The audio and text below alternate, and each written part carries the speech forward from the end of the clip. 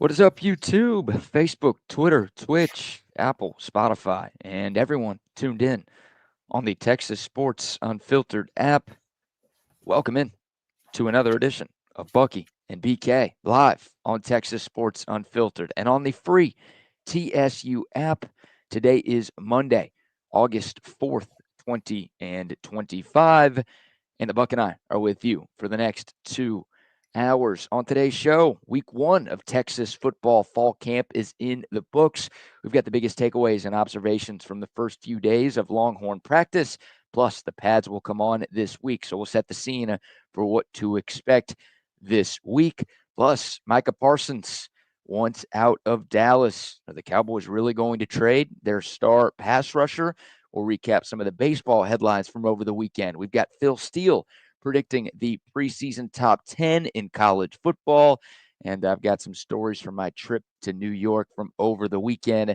And the Bucks got an unfortunate story from his gardening over the weekend as well. A lot to dive into in the world of sports and beyond. We appreciate y'all starting your week off with us. Hope everyone had a fantastic weekend and a happy Monday to each of you tuning in. How are you this morning, my man? I'm better. I'm better than I was yesterday morning at this time, and it is what a hot weekend this was. My goodness, you talking about the heat was on. I'm believing that it hit 100 this weekend. I'll Yeah. say that, even if it doesn't officially say it. It felt like, hey, feels like 105. And I was dumb enough on Saturday to go out into my garden and get the. I'm at the very end of my tomatoes, which of course, was not a bumper crop again because I am not a tomato farmer. I'm more of a lettuce rancher. I'm a pepper guy now. And I reached under to grab a tomato that was on the ground and got bit by a spider. Mm. Oh man. And it had two little puncture marks. And I pulled my hand out and I'm like, shit, that hurt. It just more stung. It felt like more like a bee sting than because if it was a snake bite, believe me, I would have known it. Although it had two puncture marks, a little bit apart.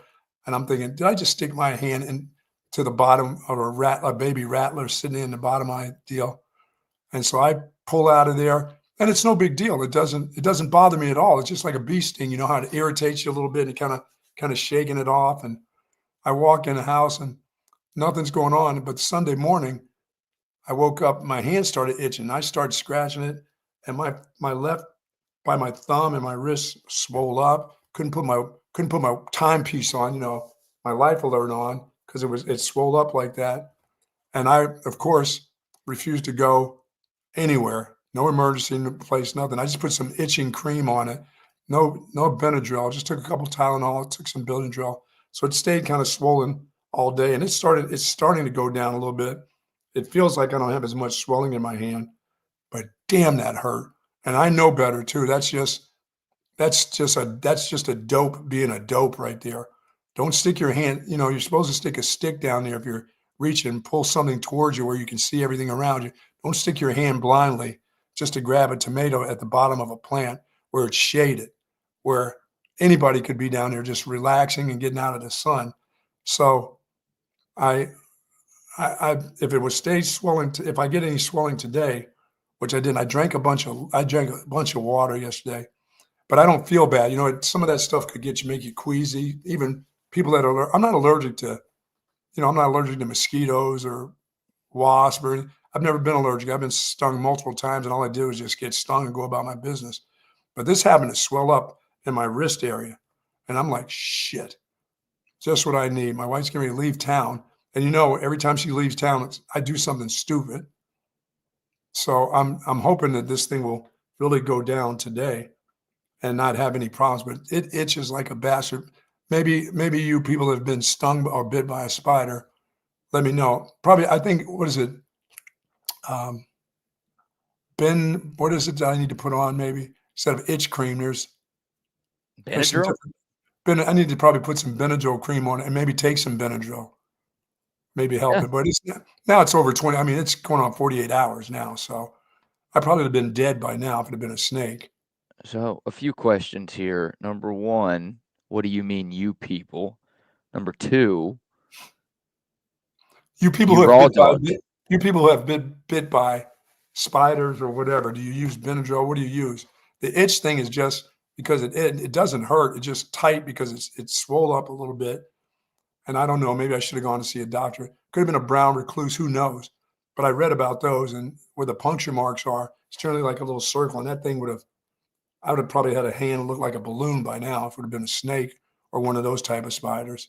So, okay, number 2, you raw dog Mother Earth. You went no gloves in there. You just stuck your hand in, and Just that's okay.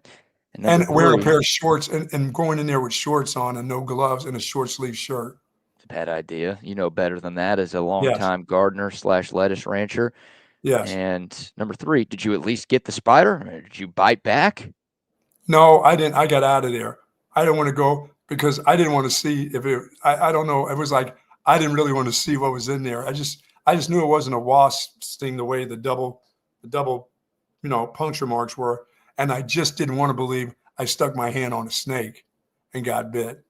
Mm, I should have seen, because if that's a snake, you want to know if you got bit by a snake and do something about it. Don't go into the house and put cold water on it and say, "Oh, that's a good thing." right. Well, that's, That could have been a long night. I would want to kill the spider. I'd want to kill whoever bit me. Hey, you got the first laugh, but I'm getting the last one. I hope Well, you it's enjoyed your It's those last big moments red on Earth. wasps. I get those red wasps that get in there into your plants. So I was hoping maybe it was one of those, but I've never seen them leave like a little double puncture mark. Can't even see the puncture mark now where it's swollen. No, that sounds like a spider, right? I mean, Yeah, it sounds like a spider. could have been Dumbass a tiny spider. snake, but I feel like you would have seen the snake. Oh, and plus it would I think it would have hurt more than that. That felt Yeah. like more of a sting, or like, big red ant, like a bunch of red ants got you in one spot. And I got plenty of those around, but I don't have any allergies to any of that stuff. I've been, you know, wasped in the head and in the side of the head and the face, and I've been scorpion, and that doesn't seem to bother me. So I'm figuring whatever this was, if it wasn't a snake, it's probably not going to do very. But it made me swell up. How about this Got me piece in of advice from Miracle this morning? Try adding yellow mustard to the sting area. It'll help with the symptoms. Very nice. There you go. My advice would be, I know your favorite Asian sauce is the cream of some young guy, so you can add some of that on No, there. I'm not adding any special sauce. Mustard. That's interesting. I've never done that before. That could be it. Oh, yellow Yeah. mustard. Did you Google? Did you do any Yes. research on Yes. this? Yes. My wife went Google because she wanted to Okay. make sure it wasn't like a brown recluse that got me that I really needed to go. Yeah, Or do, that's good and that it's I, not that. I don't want to. Plus, those emergency deals, are those like real doctors, or those like wannabe people that in 20 years they are going to become doctors when you go to emergency places? You know, I The generally go urgent to the care? real hospital. I don't go to those daycare facilities.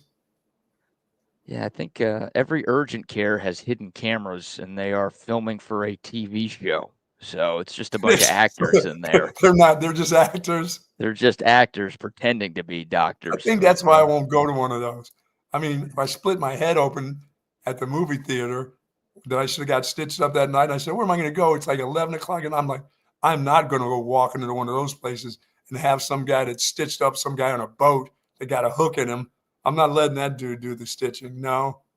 Yeah, I think they've got to be licensed to be a doctor at an urgent care, but the best doctors are working at places better than urgent cares, right? Yeah. Yeah. And Well, might as well use my Medicare while I still have it. while you still have it and while it's still a thing, absolutely Yeah. While should. it's still a thing, I better get to using it. But Uh, no, it just kind of itches, but it's still a little swollen, but it'll go away. My wife says, "Go and be a baby." I'm like, "Okay, you're the one leaving town," and I make the phone call. Hey, come back! Oh my god! She goes, "Nope, you uh, got BK, you got your son, you got your daughter here." She goes, "Once I'm gone, I'm not flipping." She goes, "I've already done that once." she wants me to come by and help put cream on your arm. I'm good on that one, dude. Yeah, just hand me some cream through the fence. But no, I'll try to mustard. I'll try anything one time. It just seems like it's late. It should be just going down, you know? It sounds like it's better, though. You did say at the start of the show you were feeling better this morning than you were 48 hours ago, right? Oh, yeah, I was itchy like a mother 48 hours ago. Plus, I got golf tomorrow, and it's only supposed to be 91 degrees. That's a play day right there. You kidding me? That is a play day right there. I'm gonna have to get a little exercise on this left-handed glove, but That is definitely a play day. But other than that, the weekend it was just fine. How about your trip, man? How was your trip? Yeah, we'll dive into some stories from Oh, that, but I gee. want to give you the opportunity to say good morning to the soldiers out there, Good Buck. morning to the soldiers at Fort Hood, Texas, the soldiers in the state of Texas, and all those that fight for us each and every day. Thank you so very much. We do appreciate what you do to you and your families, and thank your families for sharing you with all of us. To you EMS workers, officers out there, I know we're coming to the end of the month. We've got, I'm sorry, we're not coming to the end of the month. We got a new month. I don't see as many cops around. That's what I was going to say. What happened? Where'd they Fundraiser's go? over. But it's like, wait a minute, it's like going vacation now because it's getting ready to be back to school. Well, they hit their quota. They got the number of tickets they needed for July, and now they've got a whole 30 days to work with August. So they're taking a few days at the start of the month. Yeah, they'll be getting those fools that are going around school buses here shortly. Big ticket items. Oh yeah. Those are big ticket items when you do that. Anytime you mess around in a school zone, they're sitting there and they're hiding for school zoners. They're waiting for you to come flying out of your apartment, getting past Mm-hmm. that bus taking just a little too long for little Johnny. Yeah, Don't do it, BK. Don't do it. Wait till Johnny gets on the bus. I can get around. He's going on No, the bus on the other side. Why is no, this side of the no, bus blocked off? no, no. Some newbies who live in apartments that got kids will let them run from the other side, open up the car door, and they come flying out, and then you go around. Nope, can't do it. Got to stay put until the bus pulls in. Pull in, little red comes down. Now you can go. Speed it up, kids. Yeah, why are they so slow? Shouldn't they be excited about going back to school? Yeah, just get on the bus. You do it every day, and you did it last year. You know how to do this thing. Why does it take you so long, kids? You know you'll have a new bus driver. Old Joe Oh, that didn't have a job last year is now driving your bus. Sorry, yeah, old Joe. that's a creepy guy. I don't know why he needs to touch every kid when they get on the bus, too. Just let Just them walk by you, guy. pat them on the backside as they go by. Hey, We yeah, don't this want isn't them. a this isn't a baseball game. There's no good games or attaboys here. Let the kid walk by, Joe. Without putting your hands on them. Come on, Yeah, man. don't be Oh, weird. yeah, everything is all good. Thank you to all your folks out there. Be careful out there. People trying to get in that last vacation time. Yeah, So they kind of got the pedal to the metal around. yeah, be safe, be smart out there. Yeah, we'll get into some of my New York stories a little bit later. Had By a the way, classic Tom McKay, I subway. want to thank Tom McKay for my $50 weekend. Oh, Just random easy money for me. I think it was $50 a game. Oh, and that would have been $150. you Sorry about wish. that, Astro fans. Yeah, yeah. If you missed Friday's show, and our buddy Tom McKay of Audiovisual Consultations, he's a big Astros fan. He actually flew up to Boston this weekend to watch the Stros and the Sox, Good, and he brought him all that good luck. he and the Buck put $50 on the series. Right? Tom had the Stros, Bucky had the Sox, and not only did Boston win the series, but they pulled out the brooms yesterday. So yeah, rough weekend for the Stros. Good weekend for the Sox. And Houston's lead in the American League West is down to 2.5 games right now. So Seattle took 3 of 4 from the Rangers. They gained some ground. And again, the Astros didn't win a game over the weekend. So, yeah, plenty of baseball left. The Astros are gradually getting healthier. It was good to see Carlos Correa hit a home run in an Astros uniform yesterday. I'm sure we'll see more of that down the stretch.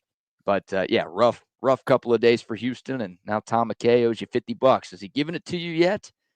No, you know me, I don't have pay plan or pal, I'm your pal or any of that stuff. Pay plan or I'm your pal? Isn't that I how don't you know get your those. money? Isn't that how all you young people get your money now through I like Chronos young and Chronos. The synchronized game plan or however you get paid through Isn't your Chronos bank? a Greek mythology creature who also doubles as a slot machine in Vegas? There you go. That's right. That's one of my favorites to play. The Power of Chronos. Love that game. I think those are like the nickel machines in Vegas. That's the one where those people sit for hours and play, and you can't get to them. I'm usually those people. I'm locked into that machine out there. You get locked to those nickel machines.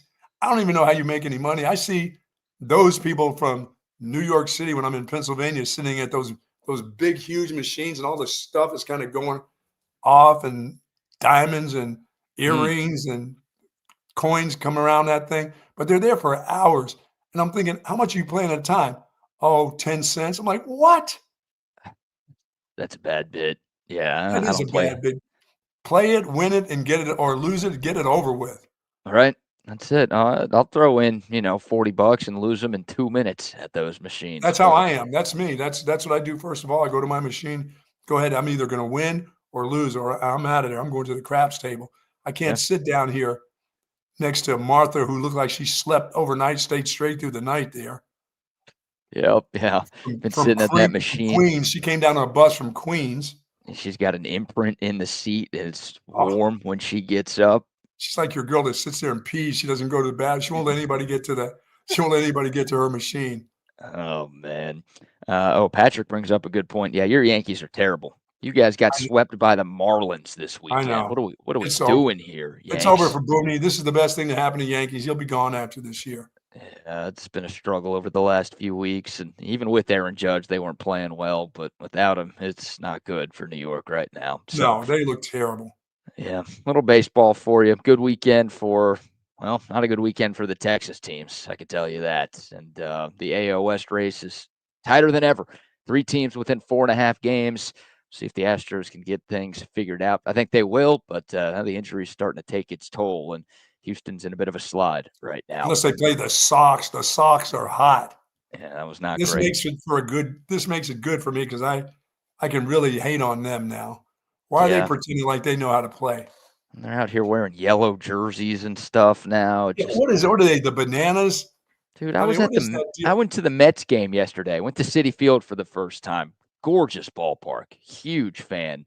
They got boat raced by the San Francisco Giants though, but they're wearing these like dark gray jerseys with like accents of purple and pink on them. And I'm like, what are you doing? Also, they're playing the Giants, who are wearing their, normal road gray uniforms. So they were different shades of gray, but it was gray on gray yesterday. I'm like, you're the Mets. Like, you wear white, you wear blue, you wear orange. Like, those Yeah, are your colors. Why are you wearing dark gray and purple? What is happening now? These jerseys that it's in all sports now, these alternate uniforms. Like, I'm okay with an alternate uniform. I'm not anti, what are we? The having a third WNBA jersey. now? Major But League Baseball turned into the W. what are we doing with these random ass colors? Like, if you're gonna have an alternate uniform, where they get like one of your team's colors at least.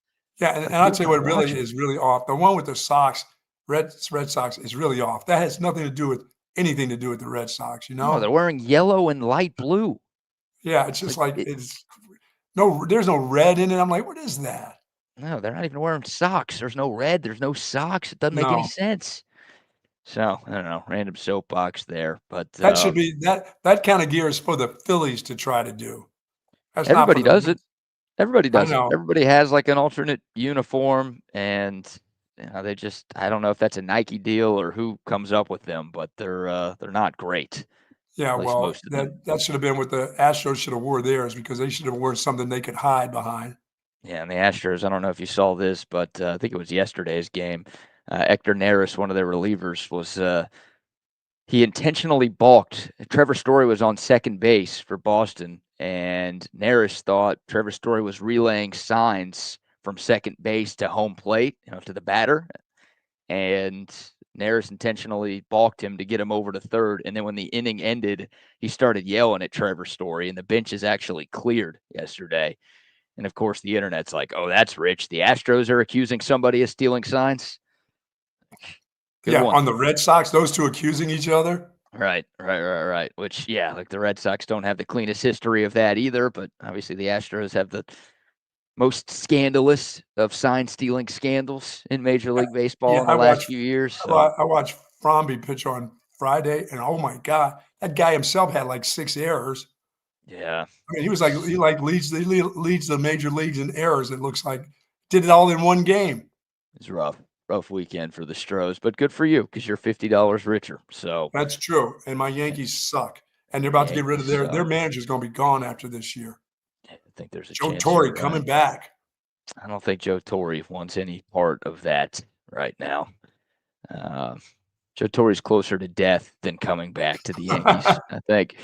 Buck, big story out of the NFL that dropped Friday afternoon, so well after Yes. we got off the air. Micah Parsons has requested a trade out of Dallas. He tweeted out a lengthy statement Friday afternoon, explaining that he wanted to be a Cowboy, but now, quote, unfortunately, I no longer want to be here, end quote. He gave a lot of details about the recent timeline of negotiations, or lack thereof, between his side and the Dallas Cowboys. Of course, Parsons looking for a long-term contract extension going into the final year of his rookie deal. He explained that his agent, David Mulugheta, reached out to the Cowboys as early as last offseason, but the Cowboys didn't want to negotiate a deal back then. He also said that, he personally met with Jerry Jones in March. They talked about an extension, but Micah Parsons didn't believe it was a formal negotiation. And, Micah talked to his agent. He's like, hey, I talked to Jerry. We talked about these few things. Can you reach out to him? Can we get a deal done? When David Mulugheta reached out to Jerry back in March, Cowboys went silent. And then he said, up to today, the team has not had a single conversation with his agent about a contract. Well, David So, Mulugheta is not going to let that happen. And Micah Parsons now has David Mulugheta that's totally involved now. And it's not going to be one of those, we go behind closed doors, Jerry, we shake hands. You call my agent, I call my agent, and we get a deal done. Mulugheta is now in control of this. And Micah Parsons says, okay, if it's to the point of I want out because I'm not negotiating this. Jerry's trying to get me behind closed doors like he gets all of these dudes, and we do some deal. And some way, somehow, I get paid a lot of money, but I'm getting screwed somehow. He says, I'm not the agent. My agent is my representatives. And if you can't really talk to him and get it done, it's not going to get done. yeah, sounds like the Cowboys for months have known that they need to negotiate with David Mulugheta to get this extension done. Yeah, And that's look, the Micah old Jerry. I Parsons, don't talk to agents. Okay. well, then get Steven to do it. Get somebody to do it. Like, you got to call the agent. The player, not only did Micah Parsons, I'm sure, tell the Cowboys behind closed doors a long time ago that, hey, any deal that gets done has to go through him. Micah Parsons also told the public that. Like, he literally tweeted that a few months ago. So we all have known for a long time that if something is going to happen here, it's going to go through David Mulugheta. And yet, at least as of Friday, according to Micah Parsons, the Cowboys haven't even tried to communicate. Forget like actual negotiations happening here. They haven't even tried to talk to Micah's agent yet. I'm like you. Yeah, this is going to go down. If it goes down, it'll go down the last second. It'll be the biggest deal that's a non-quarterback in the history of the NFL. Yeah, I mean, this is how it goes with the Cowboys, right? Yeah, Like, they end up paying some unbelievable amount of money when they could have got it done for millions and millions less, but they'll make the biggest deal in football before it's all said and done. That guy can't walk. Now, if they truly, I mean, he says he won't go, but if you get the biggest deal that's ever been made, you ain't going anywhere. You're going to take that money, and then all of a sudden you're going to love Dallas once again. But bingo. as of now, they're not going through his agent. But if Jerry says, tell your agent to call me, you're going to get the biggest deal of all times, Micah Parsons is going to say, I love Dallas again. Yeah. Well, I think it's important to bring up the Myles Garrett situation, right? Sure, he didn't want. Yeah, remember I want out of Cleveland. Yeah, he requested a trade earlier this offseason, and a lot of his public statement was about wanting to compete for a Super Bowl. And he's like, yeah, I don't think Cleveland's the place that I can do that. And he's right. But a few weeks later, the Browns came back and were like, hey, what if we give you $40 million a year? And then he's like, well, what Super Bowl? I love it here. Oh, Cleveland's awesome. This is where I want to be for the rest of my career. So that's all it takes. These are leverage plays more often than not.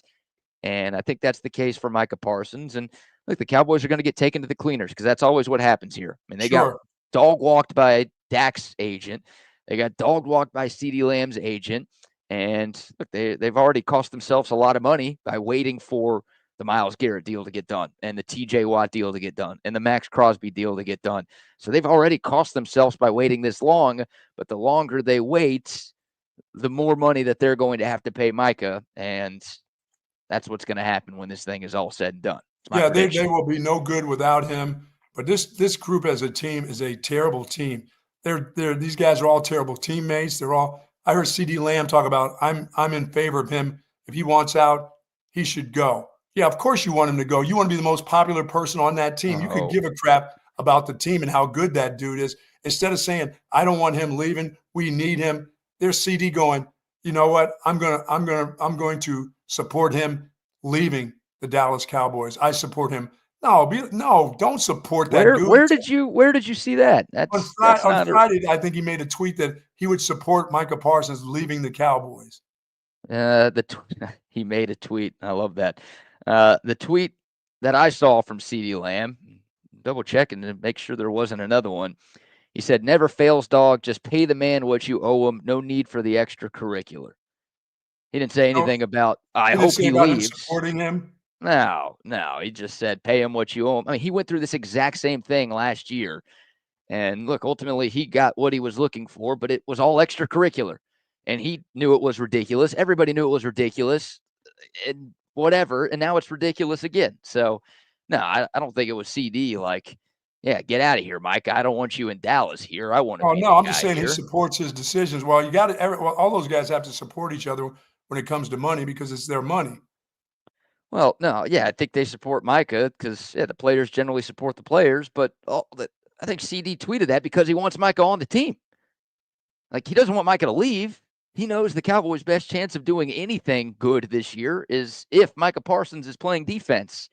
So he wants the Cowboys to pony up, pay him what he deserves, do what every other team in the league would do in this situation. Yeah, well, I'm sorry if Bring I this saw guy it that back way. so we can have him in for training camp and we could try to make a run this year. Yeah, I That's what he apologize if wanted. I saw it that way. I just, when those things come out the way, sometimes the way they come out, it just makes it's just, yeah, you need to pay that guy. As I said, you spend your lifetime trying to find a player like that. And when you have them, why are you playing games? Why are you playing games? I always thought, why are you playing games with that guy? I don't It was know. the same with CD. Why are you playing games with that guy? There's the best in the business. Why do you want to lose? You don't want to lose him. Plus, you don't want him to come into camp angry. Or you actually, No. once he gets his money, the anger goes away, by the way, pretty I think quickly. he's already angry at this point, Oh, right? yeah. Like when it gets to trade request time, he's already pissed off. But you're right. Like this all goes away if the Cowboys just pay him what he's worth. It's as simple as that. Like, yeah, he's requesting a trade, and people are talking about what teams would trade and what could the Cowboys get in a Micah Parsons deal. I don't Yeah, think it's going to three get to that. first-round draft choices and some money and everything else. Yeah, so here's the trade comp, right? Like if we want to go down that road, I think it's at least worth discussing. If the Cowboys were to trade Micah Parsons, what could they get in return? I think a fair comparison. A few years ago, 27-year-old Khalil Mack, he was traded from Oakland to Chicago. In the prime of Mack's career, he was one of the best edge rushers in football. The Bears gave up 2 firsts, a third, and a sixth in exchange for Mack and a second-round pick. So it was 2 firsts, a third, and a sixth in exchange for the player and a second. That was Khalil Mack when he was 27. Micah Parsons is 26 right now. And by the way, he's had a better start to his career than Khalil Mack did. Mack was great, don't get me wrong, but like the numbers, you put them side by side over their first 6 seasons in the NFL, Micah Parsons had done more than Khalil Mack had done. So that feels like a reasonable trade package that the Cowboys could be looking for if they actually want to get on the phones and make a deal. Yeah, these deals that get out about the guys getting hurt and not and missing games and stuff like that. I don't know how Jerry lets this stuff get out because he's the guy that gets this stuff out to the media. Obviously, Mm-hmm. you guys are going to get hurt. They're going to, if you pay them, guess what? They still get hurt. Everybody understands that. But you don't need to add anything. You don't need to put any fuel on any fire. You either pay the guy because that he's good enough, or you don't pay him because you don't want to pay him. That's all. I mean, that's all there is to it. You just don't want to pay that money. You're Right. not going to get off on the cheap. It's not going to happen. You're past the point of no return on that. Yeah, if the Cowboys didn't want to pay Micah Parsons, they would have traded him last year, right? They would have traded him either last offseason or at the trade deadline during this season when the Cowboys year had already fallen apart because Dak got hurt and everything went to shits after that, or they would have traded him at the start of the offseason. They wouldn't They have don't waited really. right now. Like his value is as They, low as it's been in the last couple of years. It's a horrible time to trade him. I know every year we talk about this whole management of the Cowboys. It's like they don't know what they're doing. It's like it's getting more and more. I know people will say they haven't known what they were doing for years, but obviously the more it happens, the more it looks like what an inept bunch of people running that organization. I mean, you're not winning. You're not going to win.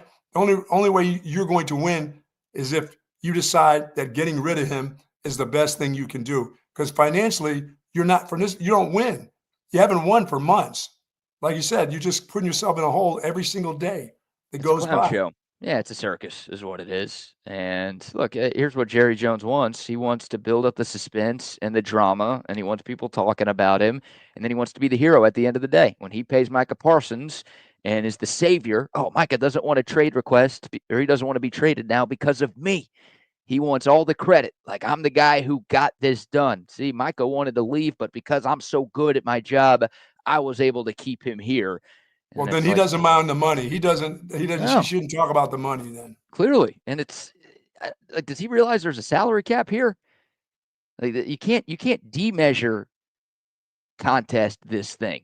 It's not like, oh, I have more money than the other owners, so I could pay these players more money than anybody else. It's like, no, there's a salary cap. Every team is working with the same finances here.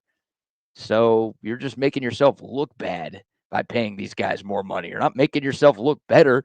You're making yourself look dumber. And it's why your team's not as good, because you don't have enough money to go pay other guys who could help your team win. Right. So it's a mess. And Jerry Jones released a statement, later in the day on Friday after this Parsons trade request went public. And he said, quote, "I would say to our fans, don't lose any sleep over this," end quote. Yeah, because I'm going to pay the freight. That's what he's telling you. I'll be paying the freight here in the next couple of weeks. I did see a Texans fan tweet that blew up over the weekend. It's like, yeah, we'll trade for Micah Parsons, and in exchange, Cowboys will give you a 6th round pick, and someone will assassinate Jerry Jones. Wow. And I'm thinking, might not be a bad deal. Sounds like a good deal to you. I don't want to lose Micah, but it's not a bad alternative here. Get this thing over with. Oh, and he'd end up at some place. He'd end up in Philly or something. Well, it's funny you say that, because no way, no chances. We have odds. We have Vegas odds, because of course we do. Odds for where Micah Parsons will play in 2025. The Cowboys are still the favorite. They're at -300. I honestly think that's pretty easy money. You don't get juice, but if you want to make $100, go to Vegas, put 300 on Micah staying. I think you're going to win. But the external teams with the best odds for where Micah Parsons plays this coming season, it's a 2-way tie between the Patriots and the Eagles. Wow. Plus 1,000. You've got the Chargers at plus 1,500. And how about the Niners and the Cardinals at plus 1,600? Dude, if that guy, if he's traded anywhere, it's a huge mistake. If he ends up in Philly or San Francisco, your two biggest rivals and the two teams that have been the biggest thorns in your side in recent years, dude, you talk about salt in the wound right there, my friend. My goodness. Dude, if that dude ends up in Philly, that's not even right for the NFL. Jerry, I think somebody would murder Jerry Jones if Micah Parsons got traded to the Eagles. Like, I legitimately think his life would no longer be safe if that happened. Good grief. And he's, Nico Harrison with the Mavs. He really wanted that title of worst GM in Dallas. He really wanted it. He did everything he could to get that. And then Jerry Jones is like, he's about to pull the rug out from under him. Yeah, you thought you were the worst. Watch this. Hold my beer is what he's saying right now. Wow, that is that news coming down where the guy wants out. I mean, that guy, all he talked about how he wanted to end his career. He wanted to be a Cowboy, which means he was even thinking the deal is going to get done. Now he's just sick of it. You're not talking to his representative. You're bringing him up to your office, handshaking him, and saying this is what we're going to do. And then on the way out the door, you say, "Now just call my agent and let him know this is what we're going to do." I don't talk to your agent. I just talk to you. And that's Jerry's deal. He says, "I talk to the player. I don't talk to the agent." Well, that guy's paying that agent an awful lot of money to represent what he's doing. He's not an agent. He's not the money guy. He plays the game. He's the one who he makes the money, but he doesn't do the deals. He has somebody who's the best in the business right now doing it. Yeah. That's why he wants him to do it. And you don't respect him enough to go through his guy that he has to pay. That's nuts. And what Micah Parsons is doing is very normal here. Like, he's doing what just about any other player in his situation would and probably should be doing. And it's the Cowboys who are slow playing this thing. They're dragging their feet on this deal. That's why it hasn't gotten done. So, look, Micah Parsons has the leverage here. Cowboys don't have the leverage at all.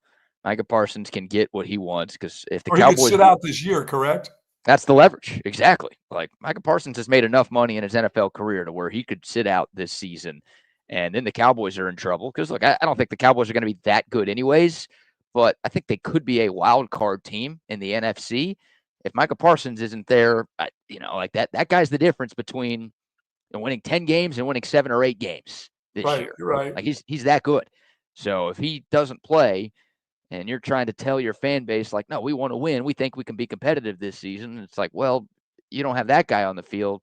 That's the leverage. That's the card that Micah Parsons. Yeah, because now you're sending a direct message to your fans. If you let that guy sit out this year, you're sending a direct message to your fans. We don't give a shit.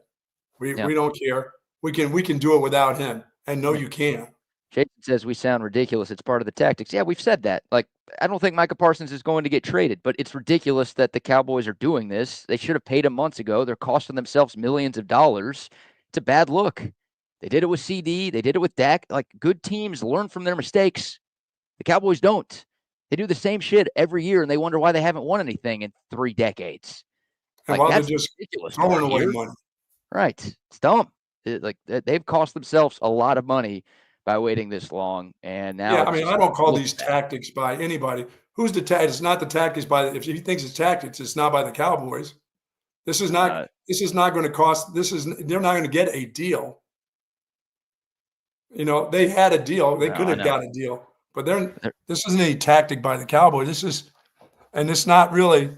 Micah Parsons just waiting it out, and they're screwing it up because the longer you wait, the more you pay.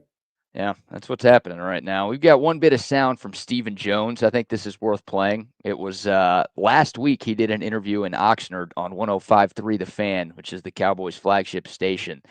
And we got some sound from the host and then some sound from Stephen. But the host is asking him, like, hey, I've got this theory that you guys drag out these negotiations because you want people talking about you a little bit more. Like, he actually called Stephen Jones out on a theory that a lot of Cowboys fans, I think, have had in recent years. And here's a little bit of that back and forth. I have a theory that maybe you guys drag out the deals to get engagement from the media. Well, and it's like the best $2 million you can spend having to give Dak a few more. Well, let's just start off. We don't agree on that. We don't drag deals out. We do deals when there's an opportunity to do a deal. And certainly no one knows what goes on internally with a particular negotiation. But, sometimes agents and players aren't ready to pull the trigger till they see other cards play. Mm-hmm. And what we're not going to do is go out and, do something that's not responsible in terms of, just in the name of getting a deal done 1 month earlier. Go do it and pay the guy another $5 million of your cap space. Yeah. And especially when you're dealing, in our particular case, internally with guys that are homegrown here, and we feel like they want to be here. I always felt like Dak wanted to be here. I always felt like CD wanted to be here.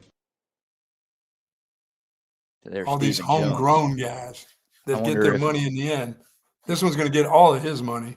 Yeah, not mentioning Micah Parsons at the end. I wonder if that was an intentional shot by Stephen Jones. Like, we knew Dak wanted to be here. We knew CD wanted to be here. We don't know Micah Parsons wants to be here. But it's funny. He's like, we're not going to get a deal done earlier because it might cost us a few $1 million. It's like, no, the longer you wait, the more you cost yourself. Like, you waited until 2 days before a season started to extend Dak Prescott, and you paid him $60 million. And 2 years after that deal got done, he's still the highest paid QB in football by $5 million. That's how bad you screwed that one up. So it's just it never works for the Cowboys, and it's frustrating as a fan because it's silly. All of this is silly, and it's a big part of the reason why the front office is not good and why the Cowboys just aren't competing at the highest level of this sport right now. Doesn't Yeah, I seem mean, like rocket science. Like every other team pays. Look at the Eagles, team that won it all last year, team that's won it twice in the last 7 or 8 years. Like they pay their guys early and they save themselves money, which gives them money to go out and get other guys and pay them too. Like and they're at that's the camps and they're all there and they're all, right. Saquon got a nice fat addition to what he did last year. Don't even play. It wasn't even hesitation. It's like, no, it'll get done. Let's go. They can go out and spend money in free agency because they take care of their guys early and they have extra money on the cap to play with. Like that's part of the reason why they got Saquon and the Cowboys were nowhere close to being able to afford him. I don't know if Saquon would have been It's not a Dallas tactic. anyways. It's just the reality of the Dallas Cowboys. That's what it is. That's dumb. All right, we'll take your thoughts. So there you go. That's the big news from Friday. Micah Parsons has requested a trade out of Dallas. I don't think he's going to get dealt. I think things are going to work out, but it does feel pretty absurd that it has gotten to this point. We'll see if and when negotiations start happening between Dallas and David Mulugheta. But according He's to Micah still at Parsons, camp, though. He's still at camp. He was at he's camp. still there. Yeah, he's doing a kind of a hold in. Like he's there, but he's not really practicing or going through drills. And the Cowboys play their first preseason game on Saturday against the Rams. Micah Parsons is not gonna play in that. Even if a deal somehow does get done this week, He wasn't going to play anyway. Will, and he probably wouldn't be playing in that game anyways. So, but yeah, we'll see if he's on the sideline for that game. I think they're in LA. I know the Texans play your Vikings this Saturday, Buck. I'm sure he'll be locked into that one. Maybe we'll get a little J.J. McCarthy action. I think he should run out with the first team in the first. That would make sense. Nothing crazy. Couple out routes, couple 1 or 2 series, and then get out of there. Yeah. I think he should play a decent chunk of time in this preseason. It's weird. It's going into his first year as a starter, but it feels like he's under a lot of pressure considering how good Minnesota was last year. Oh, yeah, my goodness. You don't think those receivers are like, damn, where's Sam Darnold at? Yeah, why is this little dude throwing passes to us? This little dude. See that little? He ain't that little, is he? He's a 6'1" guy, 6-footer maybe. You're giving him the Kyler Murray treatment? No, I'm giving him the 6'1". Please don't tell me he's 6'3". 6'3", 220. Little guy. What are you, like 5'6", and you're calling a 6'3" guy little? Give me a break. He's 6'1". Kyler Murray's still 5'11"3/4. Yeah. The two Kyler Murray standing on top of each other in a trench coat might be 5'11" 3/4. Oh, man. All right. The Dakota text line 512-222-9328. That's 512-BABY-FAT. The YouTube, Facebook, Twitter, and Twitch live chats are rocking and rolling as well. We got plenty of Texas Longhorn football to dive into. Some big takeaways from the first week of practice. By the way, the pads will come on this week down on the 40th. Baby. So we will preview some of the biggest storylines that come along with that.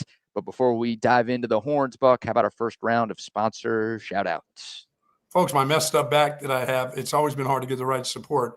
But I did found the great support at Relax the Back. And I love Relax the Back, folks, and so does my back. Sitting in my Relax the Back chair right here, right now, it's giving me all the relaxation in my thoracic area where I had surgery, where I had total reconstruction of the thoracic back. And I need to have a chair that was going to make me comfortable and give me the kind of support. But none did. And until I went over to Relax the Back, talked to Jason. And boy, I've been in this chair for an awful long time. And I'm not getting rid of this chair and looking for a new chair. But if you don't have the kind of support you need in your shoulders, your lumbar, your thoracic, your hip area, go by our friends at Relax the Back. They have office chairs. They got Tempur-Pedic mattresses, pillows.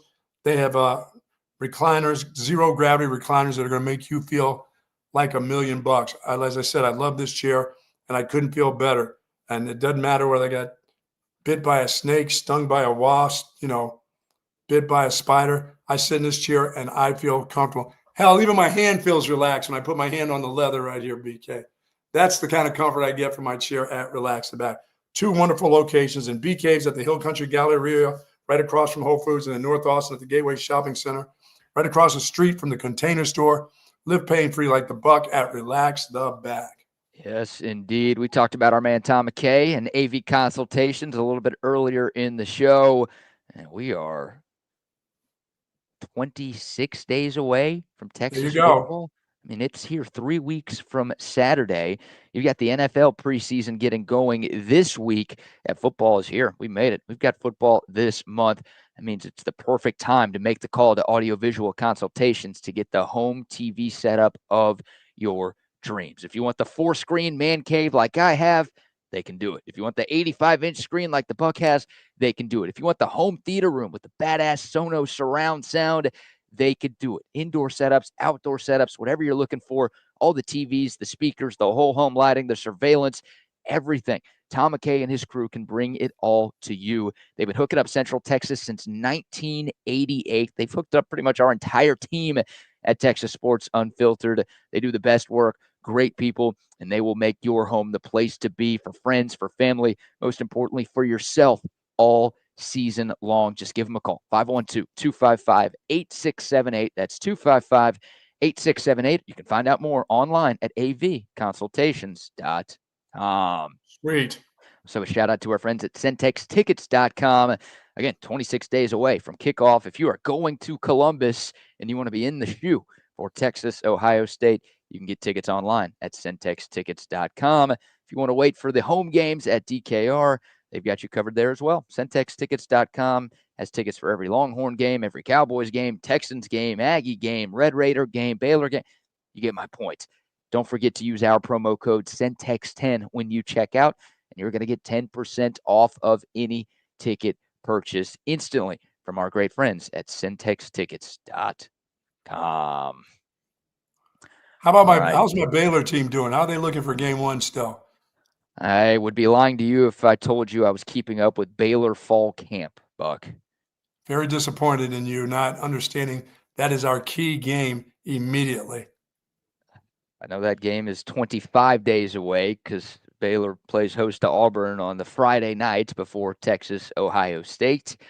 But, yeah, I don't know how Sawyer Robertson and company are looking up in Waco these days. My wife, something found her about Dave Aranda giving some coach speak about the Wolf of Wall Street and the scene where they're talking about throwing little people. My wife says, "What do you mean? You can't say that other word?" I said, "They don't like to be called that. Just cut them a break.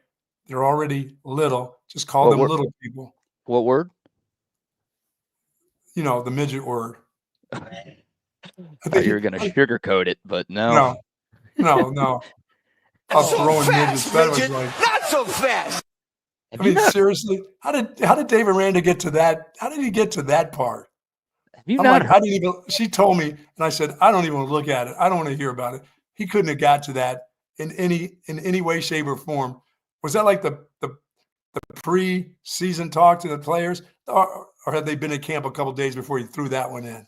Oh my gosh. We played that on the show one day, but I think it was the day you were out. But it was Dave Aranda. He was speaking at the High School Coaches Association. What? Yes, in San Antonio. Sark spoke at this event a couple of weeks ago. We played a bunch of sound from him. But Dave Aranda was there a few days after Sark. And, yeah, he was up there, doing a press conference, talking to a bunch of these high school coaches. And, yeah, he started talking about throwing midgets like they do in that Wolf of Wall Street scene. We have that. Do you want to hear it? Yes. I don't, being socially correct is not what we do up in here. And I don't really care to 100% of the time.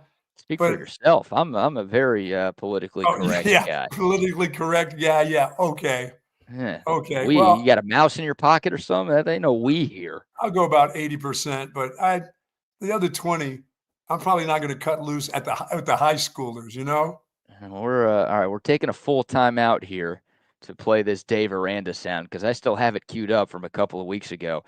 Here's Dave Aranda. I believe he was asked a question about recruiting, and this is the tangent he went on in front of a room full of high school football coaches.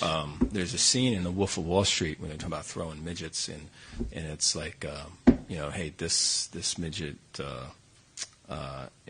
can he roll there? And you go, no, he doesn't roll. You throw him. You know what I mean? And they're made for throwing. And then after a while, they start talking, and they go, well, you know what? I think if you start talking, they may think they know we're making fun of them. The midgets may think we're making fun of them. So then I'm gonna start. They may get mad at us, and then the guys go, well, what we need to do is make them think they're one of us.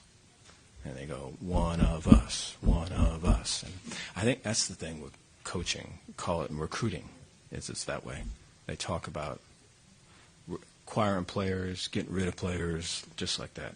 And the whole thing underneath all that is they make them think they're one of us. You know what I mean? And it's like, but you... No, Dave, I don't know what you mean. mean. To win? That sucks. Yeah.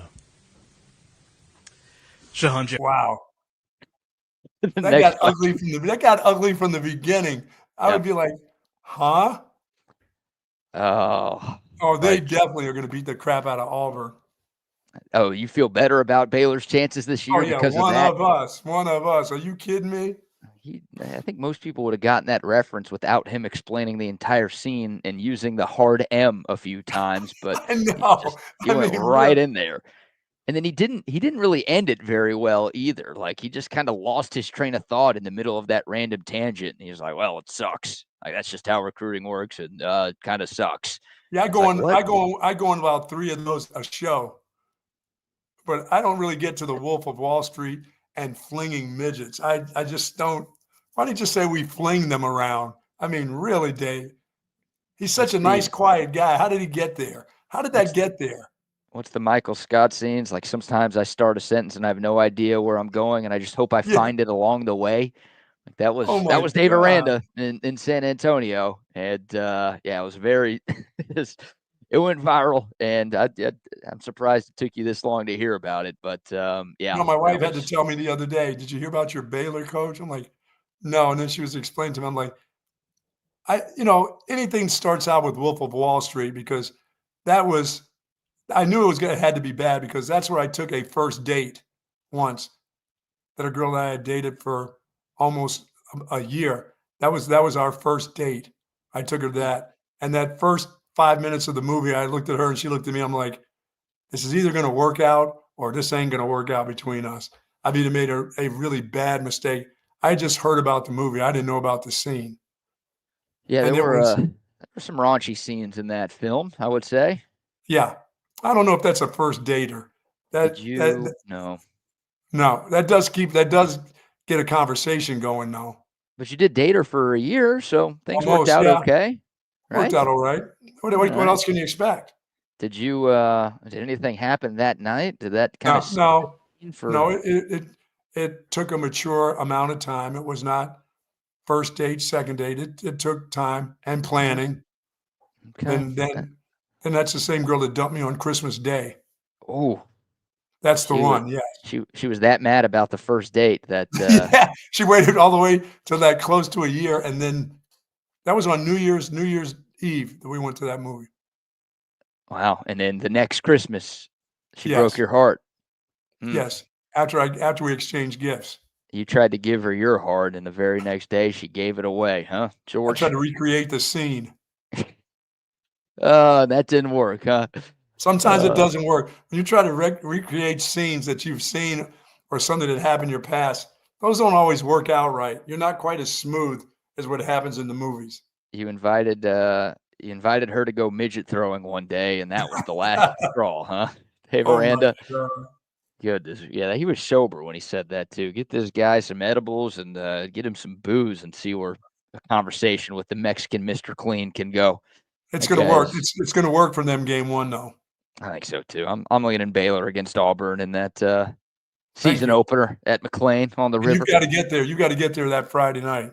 Still working on it, and I've got to run the Baylor line on the field before the game. That's I'm not going to the game unless I can do that. That's the caveat I'm giving myself here. I got to sneak on the field somehow, and run across with all those Baylor students. God, what a weird bunch. I like for Dave Aranda to try to explain what he said to a parent when he's trying to talk about recruiting and NIL. I could imagine what the dad is looking at him going, huh? I'll tell you what, I don't think any little people will be playing football at Baylor anytime soon. Well, they're not going to be wide receivers for sure. No, I don't think so. I don't think they want any part of that guy after that metaphor. All right. Unbelievable. It is. It's special. It's good stuff. I miss Dave Aranda, man. That guy was a press conference gem every time. Every time. All right, some Texas football conversation, Buck. Some big takeaways from week one. The team took yesterday off, so they started practice last Wednesday. They practiced Wednesday, Thursday, Friday, and Saturday, and they took Sunday off, but they are back at it today, and the pads will come on this week. So we'll get to learn a lot more from this squad as we continue our countdown to game one against Ohio State. But some big early notes. The defense has been dominating, Buck. And it's probably expected. Feels like more often than not, the defense is ahead of the offense early on in camp. First-year quarterback, starting quarterback, yes. Yeah, I think that's right. Like, I think it's in most cases around the country, the defense is probably a little bit ahead of the offense. But you look at Texas in a vacuum, the defense has a lot more coming back from last year's team than the offense does. And the defense was the strength of the team last year. Like, it doesn't surprise me at all. Start a camp, more returning production. They're awesome.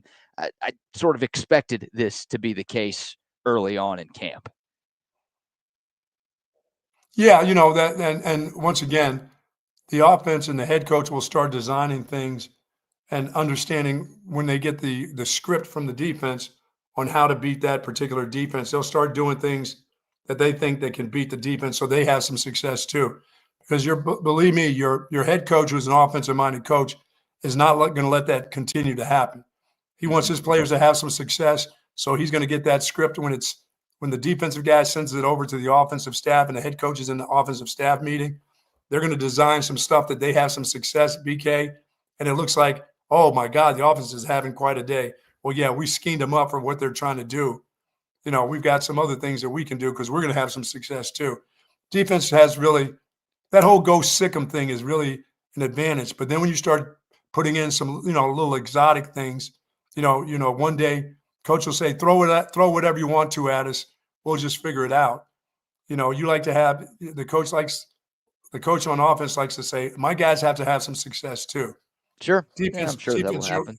And defense has the upper hand generally in the beginning of fall camp anyway. That first, especially the first week, you don't have pads on. It's hard for a guy to stay right in front of a guy, We'll see. We'll see how the second week comes. Arch will have his day or two or six, I think Arch has been pretty good to this point. It sounds like there have been a lot of takeaways for the defense, but most of them have been coming against the backup quarterbacks for Texas. Sure. And they've also done a pretty good job forcing fumbles. So, again, it's always kind of a net zero when you're talking about camp, right? You hear all these great things about the defense. You get excited about what that group's going to be. Then you're like, oh, the offense is turning the ball over. And, they were doing a lot of red zone work on Saturday's practice. And you're hearing about red zone turnovers and you're getting your UTSD flare-ups. And it's like, oh, my God, we still got these red zone issues. What's going on? Why is the offense bad right now? So it's always a little bit of a back and forth, but I think over the course of camp, like you said, Buck, I mean, both sides are going to have their days. Players are going to have good days and bad days, and iron sharpens iron. And you're going up against great talent. This will be a great test for this offense because obviously they are going to be tested in week one. For them to get to go up against an elite defense that's at the same level as who they'll see in Columbus. That's a really good test and good preparation for what's coming 26 days from now.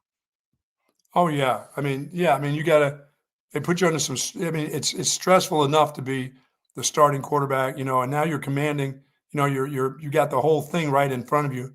And then you got a bunch of great players on defense coming at you and you're just trying to find your way. It was some simple things offensively, I mean, and it's true. I mean, just the simple things, the snap count, huddle breaks, things like that. You're worried about that because you don't want to make mistakes because you can't get the play going if you can't do that part of it. So that's foremost in your mind, until he gets to the point where, he says it once in the huddle, it's already down in his mind. He gets to the center and starts things going. Every day for him is a stressful, every snap is a stressful situation for him early, being the leader and the guy who's under control right now. So, I mean, and that's what you want. This is the time to get all that kind of shit done. 100%. You don't have time for it on August 30th. It's too late now. If it happens then, it's too late. So get it all out right now. Yeah. Let them have their day. You'll have your day as time gets closer. Everybody will get used to each other. And that's fun. And like you said, BK, it all evens out. Nobody leaves nobody leaves summer practice where, oh, such and such looks much better. Oh, the offense is way better than what we saw. It generally is pretty even. We'll see. Yeah, I mean, early returns is that the defense has been dominating so far. But, a long way to go. Still a few weeks left of fall camp, and they'll have a couple of inter-squad scrimmages between now and by that the way, first as game. we expect the defense to be Yeah. holding up their end of the bargain early anyway in this football season. And yeah, exactly. And a couple of names on the defense who have apparently stood out. Warren Roberson. Man, that battle for the second cornerback position opposite of Manny Muhammad is going to be an interesting one. And I feel like Jalen Gilbo is probably the front runner there.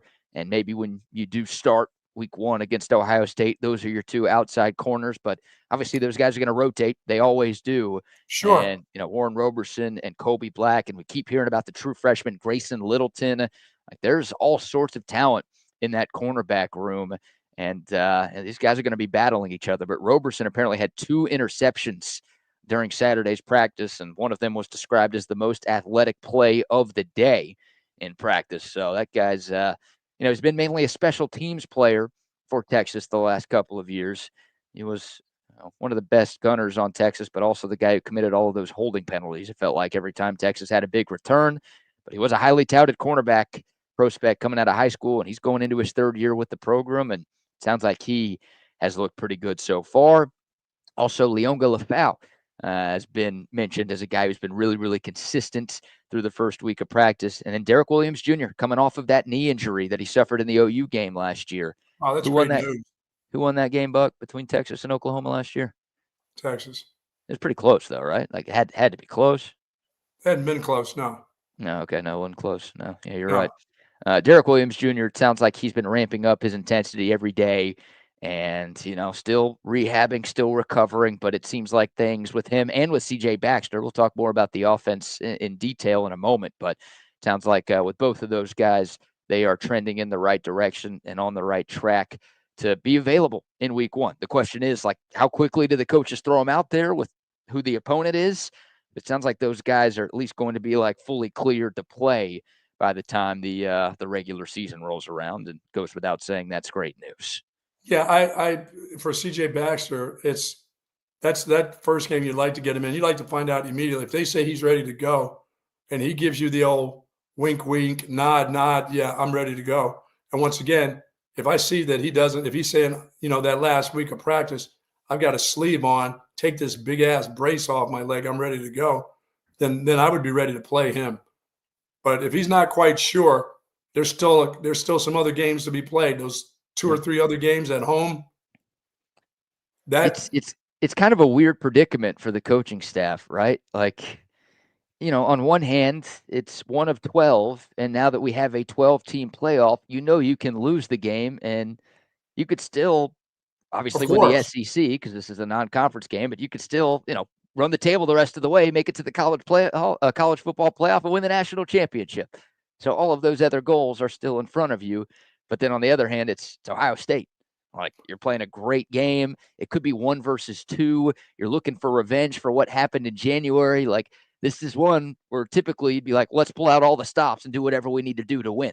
Oh yeah, there's no laying back in this game. This is one of those you just, and I know there's so many games to be played, but I don't know who your coaches understand that, but your players just don't see it. That's almost like life and death to them. When they play on Saturdays, they understand the difference between San Jose State and Ohio State. They understand that's not just any weekend. You know what I mean? That game is like, that weighs heavy on them. And even though they can go undefeated from that point on, they can beat Georgia twice or 3 times. That game still will weigh heavy on them. And it's because you just got beat by that group. That's a group kept you out of the national championship game. So the pull out all the stops is, well, let's play CJ Baxter because he's one of our 2 best running backs, and like, we really want to win this game. If he shows me that at summer, if he shows me that in the fall camp, yes. But if he just shows me he's gotten better, his knee is okay, but I got 2 guys that are better right now. The cuts are quicker. I won't take that chance in that game. I have to have him. Like I said, I can't put him in there with a brace on his knee. I've not seen too many running backs that come in there full, after even a year, and they've got a brace. They have a sleeve and they rock and roll and they make the cuts and it looks real natural. I'm not seeing too many guys rocking there with a brace on, you know what I mean, after not quite a year, and do the things that they did like we saw them as a freshman. I won't even take the chance. Right. I'll just say, tell me when you're ready to wear that sleeve. If you tell me in San Jose State you're ready to, I got the sleeve on, coach, forget about the brace. Okay, I'd be ready to go then. Well, it's one of those you got to protect the player from himself situations. Absolutely. Too, right? I think the dude will put he'll put a sleeve on in that game if he's not, if he's 80%, he'll do that. He'd have a sleeve on right now. Hell, he'd probably have nothing on right now if it was his choice. So I'm sure it's the medical staff like, hey, man, like you got to have this offensive line-sized knee brace on right now because that's part of your rehab, and we're trying to make sure everything stays structured and where it's supposed to be and how it's supposed to be. It hadn't been quite a year yet, and we're not we're not trying to make you out to be the miracle worker. We want to make sure you're safe. You know, you have to, the safety is first, you know, and plus depth of this team. They've got plenty of depth. You know, you don't want to lose your spot. Let me tell you, that's a part of it too. You know, you snooze, you lose in this deal now at that running back position with this group. Yeah, there's so many of them. Yeah, so CJ's going to want to play, and I think the question lies with Steve Sarkisian and a little bit of Chad Scott as well, the new running backs coach. Is, you know, how do they ease CJ Baxter back, or do they just throw him out there and say, oh, he's ready to roll, week 1. We got to win this game. So we're playing our best players, and he's one of our best players. Have to win that game. I think they will win that game, but that game is we got to win that game. I don't care how long the season is, because somewhere down the line, remember, I had them losing one more than they lost last year. Yeah. Well, that's if they beat Ohio State, you still think they're going to lose 2 in the regular season? Let's just see how CJ back. Let's just wait until the end of camp comes. Okay. When you start telling me that all the offense, when you start telling me, boy, oh boy, the Arch Manning control this last scrimmage in every way, shape, or form, and he made the defense look bad. Let's wait till we get one of those reports. Okay. All right. Well, I need to have an offensive report where it's, they had they had a good day. We do have some offensive reports to get into. They're not offensive. They're offensive, I promise, including an interesting potential change coming to the offense with Arch Manning under center. We'll get to that in a second. But first, how about another round of sponsor shout-outs? You know, our friends over at 34 Wine and Spirits, 4601 Southwest Parkway, for all of your alcohol needs as you get ready to ramp up for football season or ramp up for the end of summer. You're having a big party in the neighborhood or at your office, call in 34 Wine and Spirits. They are a wholesale distributor, and they can get the alcohol to you. Or if you just want to stop by the store there on the Southwest Parkway, pick up your fine wines, liquors, and of course, they have the best beer in the world. Altstadt Beer is available at 34 Wine and Spirits, like it is at many other places in the state of Texas. But at 34 Wine and Spirits, you can pick up everything that you want for your alcohol needs. Yes, indeed. Love 34 Wine and Spirits and love the Altstadt Beer, like the Buck was talking about. Yeah, football is back. How's that Altstadt Beer taste in the state of New York? Not so much? Can't taste it. Can't even taste it there, can you? No, I don't have enough on my breath from before leaving town to still enjoy it. Yeah, no Altstadt up here, unfortunately. But the good news is back home in Texas, Altstadt is everywhere. So if you're tuned in from the ATX, if you're watching from San Antonio, if you're listening from the Metroplex or from Houston, they've got Altstadt wherever you buy your beer. And they've got a bunch of different brews as well. Something for every beer drinker out there. The Lager and the Kolsch, those are their 2 flagship beers. Those are award winners. If you haven't tried them yet, you are missing out. They're both German-style beers brewed by a German brewmaster. His accent is so thick, I can't even understand what he's saying. That's how you know it's a legit German beer drinking experience. They've got the Lager, they've got the Kolsch, they've got the Hefeweizen, they've got the Light, they've got the great summer seasonal Peach Radler as well. I'm telling you, something for everybody. So whatever you have going on this summer and into the fall, make sure you accompany your good times with the greatness that is Altstadt Beer. No impurities, no regrets. Very nice. And also a shout out to our friends at Covert Bee Cave as well. If you're in the market for a newer pre-owned car, truck, or SUV, go see our friends at Covert Bee Cave. You know what? Just pay attention to this. They treat you like family. My husband and I have bought several vehicles from the Coverts over the years, and it's always just been easy and effortless. By the time we walk into the dealership, paperwork's ready and we're ready to buy. I walked in, literally signed a couple of things, and I was 10 minutes in and out. They just take care of everything. I personally feel like people took care of me. I feel like as they're taking care of me, if they take care of other people that I know, it's just that much of a plus. Covert, born and raised in Austin. Where you are always treated like family. Yeah, someone said the CJ Baxter BK is like at 80%, and that's fine for right now. But I need him to be in the 90 percentile before I throw him in. And I don't need him to have contact. Contact is not, it's the non-contact deals that are scarier. I mean, like I said, very seldom do you get hit on your knee where you end up, screwing up the ACL or the MCL. It's the cuts that you make. It's that weird cut with the weight distribution, that's off. That's what screws you up. Getting hit on the knee is not the big deal. Mm-hmm. They'll protect you, get protected enough. Not many people get to hit you dead on the knee. They'll hit you in the thigh or hit you, they'll get that ankle screwed up, but it's the cuts that you make. And then somebody has a body in that wrong position where your leg's bending the wrong way. That's the one you got to watch out for. So I'm not worried about him. I'm not worried about him in contact. I'm worried about him on air. Those guys get screwed up in drills that you do as a running back, the cuts that you make, some of the drills. That's where I'd be worried. How fast is he going through those? Is he trying to go through those things at 100%, or is he very careful on how he plants his foot? Those times in games where you have a simple little twist where it could be an ankle twist, you got a bad knee, and that screws up everything in your knee. Guys play with bad ankles a lot. Running backs, wide receivers, during the course of practices, they tweak an ankle. I mean, those ankles don't stay good all season long for anybody. Right. You know that when you fall off the curb, when you're trying to catch the bus down on 6th Street, or when you're getting into the Uber and you make that wrong step. So, yeah, you just take one misstep and your ankle bends one way. And then God. For me, I got to go home and lay down on the couch for the rest of the day. Oh, yeah. It's tough. So they're going to, and they got to practice. They got to have a little ankle tweak, and they can't afford to. Hey, they can't go to the running back or the wide receiver coach and say, "Coach, I just tweaked my ankle." That coach will look at you like, "And you want to put some tape on it? Mm-hmm. Or you need a Tylenol or something? Go get yourself some dirt on it, Chief." Yeah, come on. Yeah, come on. What is you're not calling it a day because you just tweaked your ankle, are you? All right. Yeah. Well, if you do that in the Texas running back room, you're going to lose your spot. That's what I'm saying. Yeah. So they got to be very careful. Putting him in contact is not the winning edge. Well, okay, here's one person's account of what CJ Baxter looked like. I talked to somebody who was at one of the open practice windows that Texas had last week, and he said if he didn't have that giant brace on and you didn't know he was coming off of a torn ACL, you wouldn't think anything was wrong with him. So that's good news. No pads on. I don't know if they're going 100% yet. But like he's cutting, he's running around, he's looking like the other running backs are looking right now. Sure. That's what I heard. So like Trey Wisner, who obviously is healthy, not coming off anything, like CJ Baxter's going through all of the things that Trey Wisner is going through right now. And it sounds like he's looking pretty damn good in doing so.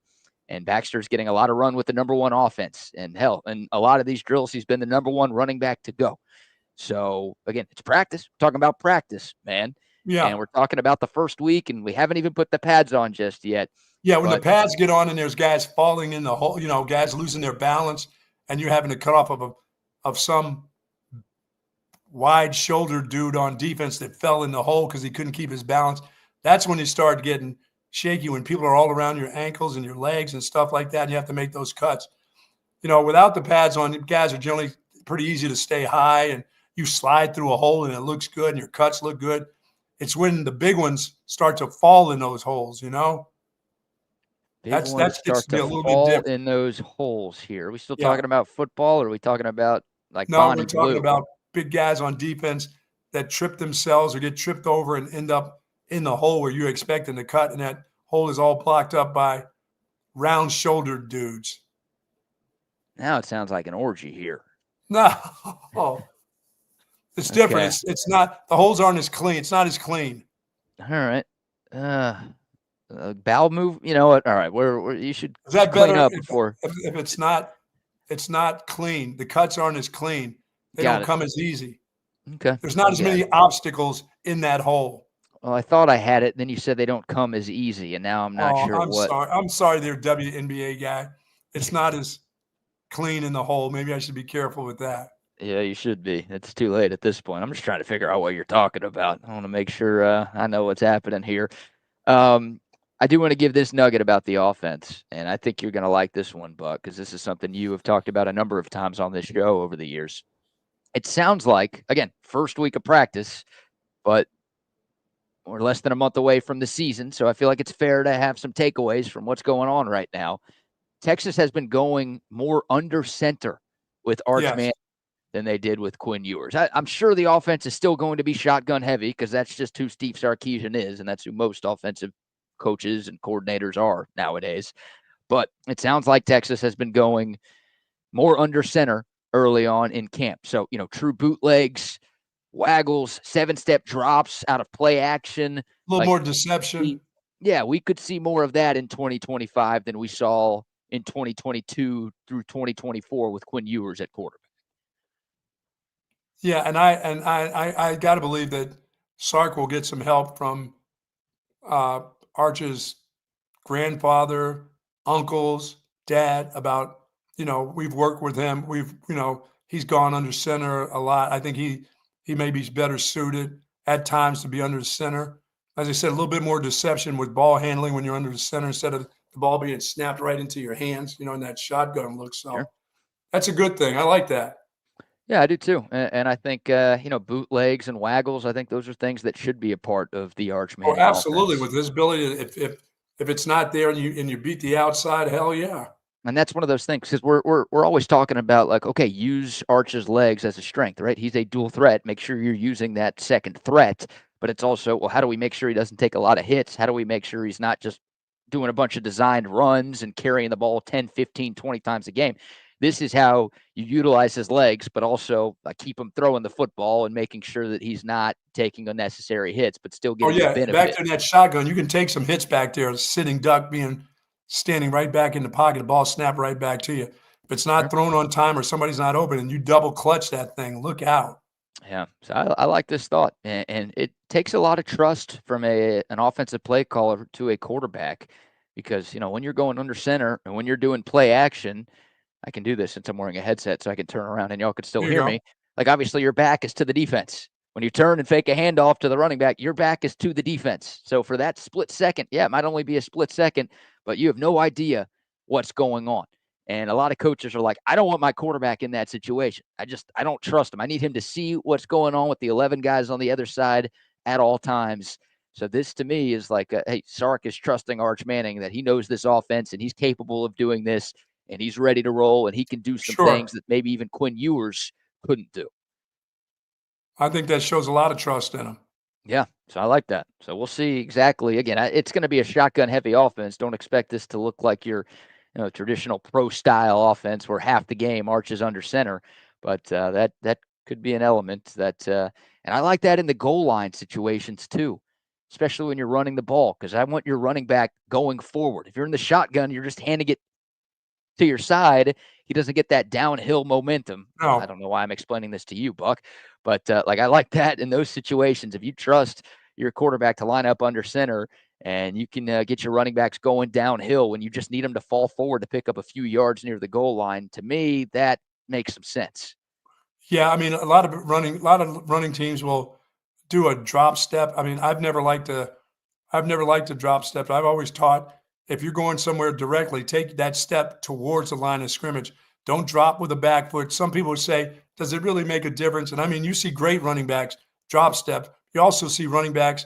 I like the direct path. If I'm stepping to the right, BK, I'm not going to drop step with my left foot to get myself balanced to go right. I'm going to step right. I'm going to get used to making that step right. I've always taught my guys, those kind of little simple things. Don't waste. You got no time to waste. And some people would say, well, what the hell is a drop step waste? I'm like, it's wasting time. It's easier to directly step to where you're going than to even drop a back foot and then go. I'm like, nope, don't waste any time. Just step there and go. Get used to doing that. Yeah, just go. Just do your thing. No false steps. I didn't like false steps. And, I had a bunch of guys who are really good at that went with that deal of no false steps. So How often during your playing or coaching career were your offenses run out of the shotgun? Only once I got to, be with John Malkovich, really. Mm-hmm. I never did. My first 5 years at Boston College, everything was basically, even with Doug Flutie, was under the center. That little guy would turn his back, because he was a great ball. He was a little dude, had great ball handling. You trusted him with his back to the defense. And we still ran a lot of boots because of him, underneath center. But that guy was fantastic at that, and him getting away, the center never stepped on him. He had good feet. But I'm very seldom in the shotgun. Yeah. Yeah, I always wonder, like, if old football guys like you who were a part of the game when shotgun wasn't really a thing, if they're just like, "Oh, this sucks. Why does everybody do this? Why don't we just We go didn't do back so to the much way of it it used because to when be?" I got with Malkovich at Illinois, we ran so many different kind of counters and boots and stuff like that that Mhm. you couldn't do that out of the shotgun. We never really ran counters out of the shotgun. We ran draws, but we didn't do counters where you counteract one way and then come back, that kind of stuff out of the shotgun. We did a lot of that stuff under center. I mean, Jeff George was great because he was so big. He was 6'4" when he was under center. He could see over that. Then I had a bunch of little guys, When we got to Yeah. Texas, we were both, but we did a lot of stuff out of shotgun with James Brown and stuff like that. So There you go. Okay. Very good. So that's something to look out for. Again, we'll see what happens when we actually see Texas take the field against another team, but they are going more under center with Arch than they did with Quinn, at least early on in fall camp. Updates, we talked on Friday that Ryan Wingo and DJ Campbell both missed Thursday's practice. Easy for me to say, my goodness, with what were called personal reasons. They both returned. They did practice on Saturday, but they were limited. So apparently there were some minor physical ailments that those guys were dealing with. Neither injury sounds very serious. Again, they were both out there on Saturday. They were practicing, but they were limited. Doesn't sound like either guy is going to have to miss time.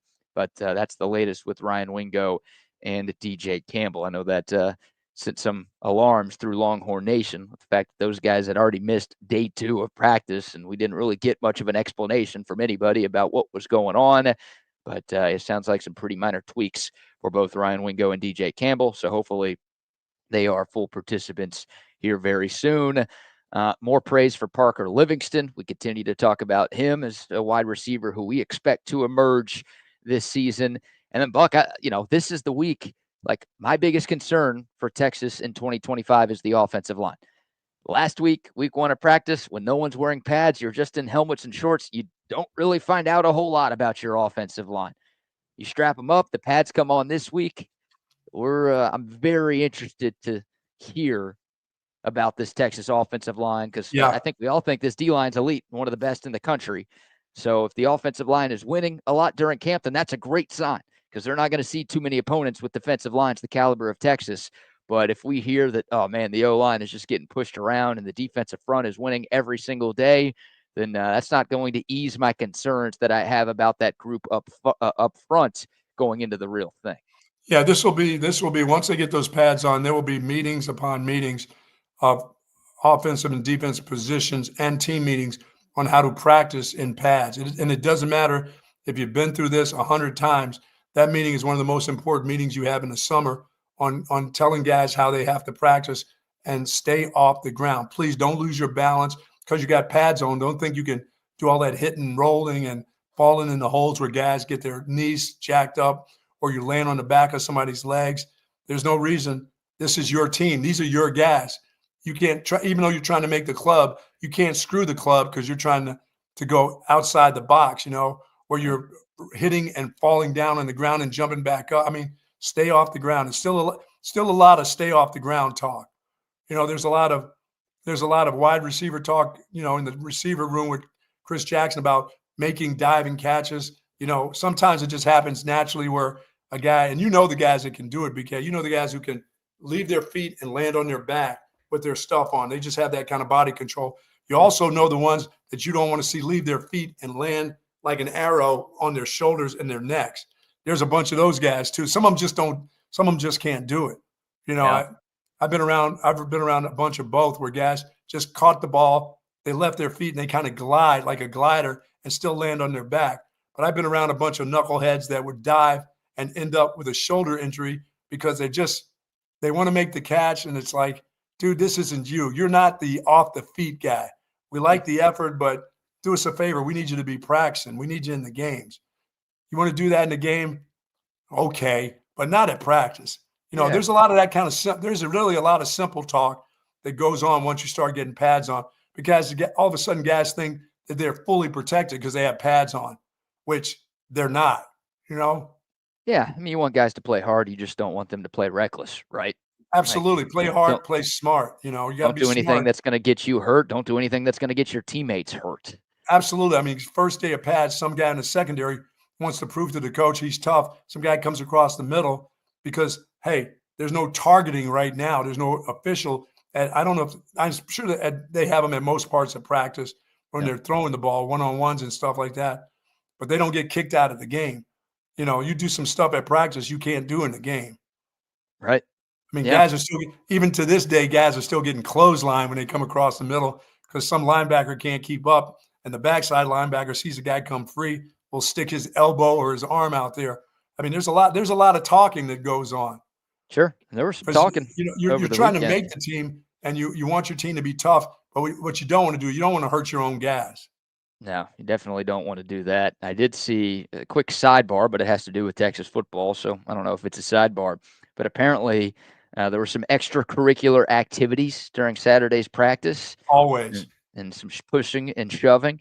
And it happened a couple of times. And then I think on the second time, Sark decided he wasn't playing around anymore, and they stopped practice and had the team run gassers for a few minutes. Yeah, so, I mean, you understand the guys will lose their temper. You hate to, what you don't like to do, that's a lot of energy for both sides of the football. And you don't want to jump in there and start yelling and screaming at people while you get thrown out of a game. You understand. I mean, the coach has been through it as a player. He's been through it as an assistant coach, a head coach, an offensive coordinator. Tempers get flare up, and you let that go, a couple of little pushing and shoving. You can't have guys taking their helmets off, taking swings at guys, or punching a guy in the back of the head when he's going back to the huddle and stuff like that. Because after probably about the second time of that, if it's a major deal where there's a bunch of guys involved, that's when you start running them. They don't like that. Nobody wants to be out there running extra gassers. That's you get worried someone's going to get hurt if you keep allowing that stuff to happen. So you got to put an end to it, right? The energy, because it's football. We're not playing pickleball. It's football. So you want to have that kind of energy, you want to have that kind of enthusiasm, but you can't afford to get guys hurt. And you do know, closer you get to the games, those guys, you do talk to them about, in the game, they'll throw you out and you're hurting all of us. So sure. And in the offensive line's case, like, those guys are going to try to prove a point, especially at right tackle, right? Brandon Baker, Andre Kojo, those guys duking it out to be the starter there. Oh, no, they hear a whistle and they're still driving a guy down the field. We don't need to be finishing blocks. Yeah, we don't need to be finishing blocks. We don't need to go after the whistle in practice right now. We don't need to be doing that to Colin Simmons or Ethan Burke or Trey Moore. Yeah, you don't have to prove that you got a pancake block and then dive into their chest. No, it's not. Only because they tripped themselves and didn't have their feet under them. You made this great block. Okay, you made the block. Don't add anything extra, because you don't want bad blood, because these guys got to go against each other for a couple more weeks. You don't want that. You don't want some guy to say, I'm going to get his ass this afternoon. Mm-hmm. You don't want that stuff. Derek brings up a good point, right? The tackles, they got to hold up. They're going to be tested. I think Texas has the best edge room in the country, with, Simmons and Burke and Vosick and Trey Moore. And it sounds like Brad Spence is taking to that position extremely well. So even when you have the second team edge rushers out there, I mean, those guys are good enough to start at most teams in the country. Like, those guys are going to be tested, those offensive tackles. They got to hold their own, and we'll see what Trevor Goosby's about. And we'll also see what those right tackles are about. And they get enough one-on-one stuff against those guys in individual group drills, instead of having 11 guys where a guy crosses another guy's legs and you trip them up. And, I did so much stuff with the running backs versus the outside backers and the defensive ends, where we had to, do pass protection drills against not just inside guys. Inside guys were easy. You just either faced them up or that was it. I mean, I wouldn't allow guys to cut block unless it was a 3-step drop and you had to cut a guy's hands down. Everything else was you got to face him up. And that was not fun for a guy who was 190 pounds versus some guy 240, 6'3". They didn't – only the great one was that Ricky and Priest Holmes was the best in the business at that. Priest Holmes could step up because he was just – his leverage was incredible. I saw him hit Stoney Clark one time. Stoney Clark came smooth through. The center messed up, went the wrong way, and Stoney Clark came smooth through at James Brown, and Priest Holmes stood right there and caught him by surprise, right in the chops, and buckled him to the ground. How about that? I mean, his legs buckled it was one of the biggest hits I've ever seen. He didn't just slid see him, over. or He didn't get a running start. He just slid over from one spot and saw him coming and slid over and took one step into his chest. I mean, he was good. There was no cut because myself, I would have fallen on the ground and fainted right in front of Stoney Clark, and maybe he would have tripped over me. Yeah. But that dude got him right in the chops. How about that? This is at a practice. This was at a 11-on-11 deal where the guy came free. And Ricky, those guys are just they never cut block, but that was tough for those guys to block defensive ends like Tony Bracken's guys who are on the outside. That's a hard deal because they very seldom got one-on-one with those guys. Generally, a tackle took those guys, but there were occasions in our offense where, hey, you were stuck on him. I mean, Ricky was stuck on that guy Winstrom from Nebraska all day long most of the time. It wasn't the tackle. Because Ricky said, I can handle him. Mm-hmm. I said, that guy's an All-American. He's like 6'6", dude. You're just a stubby 5'11" guy. You got him? And he said, I got him all day. I'm like, okay. We'll design that offense so because our tackles could help on somebody else if you thought you could handle him. And he did handle him. Yeah. Well, that guy was an All-American, but Ricky was a Heisman winner, That's There's true. levels. There's levels to this, Buck. Absolutely. I would have never put Sean Mitchell on that guy. First of all, Sean would have said, I'm not taking that guy. He says, your quarterback, James Brown, is not going to have a neck when the day is over with if you think I'm going to block that guy all day. That's not going to happen. That is funny. Good stuff right there. Yeah, that's look, Steve Sarkisian looks for that in his offense too. He wants his running backs to be able to block. I don't know. Yeah, he doesn't want them cut blocking.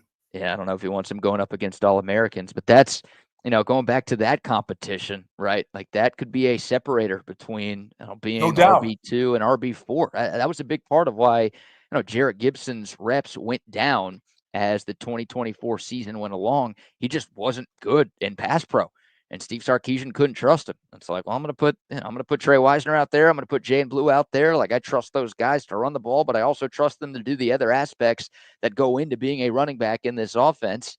And that could be a separator this year for, Jarrett Gibson versus Christian Clark versus CJ Baxter coming off of an injury. Those guys all fighting for run. Like that's one of those things that those guys have to be willing to do if they are going to play a big role. That's part of being a running back. You just can, you know what? I always looked, when Mac used to say, well, he couldn't play as a freshman because he couldn't pass protect. I was always thinking, well, you need to get another running back coach.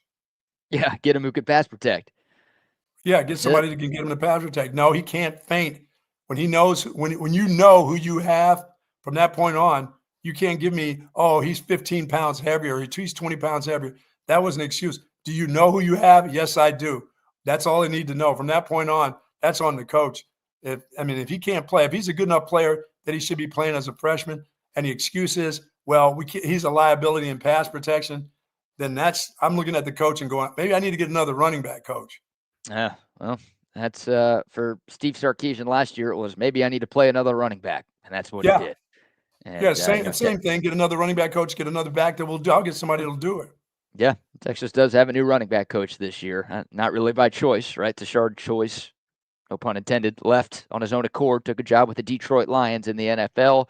So we'll see how things look like with Chad Scott now taking over that position. Now, I'll say this there, once again, there's a learning curve. There's some guys that just don't get it as players as quick as other guys get it.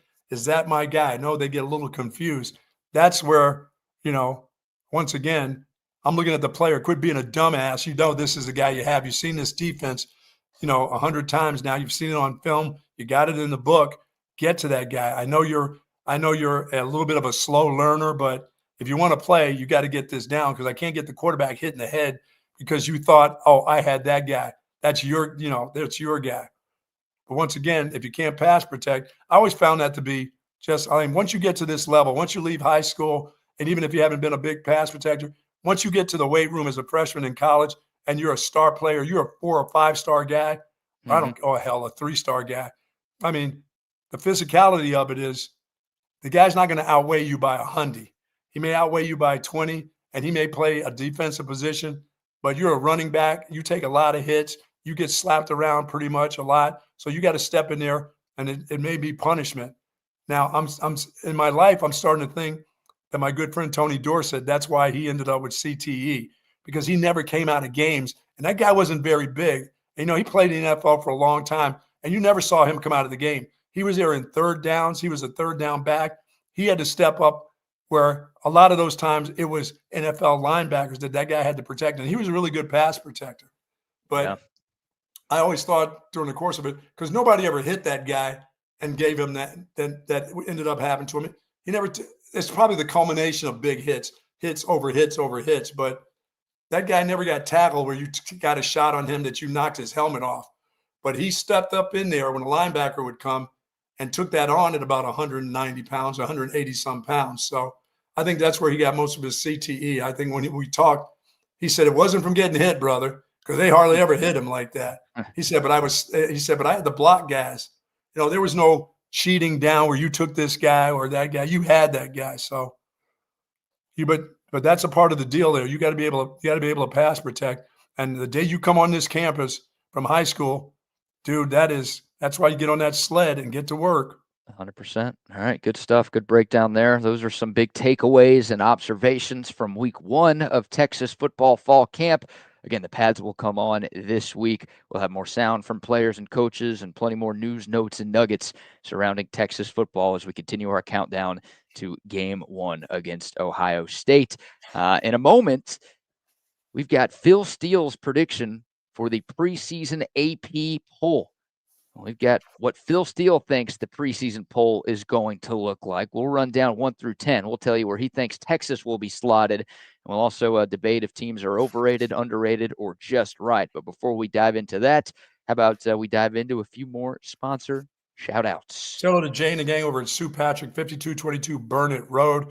You know, online orders over $59, free curbside pickup. You get the whole works, but you got plenty of parking. That's what's important. When you're going looking for that T-shirt or you're looking for that schedule glass, you don't want to, especially in this weather, you don't want to have to walk 3 blocks to get to the store where you're trying to get your items at. And they've got men's and women's polos. They've got them in all the sizes that you want. They got the jelly cats. They got all your Longhorn needs at Sue Patrick, 5222 Burnett Road. For more information, go to SuePatrick.com. Can't wait to see Jay and the guys over at Sue Patrick. Yeah, I think we'll be out there next week. We'll be out there a bunch. Obviously, the closer we get to the start of the season. Trying to get your gear. Get your gear. Get ready to roll at Sue Patrick. Not rocking a Sue Patrick hat today, but I brought a few with me to New York. So there you go. Will get to see me repping the great Longhorn gear that they've got at Sue Patrick. Shout out to them. Also, shout out to the Hecht Law Firm as well. Oh, yeah. Ryan, Hurricane Hecht, your go-to personal injury attorney in Central Texas. A friend of the show, but a fighter for the people. A guy who's been fighting for justice and big results in Central Texas for a decade. So if you get hurt in a car accident, a workplace accident, if a dog bit you, whatever, reach out to my man, Hurricane Hecht, and let him flood your pockets with cash. Oh, yeah, he's going to get you the money that you deserve. And he's so confident in what he does that you won't have to pay unless he wins your case. That's right. No fees until he gets money in your pocket. When you get hurt in a wreck, you're dealing with enough trying to get your life back on track. Don't let the insurance companies push you around and tell you you're not worth it. That's where Hurricane Hecht comes in. He's going to fight to get you every dollar that you deserve. Just give him a call. 512-938-8929. That's 512-938-8929. You can find out more information on his website, hechtlawfirm.com. That's HECHT lawfirm.com. Quick note, BK, one of the guys I'm really interested in seeing, besides CJ Baxter and how he's come back, is Gibson. I'd like to see what his body type is like now. Is he a guy that's going to pick up a little bit more speed? I like the way he ran a little bit as a power back, baby whatever, Bevo or Rhino or whatever the hell they called him. I like to see if his feet are a little bit better, and that I'm not saying has lost any weight. I'm not expecting him to go down in weight, but how he carries his body, how his lower body is, in the holes. I thought he was okay as a freshman, and I'm wondering if he's making a big step as a sophomore, or is he that process that's a little bit slower, that he's just going to be a little bit better as a sophomore. Some guys go from actually playing as a freshman to like a star the next year. They're just ready to go. They understand the game. I wonder if he's going to be one of those guys. I know it's a room full of talented players, but I wonder if he's had experience. He's been in games, and he was in games early, as you said. He was the leading ball carrier for them the first couple games of the season. So, I mean, does he take that into year 2? And then does he look like a different cat? I'm not saying he looked bad, but he kind of was one-dimensional to me last year. I just more of a power guy. I wonder if his feet have gotten even better this year. Yeah, I was told that he's transformed his body this offseason. So I don't Really? think he's like added a bunch of weight or lost a bunch of weight. I just think he's kind of just like changed the way he's gone about his nutrition, and he looks different. So we'll see if that translates to more success on the field. He's listed at 5'10", 206 right now on the official Texas roster. So that's a pretty good size. And, baby Rhino, you don't want him losing all that weight. You want him to still be a bit of a power back who can run through people. But you're right. Yeah, I don't think he'll always be that power. I just some subtle things in the movement that he has that I'd like to see. I know he'll run with power because that's probably how he's been running all his life. Or he's just been bigger than the kids that he's gone against. Yeah, I think he's got to get better at a few different things, right? He's got to get better in pass pro. We talked about that. I think he's got to get better as a receiver out of the backfield. And I think ball security is something that can improve with Jarrett Gibson as well. So, the one good thing, I guess, we're reaching here to find a silver lining, but the one sort of silver lining of Texas losing 2 running backs in fall camp last year is other guys got a chance, and nobody transferred, right? Like I think if C.J. Baxter was fully healthy last year and Christian Clark was fully healthy last year, and you had Wisner, and you had Jaden Blue, and you have, Jarrett Gibson, it's like one of those guys is going to leave. Yeah, but because, Gibson got to play a good amount last year, he's like, well, I think I'm good enough to play here. Obviously, Baxter knows he is. Clark hasn't played at Texas, so he's like, well, I'm not leaving now. I'm going to prove, why I'm worth my scholarship, why these guys took a chance on me. I think I'm legit. Trey Wisner's obviously coming back. So, again, it's like it's a reach there to call that a silver lining because you would have loved to have had both of those players last season. But you lose Jaden Blue to the NFL, but nobody transferred, which gives you one of the deepest running back rooms in the country, which is a good position to be in. Yeah, and if that dude would have decided to come back, somebody still may have been going then. Right. If Jaden Blue would have decided to come back for another year, somebody's leaving that running back room. They're not going to stick around. You would think, but I don't know. And part of me is a little surprised that no one transferred. Because I think Jarrett Gibson could go somewhere and be a number 1 running back right away. Absolutely. So glad he didn't. Believe me, love that he's still with Texas. But, curious to see how those carries are distributed this year. All right, Phil Steele, Buck, he has predicted the preseason AP top 10. This is not his personal top 10 rankings. This is not the official Associated Press top 10. That comes out later this month. This is Phil Steele's prediction of what he thinks the AP voters are going to do with this preseason poll. We'll give you the top 10. We won't go 1 through 25. You care to take a guess on who Phil Steele believes is going to be the number 1 team in America going into 2025? Texas. Not Texas. Damn it, Ohio State. Damn it, Ohio State. The Ohio State University. The old damn it, Ohio State. I saw a guy walking around New York over the weekend with a shirt that just said "the." I'm like, that's the stupidest shit I've ever seen. The what? These nuts. And then I got closer to him, and it was like, oh, it was scarlet and gray, and it's like, oh yeah, that's clearly an Ohio State shirt. Oh, that was made in Norman because they're witty like that. They're selling shirts that just say "the" on it. Isn't that the dumbest shit you've ever heard? Yeah, thank you very much. The. All right, guy. Cool. Most people are number like, 2, Texas. Number 2, Texas. So if Phil Steele is right with his prediction, then it will be number 1 versus number 2. in Columbus 26 days from now, which would obviously mean the winner of that game is going to leave as the number 1 team going into the second AP poll. Yeah, he's got Ohio State 1, despite them losing more players to the NFL than any other team, despite them not knowing who their quarterback is right now. And he still has the Buckeyes number 1, and he's got Texas number 2. So if that game doesn't have enough pomp and circumstance already, poll comes out, and that's what it looks like at the top. Yeah, that's everyone and their mother is going to be locked into to big noon kickoff on August 30th. So that's Penn 2. Penn State number 3. Penn State is not number 3. Georgia. Not Georgia. Don't surprise me a little bit because another team that's got some questions. All of these teams lost a lot, so I will sound like a broken record if I start mentioning that with every team here. He's got Oregon.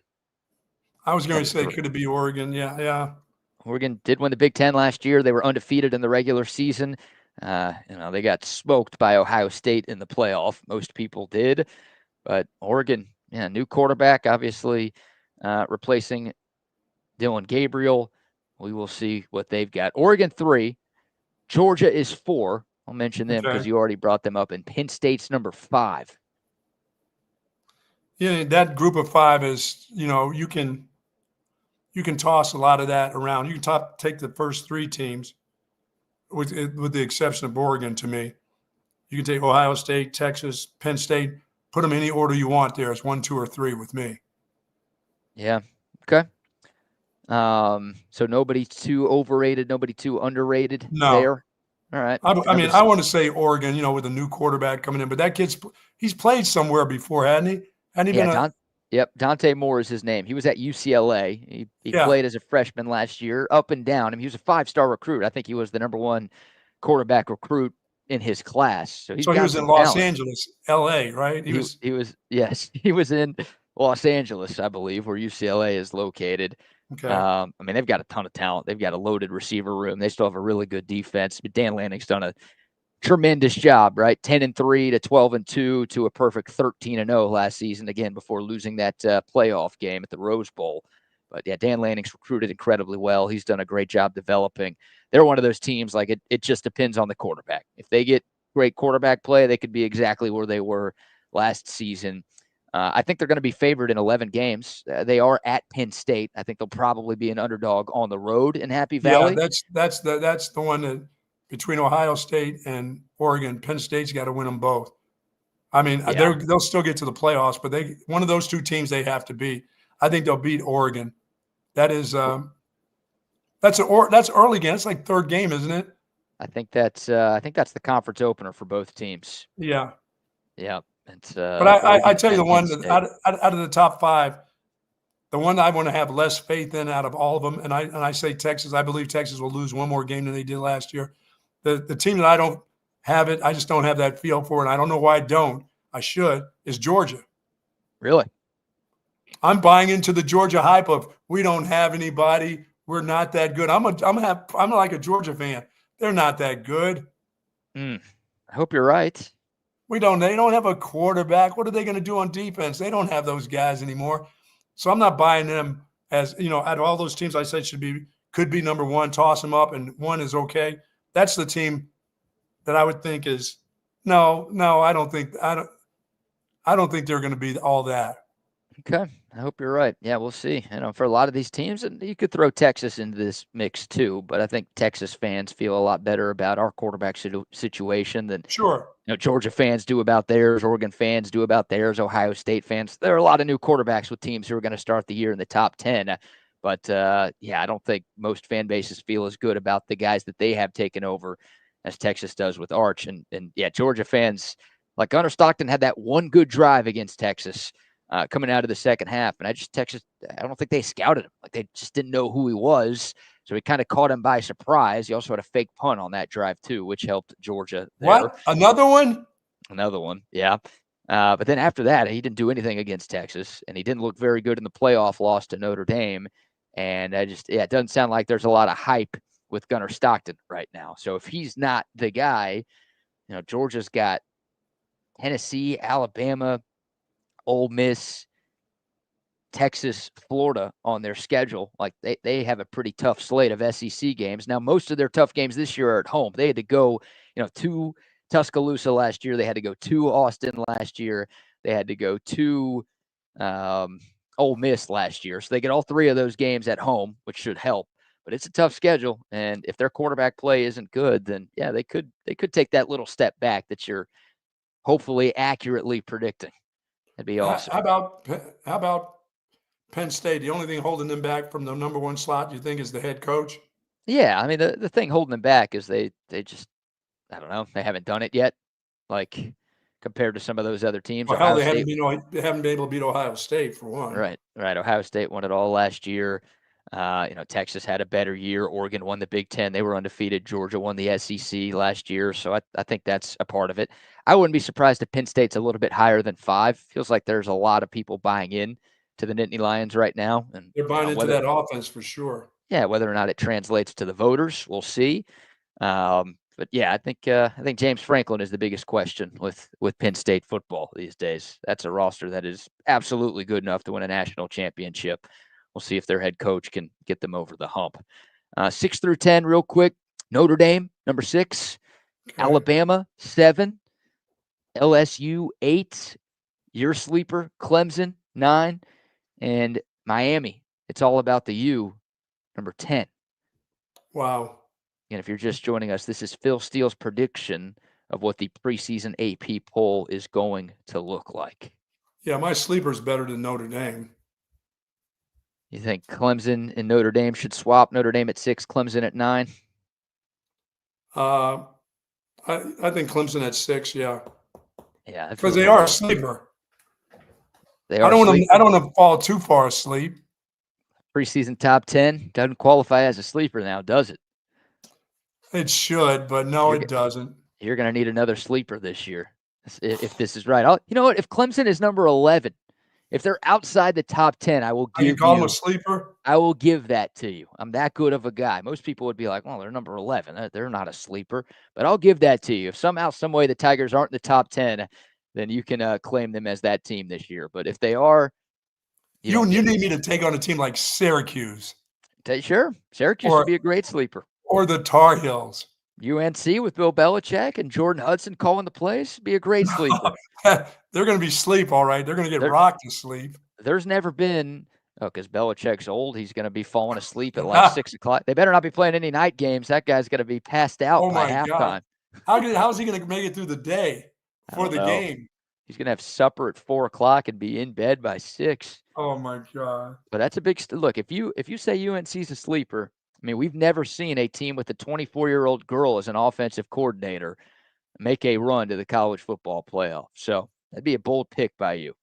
Would love to see it. Wow. Yeah. So you can go UNC if you want with Bill and Jordan. I'm not. No. All right. Keep looking at your Phil Steele. You got a few weeks. You don't need to decide today who your sleeper is going to be.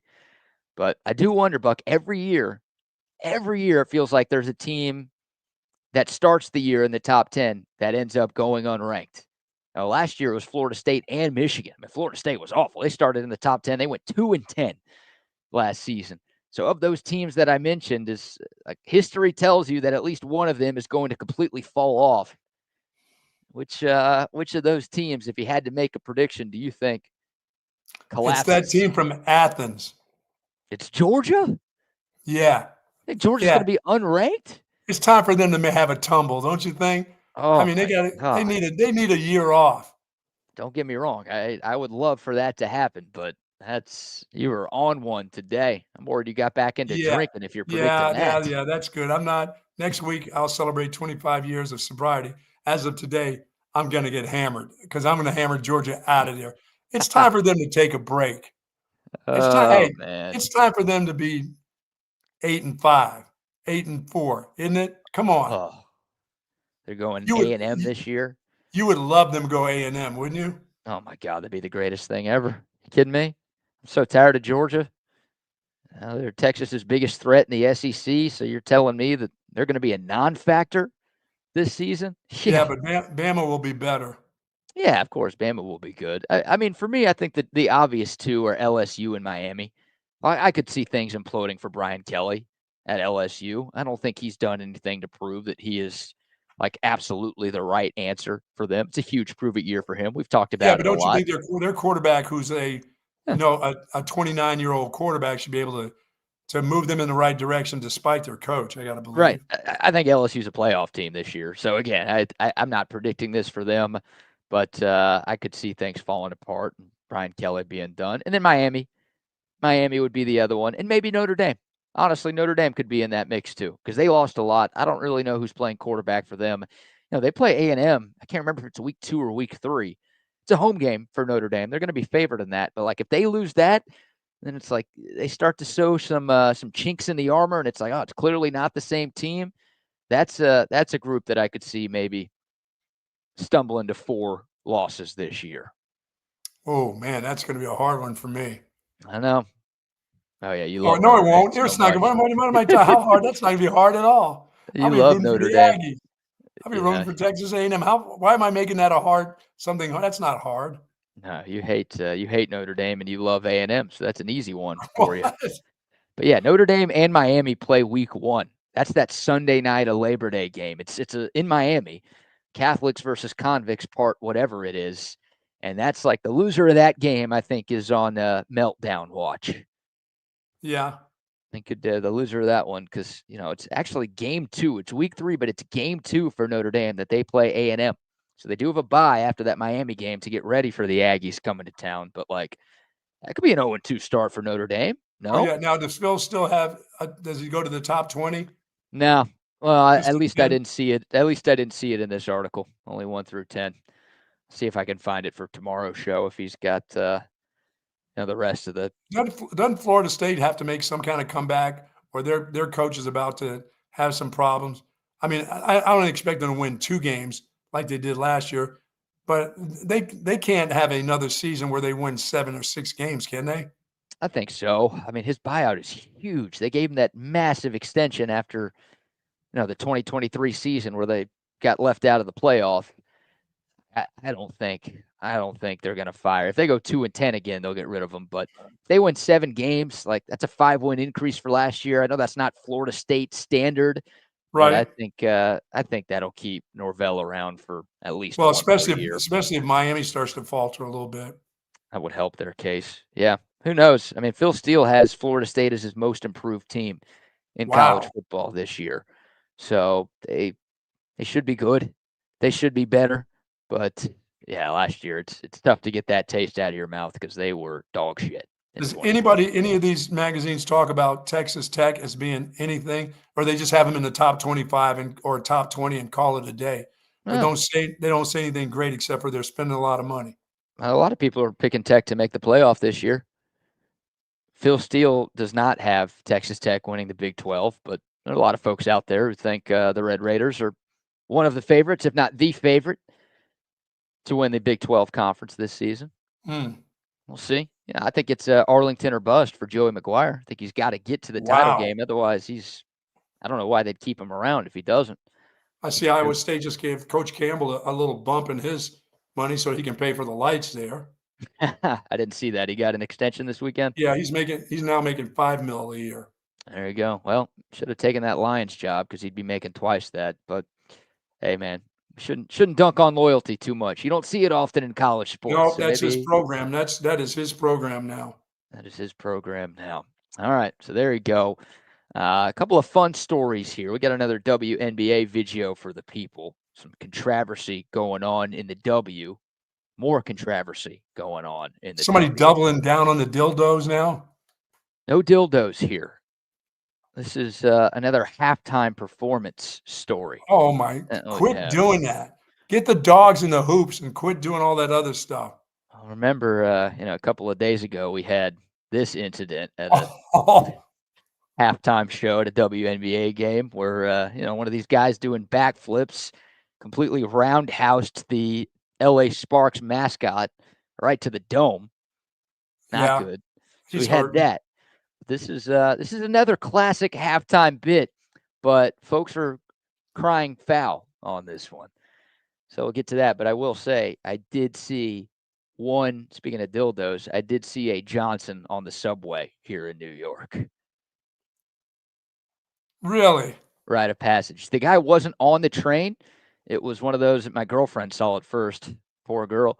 She looked out the window and she sees like a homeless guy just dancing around, and he's got the schlong out. And then she's like, "Look," and I'm thinking, "Oh, it's gonna be great. What am I gonna see?" And then You saw a man schlong? saw a Really? man schlong. Yep, Did Solid he have a Johnson. long jacket? Did he have a long leather jacket? Yeah, he was, was wearing homeless clothes, if you will. Okay. But he just had it out, flailing in the wind, and he was doing a little dancey dance to himself. Playing catchy catch? That's no, he wasn't touching it. He wasn't playing pocket pool with himself or anything like that. Just swinging it? Yeah, just swinging it in the wind, man, having a good time. That's New York for you right there. Hey, that's entertainment. Welcome to New York. That's how it works right there, What is homeless clothes? Rags, like loose clothes, dirty. You could smell them from a mile away. He was homeless Yeah, clothes. that guy will be in the next big movie. What movie's that? He'll be in some superhero movie next. Like a porno or something? Schlong Man. Is that our next superhero? Oh, yeah. You've heard of Superman. Now we've got Schlong Man. Good grief. I don't know if that's going to work for the kids. I don't know. Would you go see that one? Would I go see Schlong Man? Yeah. No, I haven't seen take a Superman yet. I haven't made it to see Superman yet. I'm down because Superman gets beat up too easily, I believe. I don't want to see that. Now he's got his dog and his girl fighting for him, right? And Dude, he's got a dog, a super dog. Hey, emotional support pets. We all need them, don't we? Oh, just throw some hamburger. That dog will go for the hamburger first. Superman getting on a plane. He's got to walk his dog through TSA these days. That ain't right. Doesn't seem too super to me. Should be able to do that shit on his own, right? That's right. Should be holding the plane up, flying it, so we don't have to use the fuel up. I'm telling you, man. I'm telling you. All right, well, bring on the boys because I want to get Rodney and Wags' thoughts on this video here. So we've got more controversy in the W, gentlemen. Oh, Lord. No dildos involved. No roundhouse kicks to mascots involved here. We've got a baby crawl. You guys ever seen these baby crawl races? No. I think I have somewhere, like at a circus or something. At a carnival. Somebody brings their kids out. Y'all know what I'm talking about, though. Like at halftime, they'll put 3 babies or 4 babies on the court. They'll line them up, and they'll have to crawl to the finish line, right? Like no, that's not right. They should put them in little. They need to put them in little cages like they do to the wiener dogs, and then open up the cage and have them come out. Don't just line them up and let them walk. Put them in little cages. Yeah. Baby in cages. Yeah. There you go. Well, here we go. We're at the Vegas Aces game. We got the halftime show, and people are not happy with the winner of one of these baby races. And again, it's a baby. Like, how could you possibly be mad about a baby here? Well, here's what happens. The Aces halftime baby crawl race, showing a video here. We've got an early front runner. This little girl's out way in front of the crowd. And then about midway through the race, look at this. Wait a minute. She stands up. PEDs. Starts walking. It's a crawl. It's a baby crawl race. She gets up and starts walking the second half of the race. No way those are her first steps, right? That would be awesome if those were her first steps. And according to the parents, those were her first steps. Look at it. She's walking that's across awesome. the finish line. That kid's on PEDs. Come on, man. What kind of PEDs? I think it's legal if that's the. I think it's legal if that's the baby's first steps. I'm with Buck. Yeah, you can't like. It walked a little too well to be the first step. Yeah, there was a little bit of balance issue, right? There was one moment where she put her hand down to protect herself from falling, but well, hell, I do that now, and I'm in my 50s. I don't do that. I just hit my head now. Look at this. She's look at that right crawling, there. and then that is awesome. Look at that. Stands up, starts moving. Look, here's a little. Oh, there's a balance issue there. Still going. Little tiny steps. Little tiny steps, and then saves herself. Look at that. Got the toy in one hand. Pick your if feet that's up, her kid. first step, that's pretty cool. Yeah, pick your feet up, kid. Don't slide your feet like the Buck. Don't be an old man. So an old little girl. Pick those feet up. That's awesome. I don't think any of the moms have any problem with that either, right? From what I saw, like everybody at the finish line seemed like they were cheering for the little baby, but this is bullshit. This is bullshit. Disqualify that kid. No Get him way. out of here. Well, Send him to the DQ and get a treat. It's a crawl race. Like, what Yeah. are we doing here? It's a baby crawl. It's like us doing a wheelbarrow race, and then you're like, you know what? I'm going to stand and run myself. Of course you're going to win. It's a violation. That can't. has to be in the baby crawl rule book somewhere. that Get you her. can't- They were going to give him golden diapers for winning anyway. a year's worth of Pampers. Yeah. Get her out of here. And I also think that baby's walked before, too. I think there's fake news going on. That was too clean of first steps. Way too well at the end. That kid's been walking for weeks, and that was the strategy by the parents. They said, hey, crawl for the first half and then get up and walk the rest of the way so we can win. The baby and the parents discussed that. We want this Vegas Aces prize pack, all right? Like we gotta get this T-shirt, okay? So here's what we're gonna do, kid. I'm just glad nobody threw a green dildo at her because that happened again, I think. Where was this? But this wasn't a WNBA there, right? This was. It was. What WNBA? They got to quit having. Where's Me Slow Wang or wherever she is with her plates? Who? Is she back yet? Red Robin. Oh, Red Robin. Oh, Red Panda. What did you call her? Me Slow Wang. Me Slow Wang. 4-time All-Star for the WNBA. She should be back by now, doing some dishes on her head and stuff. I mean, how long is she going to take off? I think Rodney. I mean, she's kind of milking this a long time, isn't she? I think so. I think she's probably well. It's one of those things, where like when Hurricane Hecht is your personal injury attorney and you get hurt on the job, he tells you don't be getting up. So I'm sure Hurricane Hecht told Red Robin can't come back too soon. Down. Yeah. She doesn't need to do the W. She's getting ready for the NBA. All right, Wow. She'll be ready for NBA and college basketball, and that's when we'll see. What'd you call her? Me Slow Wang. Me Slow Wang. That's when you'll see her back on the unicycle again. But yeah, here's what if I see this, if I'm at this Vegas game and I see this baby standing and walking, I'm throwing one of these at her. No way. That's unacceptable right here. This is cheating. You cannot that is cheat. Awesome. First steps, my ass. That was planned. That was strategized by the parents. It's. I don't crawl. It's a crawl. Reed's first steps, and Reed kind of walked like Reed didn't really have a stumble and fall. Like he was on a nice little roll on some nice rhythm for a while, man, until the dog hit him. Plus, when you get a crowd of 75 rooting you on, yeah, and that's the thing too. Like she's probably the kid's probably like, what are all these people cheering for, man? What's going on here? I got to get to my mommy. I got to give them a show. Yeah, that's a smart kid. They planned this whole thing out. She knew what she was doing here. The kid's going to be a stripper because she responds to the sound of the crowd. There you go. That's I think that's what we're seeing right there, guys. Yeah, that's a bold prediction right there. At the age of 6 months, you're calling stripper for the kid right there. Now on the center stage, it's the agility. It's clearly look at the agility. Like look at this. If I was the parent, I'd be get down, crawl. I don't want to get disqualified. Crawl, slide down. It's like Arch Manning, get down. That's awesome. I don't know, man. That really is cool if it's her first steps. I don't know. I'm not buying it, man. People are tricky. Get her out. Get her out. Lifetime banned from the Aces. I agree. Never again. Whole families banned from that place. Can't go back to another game.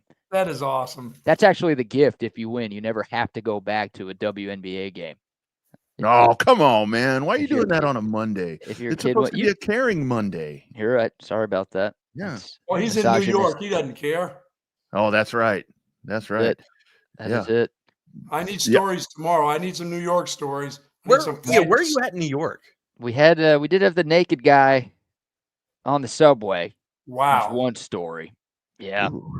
But, where are you Midtown? Are you in Manhattan? Uptown? Westchester. Upstate. No, we're upstate. You're upstate. You're fine. You're good. Spent the weekend in the city, but now we're up in the What are you doing over there, BK? What are you doing there? What are you doing over there? Now the wedding coming up this weekend. And dude, yeah. she is throwing subliminal Slowly messages getting them at in you, here. bro. She is exactly, Buck. She is the hook is in there, buddy. It's The not hook quite is set. in. It's not quite set, but you know what?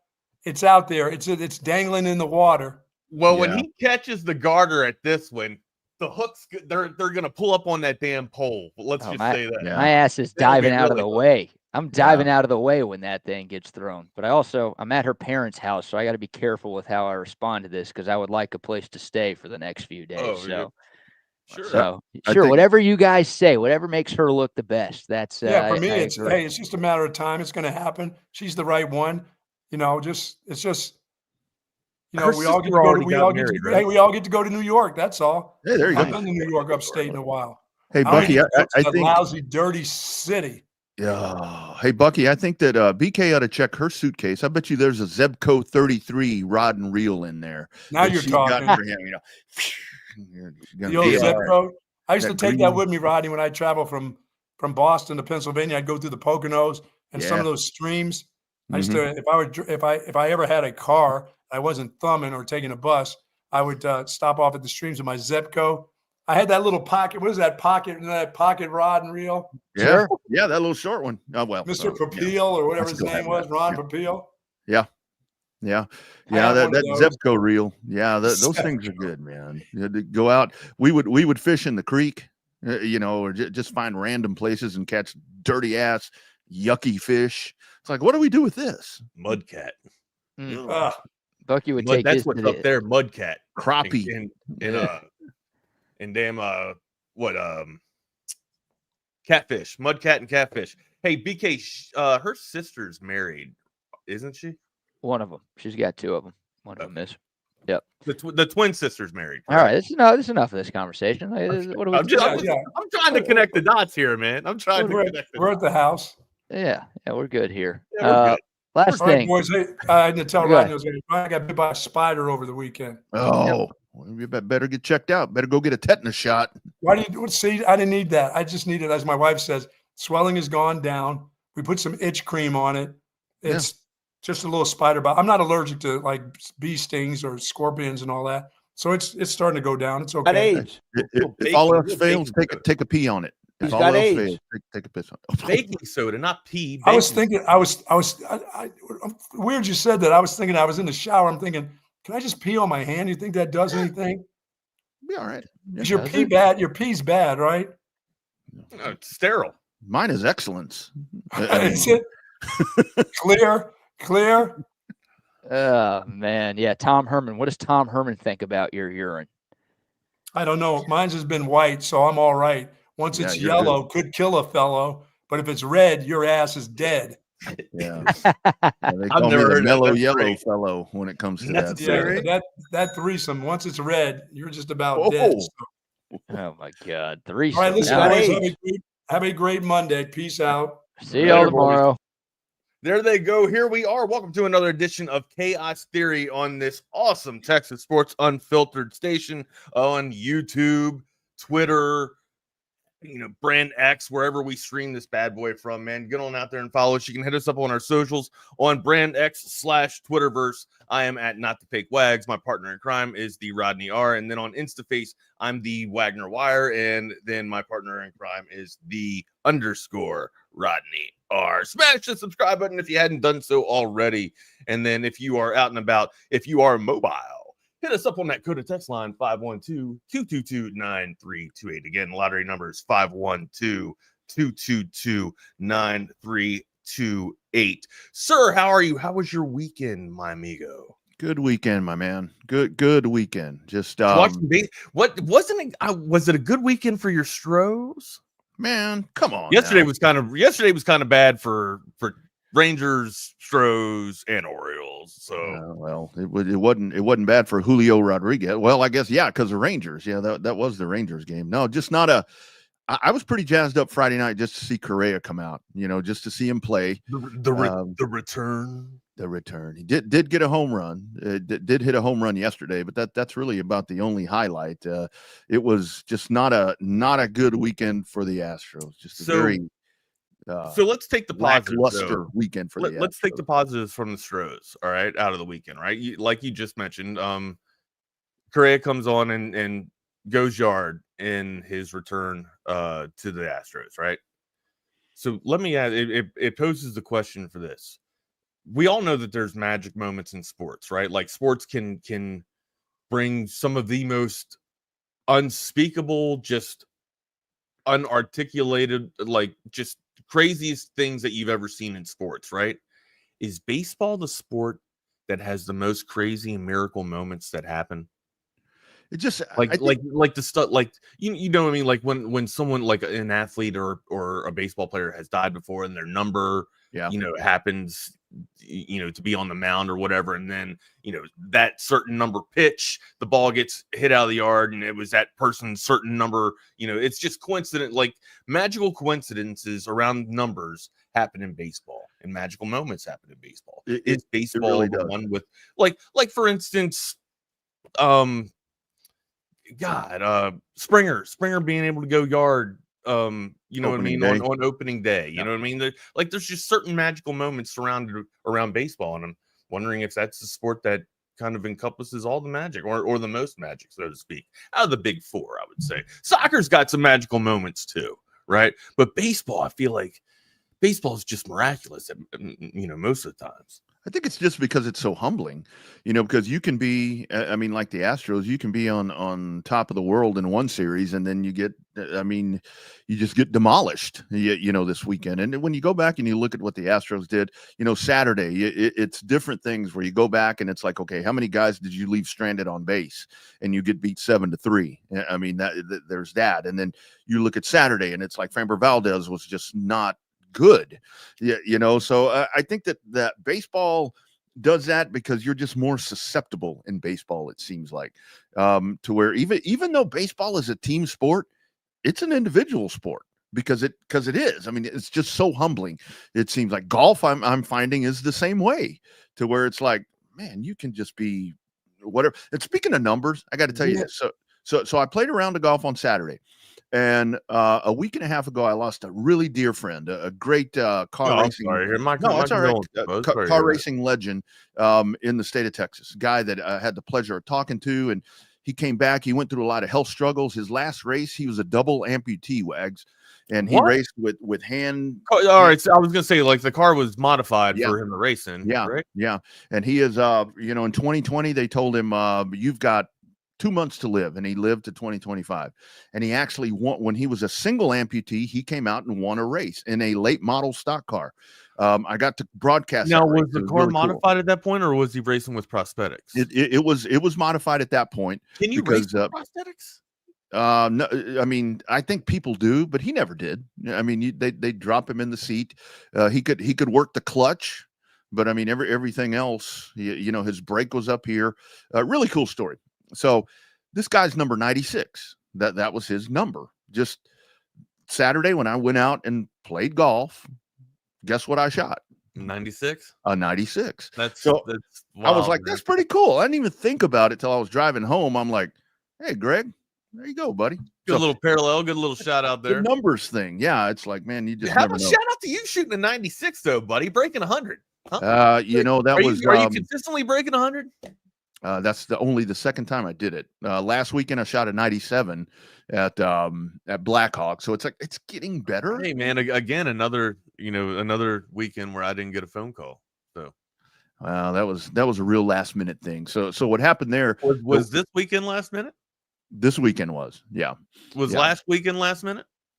Yeah, actually that one was too. All right. I'm starting to see a trend here. So the golf happens for me because the wife is like, hey, Saturday I'm doing this. You got all day. I'm like, all right.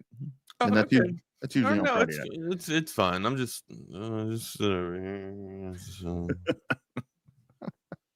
good. How was your weekend, man? Did I ask you that already? Yeah, it was cool. You went golfing. I got you. Went golfing. Watched golf. Watched Charlie Hull make a run in the LPGA. Yeah.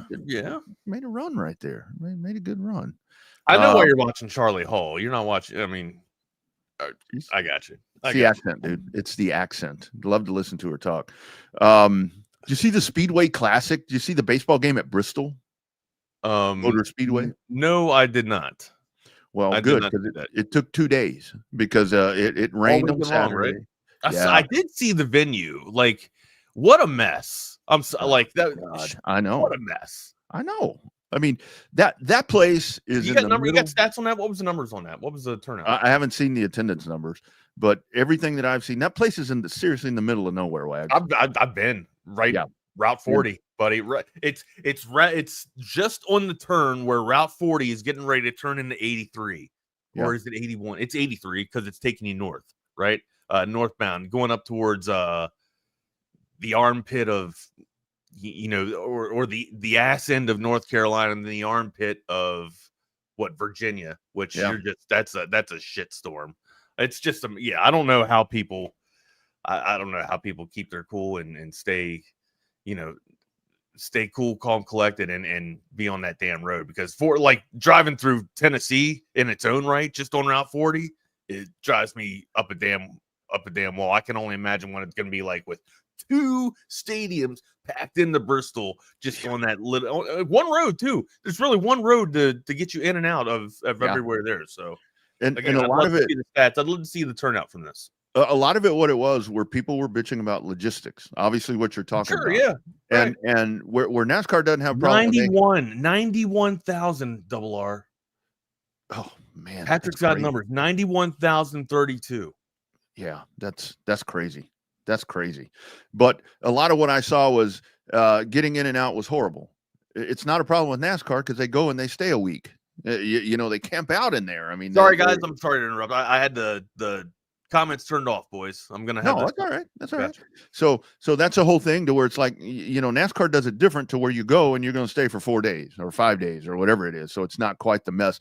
But I saw bunless hot dogs where they were on Friday night just selling glizzies. That's it.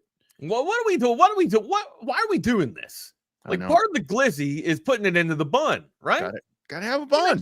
You're not just taking the not just taking the meat and they're shoving just it down selling and just selling a weenie. The other part, they had cheeseless nachos. It was just the chips, probably stale, no government cheese on top of them. What are you doing? What are they going for? $8? Probably. They ran out of food, and so I just heard it was not a very good experience. Oh, so cheeseless nachos was not. Yeah, it wasn't on purpose. It was okay. Yeah, it wasn't on purpose. They just ran out of. They didn't have the resources there. Okay, yeah, I got it. Yeah. Jason there. Yeah, we do. Wags, we do need to have a golf outing, and I do think about that. Yeah, dude. I really do. I mean, let's just. I'm kind of okay. All right. Again, it was a resources limitation or restrictions, right? They weren't just selling glizzies with no bread. Yeah, they ran out on purpose. They ran out of bread. They ran really fast because this was like in pregame. It's like before the game even started. They didn't get 91,032 in attendance there. That's a lot of people. That place used to sit 220,000, and but I think if I remember correctly, there's like 4 or 5 huge hotels right around Bristol, right? If you're driving down 40, like I mean, of course you got to go up that one big hill. You know what I'm talking about, don't you? Where you go up the big hill and they got I don't know if it's a Hampton Inn or that's not. where it's at. Yeah. Okay. Yeah. I was thinking there's like 4 or 5 hotels up there. So, but even then, right? There's like a couple of restaurants right around that little vicinity that's kind of outside of Bristol's Speedway or whatever. Yeah. But it's not enough to house 91,000. That whole like Cloverfield or compound right there, fucking shit. Excuse my language. That had to be crazy over the weekend. Like, where are you all gonna fit? That is my question. Like, how many people were there? 91,000 just in visiting there, right? Well, no, I'm sure locals probably went out to see it too. But I'm venturing like people from North Carolina came out to see it, and Virginia and Tennessee and all over the damn area right there. Florida, maybe. Oh, I don't know. Yeah. Wow, man. And that's where, I mean, the whole thing about this is where, because I know like when, again, our Coda text line, 512 baby fat, you can be a part of the show. My whole thing was when that was built, Time out, what? That's the number. I mean, BK says it, and I hear him say that all the time. So I went down, I didn't put that in association with that. Okay. Yeah. I'm like, why does he say that?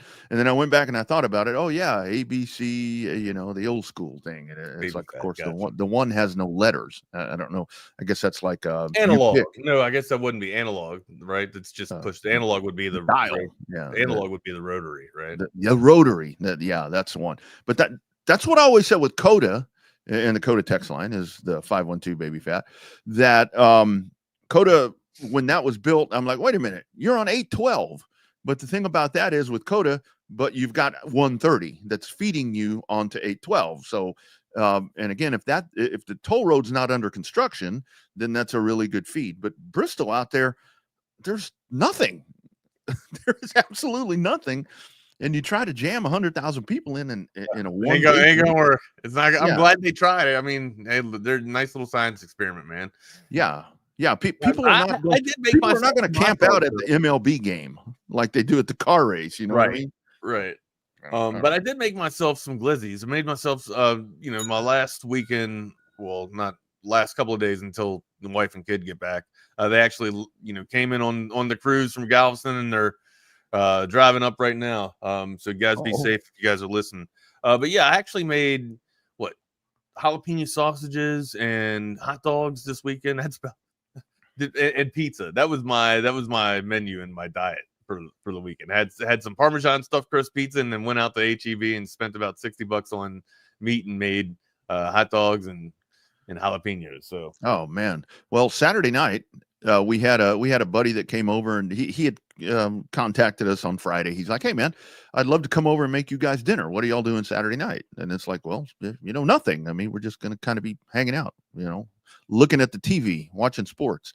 And he Asian guy, of Asian descent.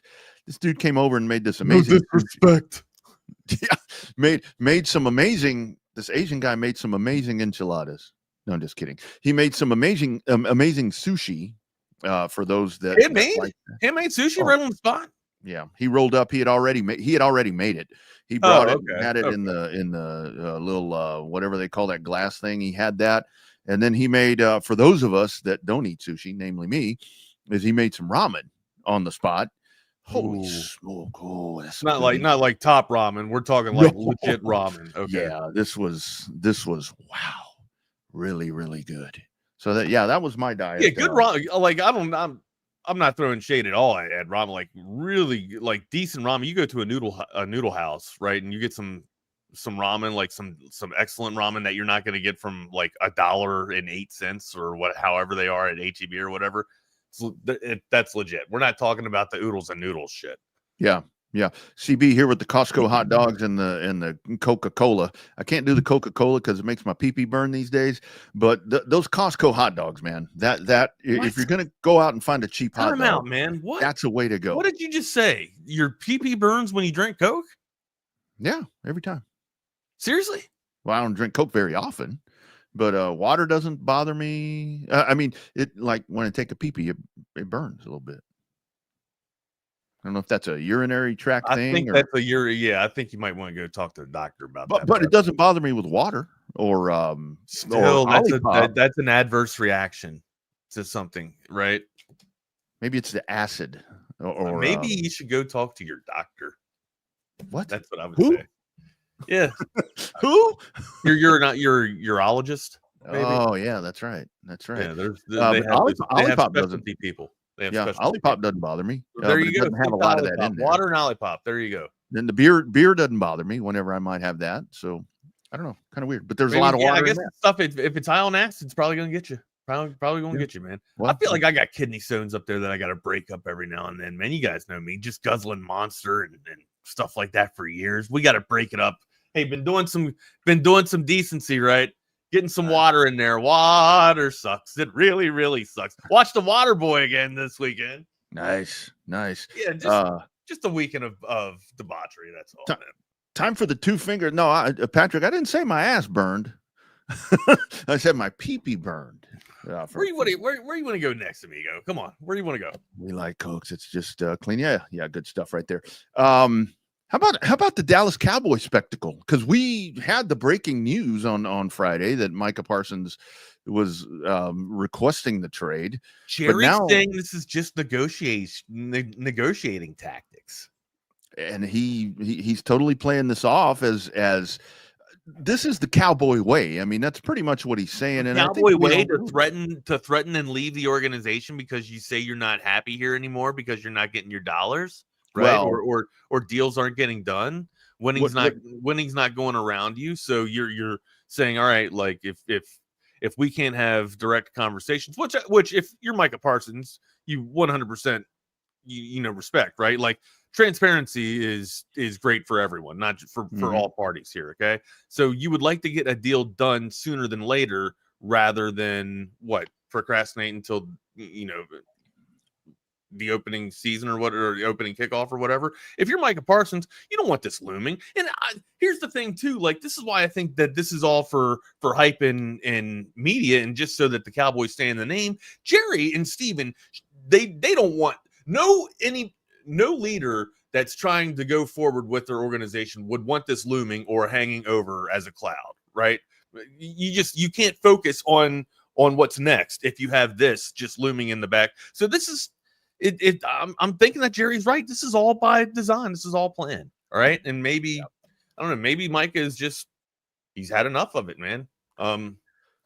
Look, I would welcome Micah Parsons on the Giants any day of the damn week. Oh, right. Most teams would. Yeah. But and if you're Jerry Jones, like get this, why even flirt with the idea of the market moving up even higher when you can just go ahead and secure it? That's why, back to the same conversation we had last week. That's why I honestly believe that this is all by design and it's all for media hype. Well, this is to where I'm torn on this because this is a big part of the Cowboys. You need this guy. He is probably your best player. I mean, he's probably your best player. But when you go in and it's like, and again, Wags, this is where I get so frustrated sometimes with sports because we talk about it here a lot, is to where, okay, you're still you are under contract. If there was a contract that expired on September 1st, of this year, I would be like, okay, but I get it to where you want to re-up this. And to your point, I think it would have just made more financial sense to get this done before everybody else got paid. But you are under contract. No, and I understand that leverage is a thing, right?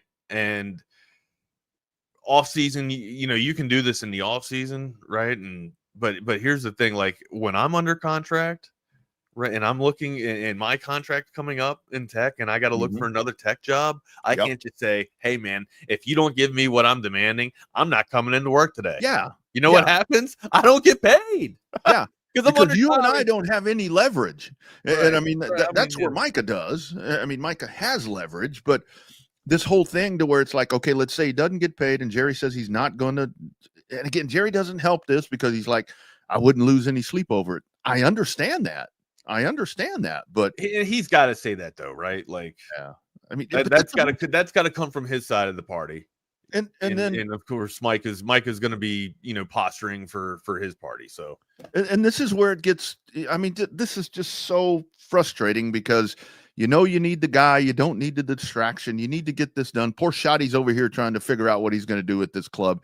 And then Jerry mentions Des Bryant, and Des Bryant gets all twisted up on X and mentions Jerry Jones, and so now Des Bryant is here, back and forth with Jerry Jones about all of that. And family. It's a great family. Cowboys Nation.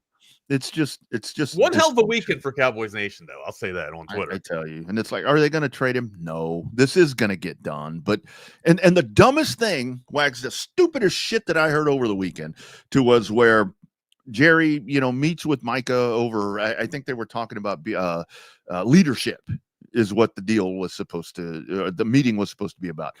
The contract comes up. They start having conversations. Numbers get thrown out.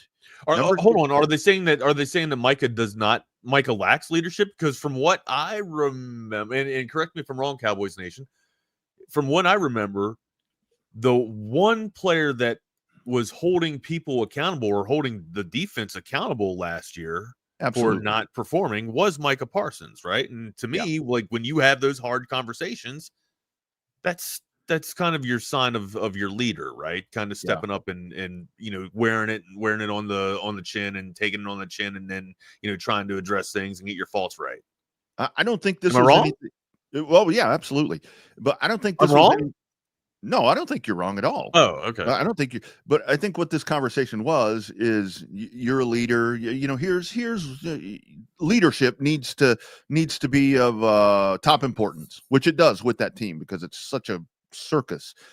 Somewhere in that conversation, the contract talks came up, and they threw numbers around, and then apparently after that's done, the Jones family just assumes that they have something in place without talking to David Mulligetta, without talking to the representation. I mean, I would assume. So who the hell who were they talking numbers with then? With Micah. Oh, okay. So okay, I got you. So they gave Parsons a number. I mean, if I'm Parsons, I'm like, okay, well, contact my counsel or whatever they call That's them. what I was gonna say. Like, where's your representative and where's your people, right? And get this done. But this whole thing with the Cowboys, well, we deal with the player, we don't deal with the agent. Oh, wait a minute, what year is this? I mean, come on. I mean, the only time that works is with Lamar Jackson, because I don't think he has an agent. No, he does. It's his mom, I believe.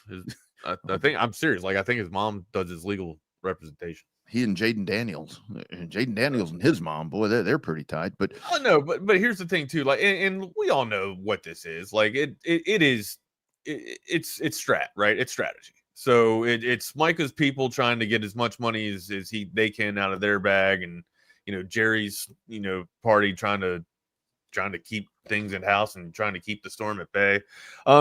My question to you: what can be said and you're still welcome back? Like, what like if Micah says requesting a trade, like, is requesting a trade, is that not almost like cutting the cord and saying, all right, that's it, we're done, like I've had enough? Like, what else can you say that's acceptable and still allowing to come back and still have that team vibe, that leadership mentality, right? That we're all in this together type of mentality, right? Like, what stuff can you say to the owner of the team, right, to get your point across to where it doesn't cross the line and goes too far? Because to me, I think requesting a trade, I mean, sure, you make your point, but you're kind of like saying, all right, like, fine, I don't want to be here. Like, I'm forgetting the rest of the team and I'm putting myself ahead of. But that's essentially what you're doing. You're putting yourself before the team.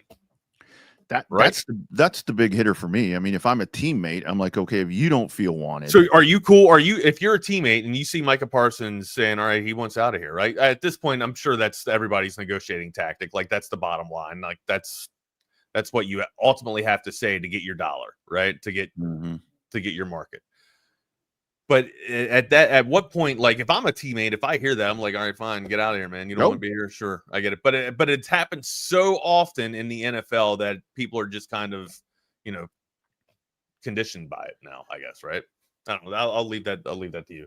And I think the one thing that really, I mean, look, Myles Garrett. I mean, when Myles Garrett did it, I mean, it was like, okay, I was sure.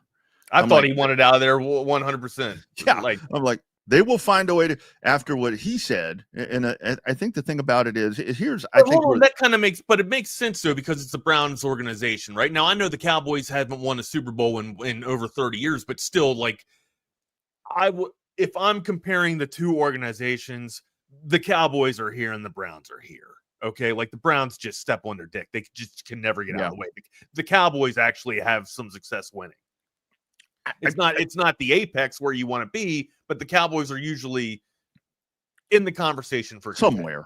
Yeah, right? Yeah. Like, I mean, they're halfway close. And when they're the Eagles are a juggernaut, 100%. But the Cowboys have been winning their division in the past couple of years. And for the teammates, because the teammates are the ones that I think about, your team. I mean, your dudes. I mean, the guys that you're going to battle with.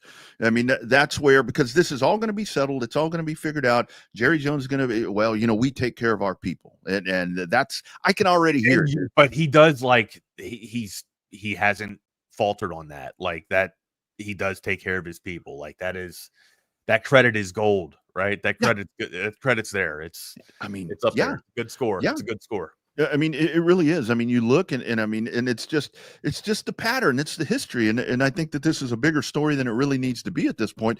But there's no other story, and that's why it's the only story. That's why. And it's the Cowboys. It's the Cowboys. I mean, to me, the Trey Hendrickson thing is a bigger thing for Cincinnati. I mean, because that's the dude you need to get taken care of. And yet here we are talking about Micah. I mean, the Terry McLaurin thing is a big deal. And I mean, this is just the new thing to where it's like, okay, you're not going to extend me. You're not going to whatever. I want to be traded. I want to be traded. That's Myles Garrett set the precedent for this to happen now. But Mike will be back. He'll get signed. He'll feel that Cowboy love. He'll say we're a big family. But yeah, if I'm the teammates, and then when you get Dak and all these other guys, I didn't want to go nowhere, man. Yeah. I mean, I was just playing, guys. Yeah. We're gonna sit here and dick around with this thing until the start of the regular season. And my God, Mike McCall just sent over on the Coda text line some by design, gents. It's all beef. By design. It is. I mean, that's all it is. I mean, it's rigged. It's rigged, just like wrestling. It's rigged, just like wrestling. Wrestling's not rigged. Wrestling's just, choreographed. Predetermined outcome. It's choreographed. That's kind of what this is too. I mean, we know around September that this is going to get done, but we got to get to all that. Did you watch SummerSlam? Speaking of that, this weekend, I did not watch SummerSlam. So I watched Waterboy. I watched a couple of Adam Sandler movies. I watched Waterboy and Big Daddy. Recognized that his wife was in Big Daddy. Didn't know that. Actually, and then you kind of see it in the credits and you're like, whoa, hold on a second. You go back. Of course, it wasn't, her real name or whatever, but she plays the waitress in Big Daddy where they're watching the bar and she's like, hey, cutie, what are you doing? Talking to Julian, the little kid. And he's like watching the gosh darn Jets. You know what I mean? And that's Adam Sandler's wife. So yeah, watched a couple of Adam Sandler movies. Started to watch The Waterboy 2 again and then fell asleep. Is that bad? Not a bad movie. I just kind of was just tired and fell asleep. Watched some Orioles baseball, man. Hey, Friday fruitions. I was kind of right. They dropped the one on Friday. They only took one, right? They dropped 2 of the 3, but they only, they lost the one on Friday night with Rodgers on the bump, but also they were able to collect one on Saturday. But hey, look, Cubs are good. Cubs had a quick turnaround too. Like Cubs were in the basement for a minute, right? And then they were able to make some moves and get some talent on that roster again up in Wrigley. Yeah, absolutely.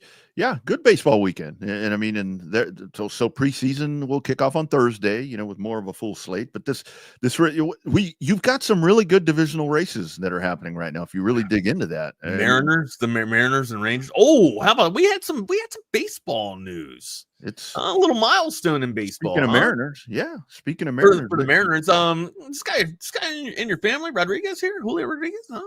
Primo, cousin. Somewhere down the line. We're all related. Yeah, you know what they say. They're all related. Of course we are. Julio, mi primo, Preem. as the cool Hispanics say, hello, Preem. I ran into a cousin a while back. He's like, hello, Preem. I'm like, Preem? What the fuck is that? And he's like, Primo. I'm like, I never heard it called Preem before. Yeah, but look, just a tip of the cap. In 4 years' time, Julio Rodriguez able to pull in a season of at least what's that? Yeah, 4 years in a row. Yeah, 4 years in a row. Be able to pull in a season of 20 home runs and 20 steals. Yeah, that's one hell of a feat, man. That's versatility on in the lineup there for you. Now look, you're not. It's not something to be crushing like. Yeah, I hit 20 home runs. That's my, that's my peak, right? That's awesome. But being able to have that type of power at the plate, being able to get, RBIs in, and then also being able to be aggressive on the base paths. I don't know if I put you in Acuña status, but still, that's, you guys know me. I love small ball, and I love when the power can come together and get the small ball in. And I would welcome Julio Rodriguez onto the Baltimore Orioles squad at any time, man. It looked like he'd be tremendous for the squad. So yeah, shout out to the M's. They're getting it done. Absolutely. But man, I don't know what it is about their the Poseidon or the Trident logo for me, but I dig it. It's kind of like old school Brewers, back in the day, like the 80s with the colors too, like the popping yellow, or like I guess it's an ugly yellow, but it pops on that blue, right? I'm digging it, dude. I'm all about the Poseidon Mariner look, dude. Yeah. No, and I got to tell you right now, especially with the moves that they made there at the deadline, as an Astros fan, I'm like, holy shit, maybe this is the year that they don't step on themselves here, because it looks like they're learning from previous seasons, right? Like they're only not making just one move, but actually going out and making some push at this thing. Yeah. So. And the thing about it is, with that, only being 2.5 back, and I think Texas is 4 back. So like we said, the West is going to get really, really, Astros got to get some pitching. And it's just a matter of, that they got to heal themselves, I think. And here's where it's going to start to take an effect. But in the West, I mean, with Boston sweeping Houston, I mean, they're only 3 games back. You're not 4 back. You're only 2, or excuse me, I'm sorry. I'm looking at the range. 3 games back right now from Toronto. So it's like, man, this is really, and I think the Dodgers are only up 3 games, that's the weird thing about it. As much as we talk about, you're looking at division. I'm sitting here looking at wild card. My bad. Yeah, no. I'm sorry. I'm in wild card mode here. Oh well, I mean, I'm seeing if we can get out of the bottom of the basement. Let me. Yeah, well, I mean that's going to be a tough get whack, but it's not happening, man. I'm done. Everything's getting pretty damn tight right now. I mean, even in the NL. I mean, I think that the Central, I think, is the one that's a little bit maybe out of control. I may be wrong on that. No, but NL Central, NL Central. That's like an 8-game advantage. Cubs and Brewers. Yeah.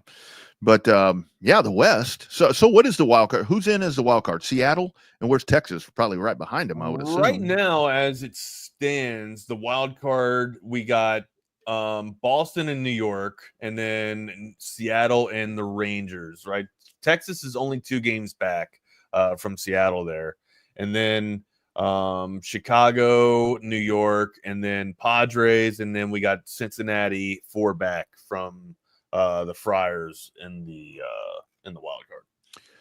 Because with the East, I mean, I know a lot of, and yes, they are. I mean, the Yankees are kind of poo-poo, but I mean, they're 4.5 back in the division. So I think the West and the East is it's really going to heat up right here down the home stretch. As we start working towards football season with baseball season. But the West, that's going to be a lot of fun to watch. But man, I'm a little concerned about Seattle. They seem to be making moves, and the Astros, I think, is really important right now. You've got to set with a 500 baseball team at Miami. You need to take care of Miami and get well again, because it wasn't a good fundamental weekend for the Astros. And that's where, as an Astros fan, I'm like, holy shit, come on, man. This time of the year to be fundamental, in my opinion. Seattle. You think? Seattle. Seahawks. What are you guys doing next week, Seattle? I'll tell you what I'm doing next week. I'm going to give Ryan Hurricane Hecht a call if I get a dog bite. That's right. There's a new lawyer in town. When the storm hits, you call Hurricane Hecht. Ryan Hurricane Hecht, your go-to personal attorney right here in our Fairburg of Austin. Proud Texans Longhorn, fighting for also fellow Texans as well. Ryan's not just a lawyer, though. He's a Longhorn through and through. He brings that same fire and passion to the courtroom. Injured in a car accident, or you got the dog bite like I was just talking about. You got hurt on the job, you give Ryan a call. That's right. He's been there fighting for justice and big results for over a decade now, and you don't pay unless Ryan wins. That's right. No fees unless Hurricane Hecht gets the money in your pocket. Aggressive in the courtroom, but compassionate with his clients. Ryan knows what you're going through, and he will fight like hell to make it right for you. All right. Austin-based, Texas proud. We said that time and time, supporting local sports, local businesses, and local families. Friend of the show, went to school with BK, fighter for the people. Don't let insurance companies push you around. Let Hurricane Hecht blow their case wide open. The lottery number, 512-938-8929.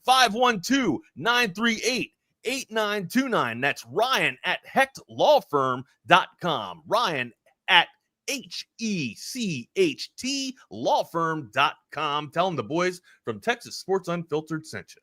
Yeah, absolutely. And if you're looking for that new or pre-owned car, truck, or SUV, one place to go. Get on the World Wide Web and hit covertbcave.com.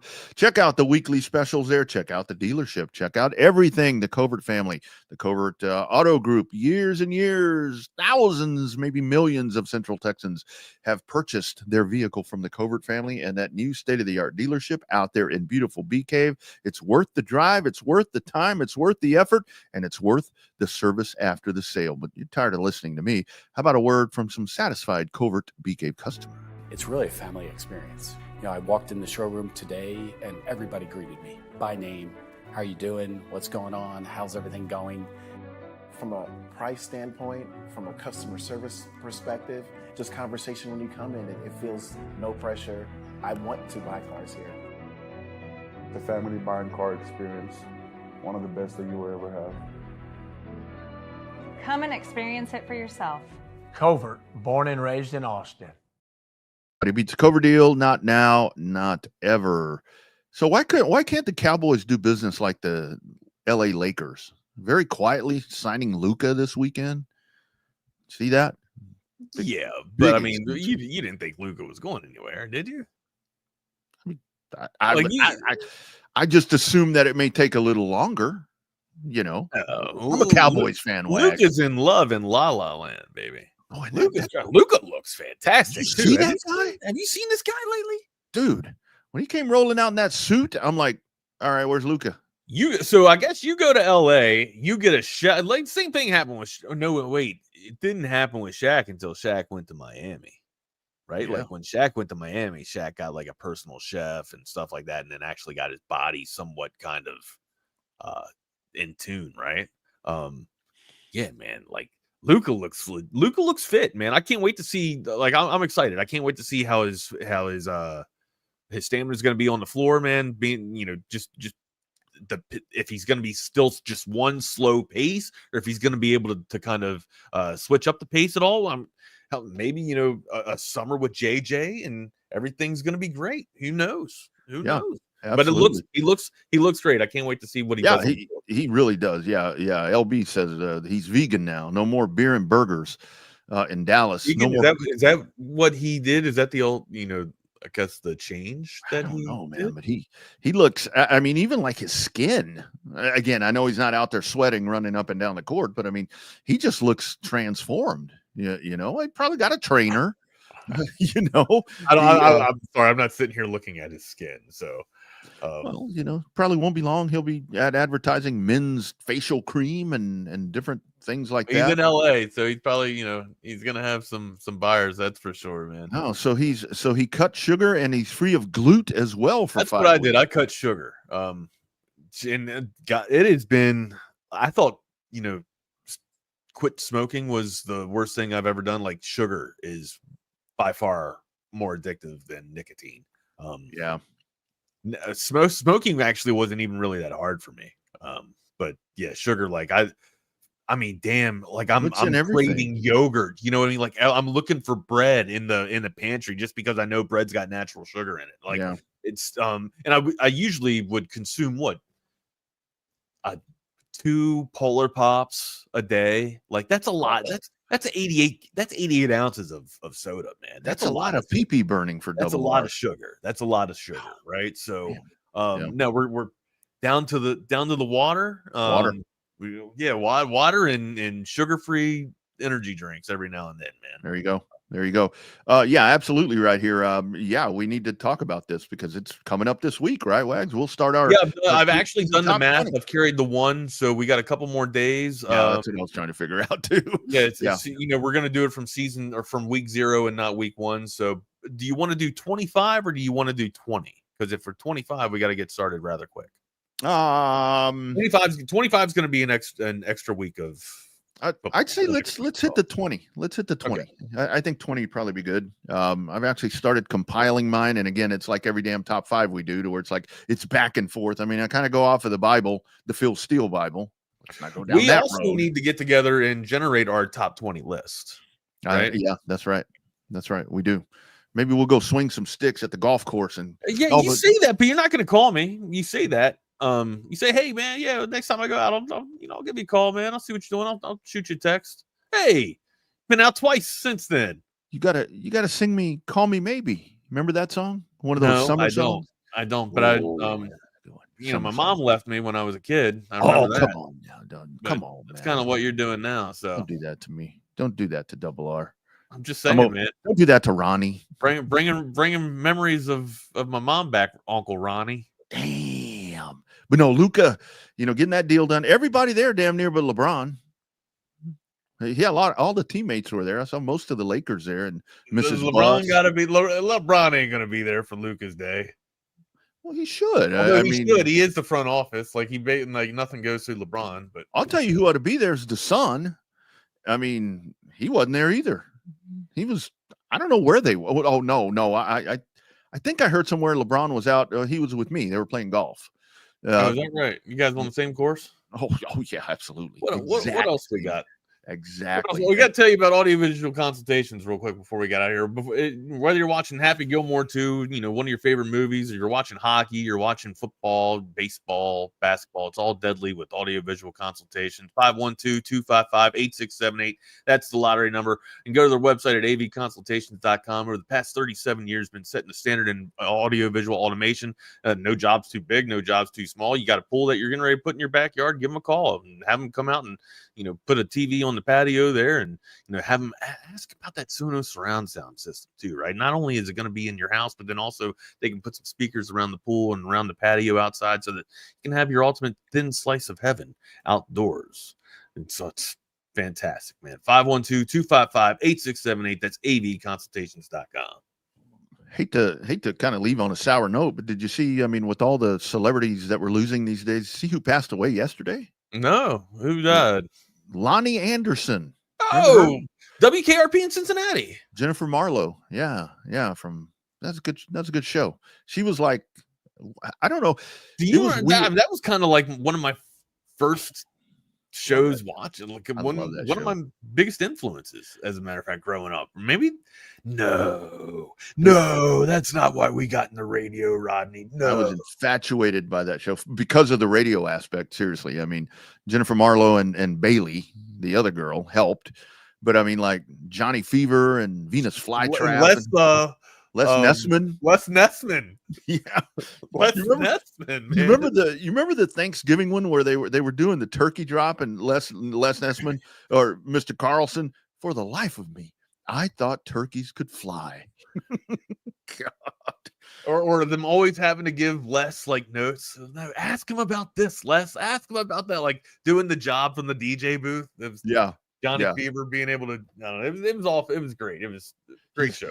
He's the one where Les Nessman doing the sports, and he's like, in golf this weekend, Chai Rodriguez. Come on, man.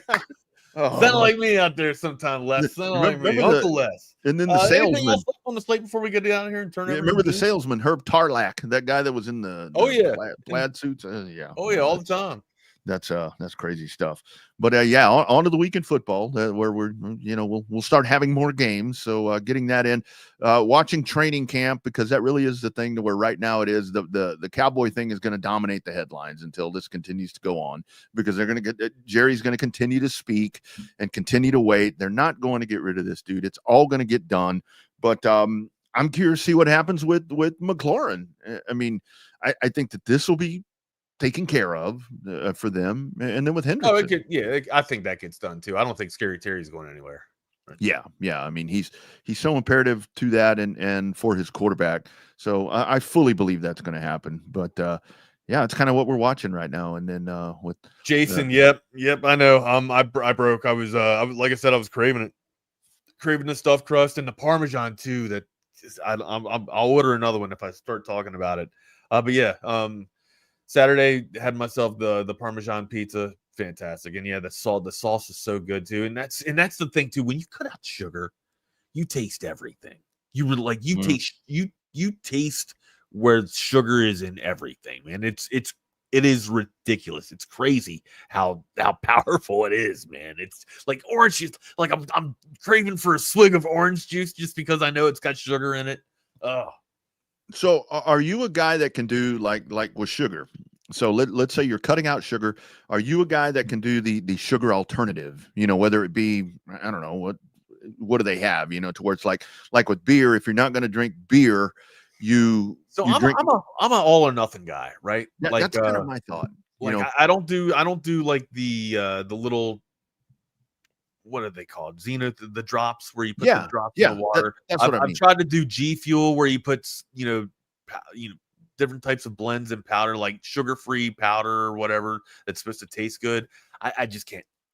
I can't do it. Like, just either give me a soda, give me nothing but sugar and kidney stones in a cup, or just water, baby. And here's the thing too, I'm pretty sure I got some kidney stones up there that needs to be dislodged. And they say once you start drinking the water and everything, that's when the pain starts to come, buddy. So if I'm in the fetal position here, or standing up and crawling down like that little baby on the beginning of the show, I might have to give you a call, and you might have to make a house call here for me, amigo.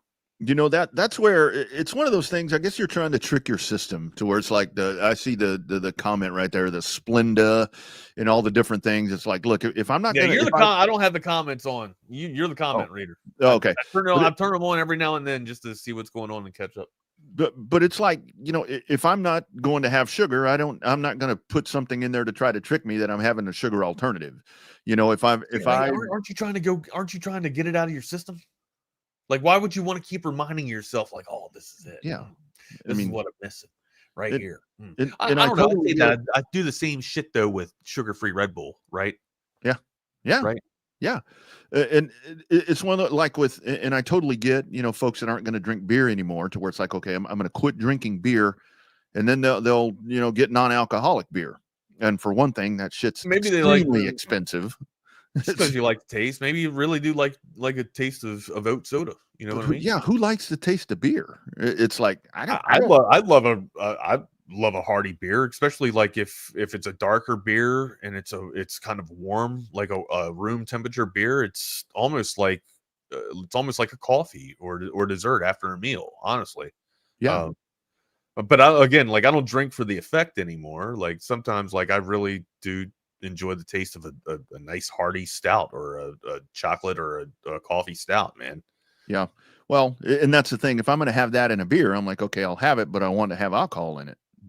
So that's I don't want to. Yeah, I'm not going to do O'Doul's or some shit like that, right? That's the thing. That's the one to where it's like the O'Doul's. It's like, I don't know. I mean, you remember on Cheers, Norm drank like 100 of them, and he got tore up. He got drunk. I can't remember that.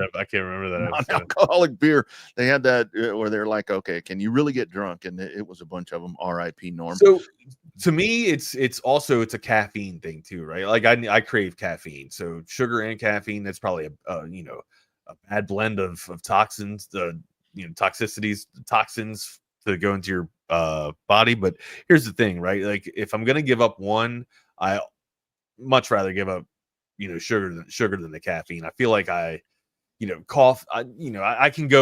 do coffee without sugar in it, right? Yeah. Like I can drink coffee black. Matter of fact, I kind of prefer coffee black, but I do love my macchiatos, right? Like my caramel macchiatos. I do love my lattes, man.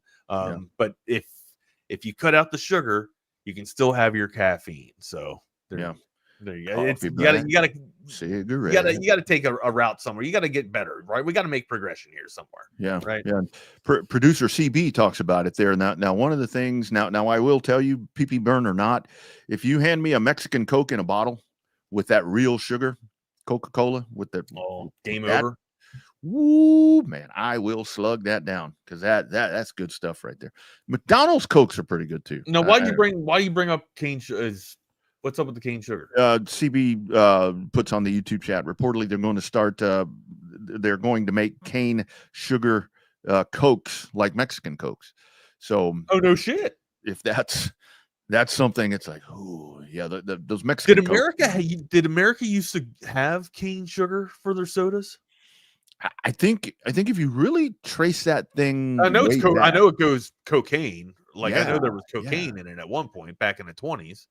I think that it was an American thing, and then like anything else, they're trying to make people be better and live better and all that, so they took that out. But I mean, it's kind of one of those things where if you're gonna dive in and go, I mean, you need to go with the best there is. I mean, because there is like a very big difference. There are a lot of people that I've told them you need to have a Mexican Coke, and they're like, "What's the difference?" I'm like, put two of them side by side, and you You can blindfold and do the Coke taste test and all that, and you will know the difference because those Mexican Cokes, man, they're good with Mexican food. Man, woo!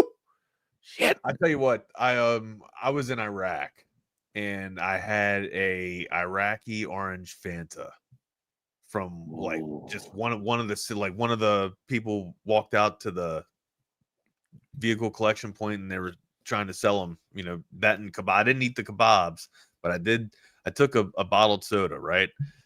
It was a different sugar. It was a different type of sugar. Like it was definitely sweeter, and you can it is a different type of sweet. I will say that. So I don't know if I've ever had a Mexican soda, but I have had an Iraqi soda before, and it was way more sweeter than the American soda that I had. So I can't wait to taste the cane sugar effect. Anything else we got on the slate before we got to get out of here? Obviously, as we continue with training camp for UT. Hearing, I got to tell you, one of the things that I'm really excited about, Wags, it seems like Ethan Burke, our man Ethan Burke, it sounds like this dude is about to take this thing to the next level. I saw something on 24/7 over the weekend to where when you want to talk about being a senior leader, of course, it's a pay year for him. It's a contract year for him. He's made plays though. Throughout, like I feel like when there's a big moment to call on somebody, I feel like Ethan Burke is usually there to either jar the ball loose or create a takeaway for us, right? Yeah, it seems like he's made the most of the playing time that he's gotten. Sure, and, 100. Now that is a 100% accurate statement. Yeah, and I think now that Baron Sorrell is not there. I mean, he's loaded edge room. It was a loaded edge room. Man. All right. You think about this. I mean, if you get Ethan Burke and with what it really looks like he's doing in camp, and then you got Colin Simmons over on the other side. Holy smoke! I mean, this is where this defense. Because I know they're saying that Moore is going to be like an X factor and like a linebacker and kind of roaming him around. But yeah, even in tough times, if you need to put more back on the edge and have him get after it and get nasty, coming off of there, going after quarterbacks, I'm sure like it's just going to be a NASCAR package, right? Like I'm very excited for the Texas defense. Like this can be one hell for Coach BK. I'm excited. And this is where I go back to, because I think you and I, and we'll dig further deep into it, with the offensive line concerns, but with I think this defense that they're practicing against, it's like, okay, that's going to make you iron, like we talked about, iron on iron, right? It it sharpens it, it gets it tougher. But yeah, main concern still for me, offensive line. We'll see how that comes in there. Craziest test to be, going against Ohio State in your first game, supplementing your offensive line there. But hell, that's the best way to learn, right? You're fed to the fire, fed to the sharks. You got to learn how to swim immediately. So here we go. We'll get after it. Well, and this is where we go back to practicing against the best of the best, which is what you have, and then you get week one. But so I mean, really cool stuff that I read. Mookie Taft talking over the weekend or towards the end of last week about the freshman. Still trying to get Mookie on the show here. Made some calls. I think we can actually line this up. So he's really high on the freshman, on Grayson Littleton. So, I mean, if you get that tandem all set up, I'll try to help you with that with Taft. Of course, I'm on the wrong side of the spectrum because for a lot of years I was like on the, I mean, not that it's a bad, but I was on the Lake Travis side. So Ty went to school with his brother. So, nice. Yeah. Nice. Excellent. That's good stuff right there. So yeah, rave reviews coming out of Longhorn camp. And of course, we'll continue to work on that throughout the week as we get closer. That top 20 will be coming up as well. As we bring in, what's up, brother? The man. Doing well. Rainy morning in Fort Worth. I like my rain, especially when it's just been nothing but sun. Looking pretty dark over here. Yeah. So yeah, doing well. And apologies in advance for this show. My girlfriend has gone back to school. They start school a week from tomorrow. She's back in the classroom. So I'm dealing with the dogs during the show. You're good, man. It's their world too, brother. Probably get more viewers. The other one is a puppy that, I mean, he's like 4 months old, so 5 months old. That's all right. It's their world. It's their world. We pay mortgage. We just, we provide the treats and everything for them, man. But it's the dog's world, brother. It's the dog's world. Did you have a good weekend? Yeah. Didn't really do much, which was nice. That's a great weekend. Oh yeah, did a fair amount of sitting on the couch watching Scandal. Get some 26 in, hitting the sticks.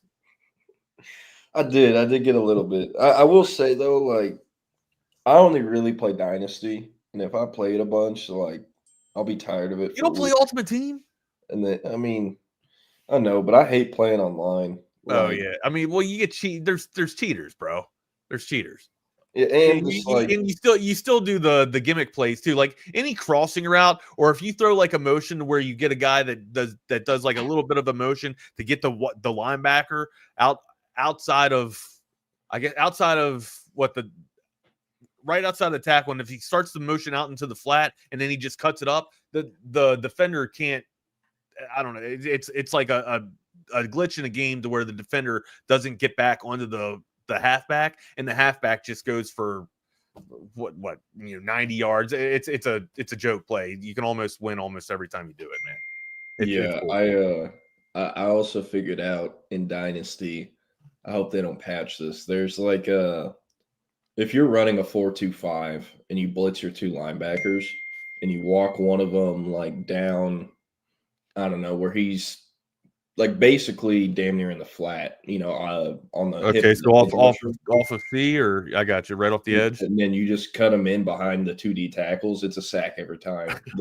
The computer just has to finish the play. The other line. So I'm not on to that one yet. You got to let me know the play that you're going off of. And is it what'd you say, 4-2 or 3-3-5? It's a 4-2-5, and if you just rush your two linebackers and walk one of them down to the line of scrimmage right next to the edge, the other linebacker that's controlled by the computer will get a sack like 90% of the time. Gotcha. So I'm doing that. But yeah, eventually, like they figured out the AI or computer or whatever, where you can't spam the same play every time. Eventually, they're going to kill you for it. So like after the third or fourth time of running that play in a row, they just start doing RPOs with slants, and it's wide open every time. So yeah, but hey, you pick and choose. There's this one play I like using. Hey guys, I got to hop on a call. I'll see y'all tomorrow. Nick is dealing with a situation non-Cowboys related, but we'll be on here in a few minutes. But I like running Arizona's playbook. They have this. Like it's 13 personnel, and oh boy, here we go. What's up? I thought my dog was going to bark. My bad. Oh no, you're good. I muted myself in prep. So I've been on UCLA's playbook. Yeah, I haven't looked at that one. But with Arizona, so they have this 13 personnel like outside zone pitch. It was unstoppable in CFP 25.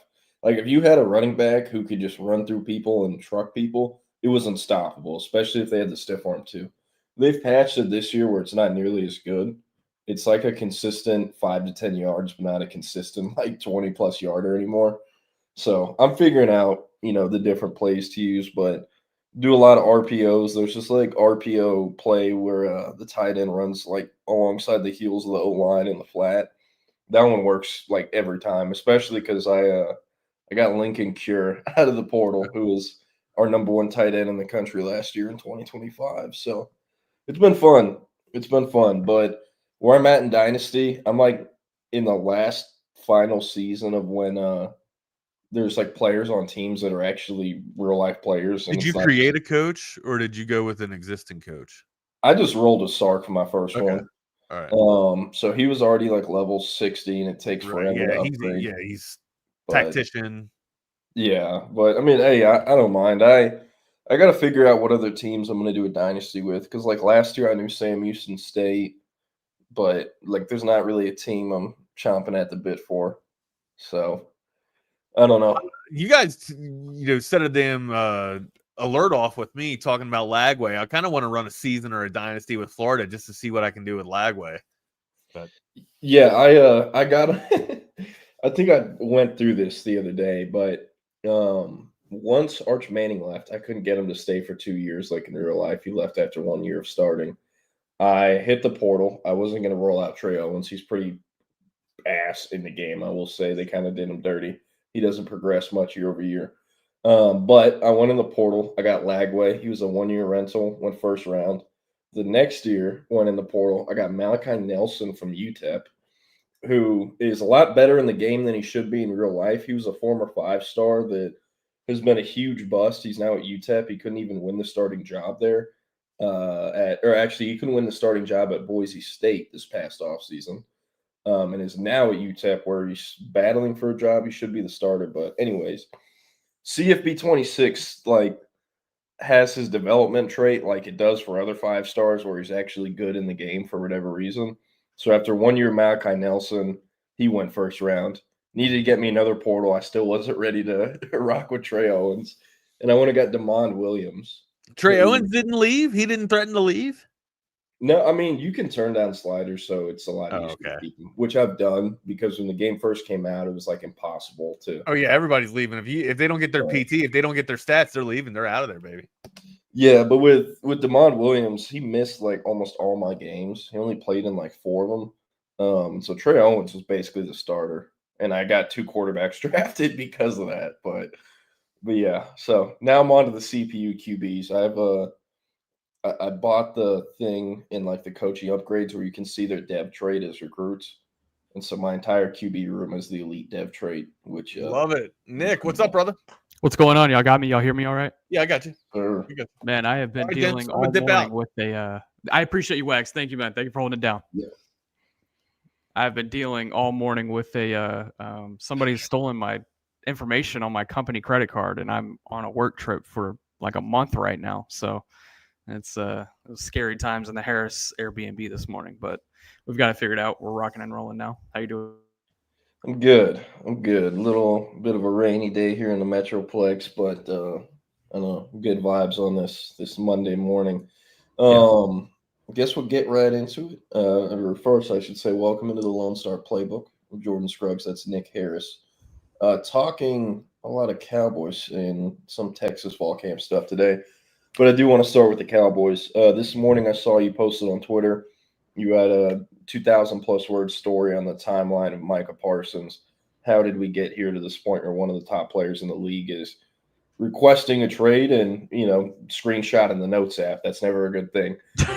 But we're here now. Nick, not going to ask you to reveal too much stuff because I know it is behind a paywall and it just came out. But I guess give us the abbreviated version of the timeline of Micah Parsons and how we got to this moment. Yeah, I would say the biggest I would say that the biggest part of the article, or at least the biggest point in the drama to this point, was a meeting that the two sides had in mid-March. And up until then, both sides, talking about Jerry Jones and Micah Parsons, they had been communicating confidence that a deal was going to get done. Optimism, confidence. Micah was like, I want to be a Cowboy for life. Jerry was like, we want him here. It was all the right things were being said on both sides up until that point. And so Jerry calls in Micah for a meeting in mid-March at the Star in Frisco. And it was a meeting that began over conversations about his leadership role on the team. And sure, they talked about that, but then it delved into contract talk and contract negotiations. And they both quickly realized during that conversation that they were closer than they thought on certain parameters of a deal. What were those parameters? That's tough to exactly tell because nothing was written down that day. There was no offer sheet made. There was no, official thing put in writing. So it makes it a little bit tough to, actually decipher what was discussed that day because both sides, they have, they gained something out of saying what certain numbers were talked about that day. But from what has been communicated by both sides is that the deal that they did discuss that day would have given him the most guaranteed money of any defender in NFL history. Now, that number currently stands at $147 million. Myles Garrett has that from his new deal that he signed with the Browns. This one would have been pushing $170 million. And it would have given Micah quite a bit of guaranteed money.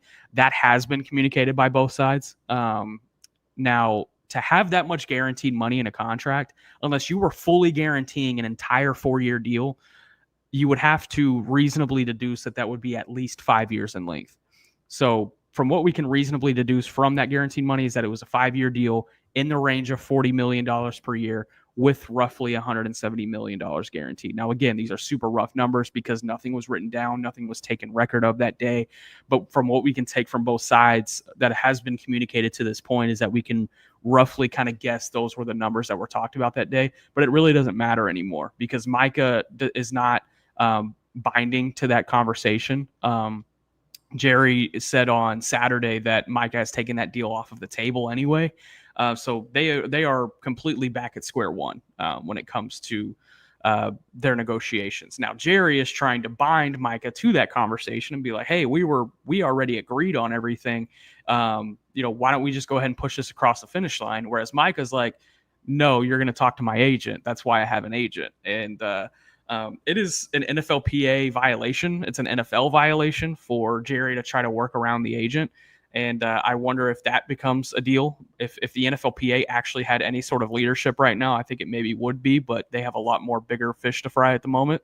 But with the whole Jerry Micah situation, it's going to take one of them swallowing pride, I think, for this to get done. It's going to take either Jerry reaching out to the agent to get it done, or it's going to take Micah going to Jerry and just being like, you're right, let's just finish this and get it done without, involving the agent. The wild card now that he's requested a trade, is that he potentially gets traded.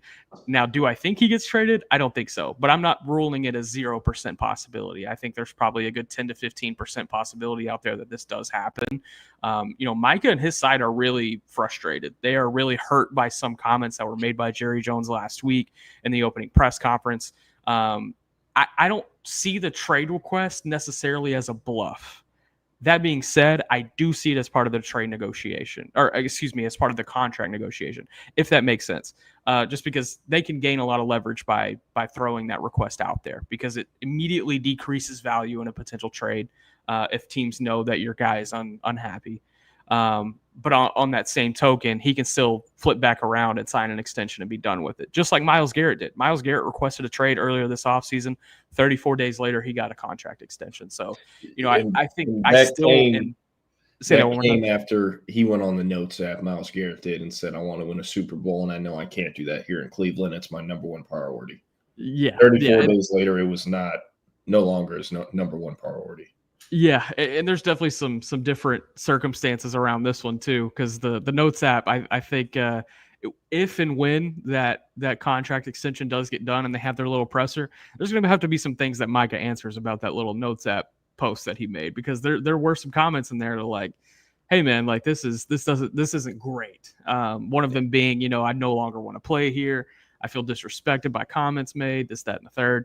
But hey, man, it's Dallas Cowboys, more drama. And somehow it was one of only like 5 big drama things that happened in Cowboys land over the weekend. I'm telling you, we cannot get to practice fast enough this afternoon. Yeah. You had a funny tweet with the meme of the guy at the baseball game with his girlfriend, explaining the whole Dez Bryant, Nicki Minaj thing, which is, the whole thing is just nuts. I saw a hilarious tweet this morning. It said, funniest part of the Dez and Nicki back and forth is he legit tried to bow out, and when he did, she said, is he legit tried to bow out when he said, go enjoy your day, and she reacted with, go beat your mom. Yeah. Yeah. She's a piece of shit. What's her deal with Rock Nation and Jay-Z? Why does she hate them? I don't know the exact specifics, but she does have beef with Rock Nation, and it's she saw Rock Nation get mentioned, and she threw herself in the middle of it. And then Dez is like, "Look, I'm a fan. Like, don't come at me." And yeah, she responded with some pretty vile things that, she's a piece of shit. So was he, to be honest, to be fair. But yeah, it was like a thing 1 and thing 2 fighting each other. It was bad.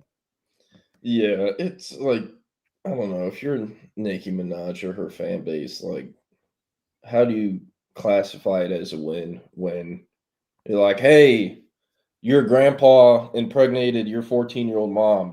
Those are your parents. Like, screw you. Like, how is that a win?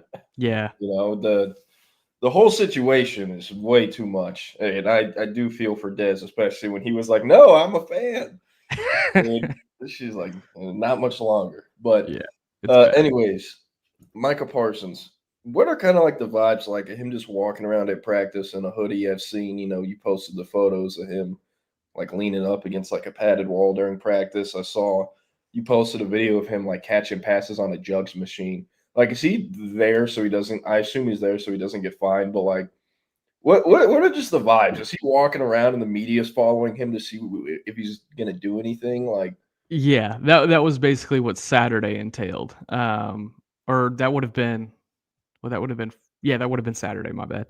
That was what Saturday entailed. Now, up until this point, he had been putting on his jersey and kind of being around the defensive lineman throughout the entirety of practice, and just kind of listening in.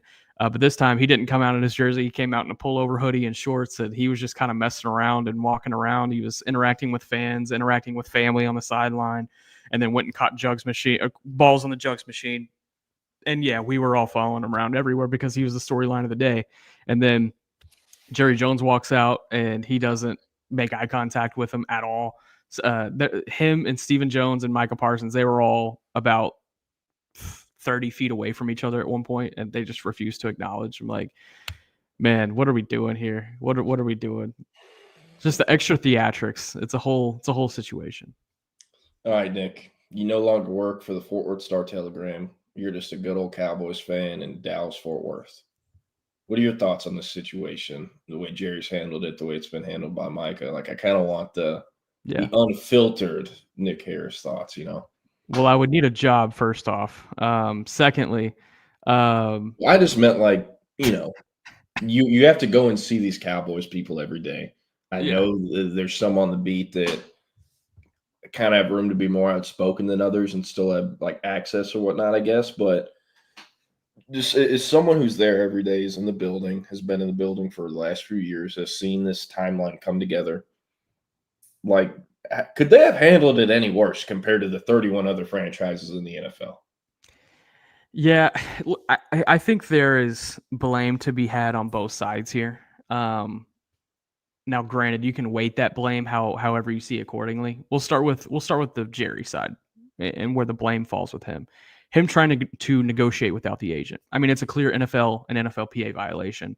Like, it's clearly stated, and he's done it many times before as well. I'm sorry. What is the penalty there? I'm not even really sure. I don't know if that would be in the form of a fine or the form of like a draft pick loss, because it's never been enforced. And because it's never been enforced, Jerry continues to do it over and over and over again. I mean, he's been able to complete, to his credit, he's been able to complete multiple contract extensions without agents involved. He's done one this offseason. So, I mean, I guess I understand where he's trying to attack it from his standpoint. I don't agree with it, but I understand where he's trying to attack it from. And I think in this instance, he's finally met his match because he has a really business savvy player with the best agent in the NFL, and they're not going to allow these backdoor deals to get done and manufacture themselves. So, that's probably where I blame Jerry in this whole instance, and then still trying to hold him and bind him to that conversation that they had back in March. Another layer of blame that I will give Jerry's side of things is that whenever they did have that conversation in March, they didn't draft anything. They didn't get anything done. They didn't, put it on a piece of paper. If he was as serious as he says he is these days about that binding agreement, then he would have had it in paper and had Micah sign it right then and there. And he didn't, and there's no official record of that conversation even happening. I put blame on Micah's side because he engaged in that conversation. Now, David Mulugeta, his agent, I'm not sure if he necessarily has a huge big part of blame in this whole ordeal. I think if anything, he's trying to wait out this edge market so that Micah can be the last one and set that market going into the season. Still waiting on Trey Hendrickson, still waiting potentially on an Aiden Hutchinson deal. I doubt it gets done, but you have Trey Hendrickson out there for sure. So Mulugeta could be holding out for that. But that's unconfirmed. That's hearsay. So, I think there's blame to be had on both sides, but I think when you start going against the rule book, I think that's where probably blame gets weighted a little bit more. And so that's where I would put some things in Jerry's hands.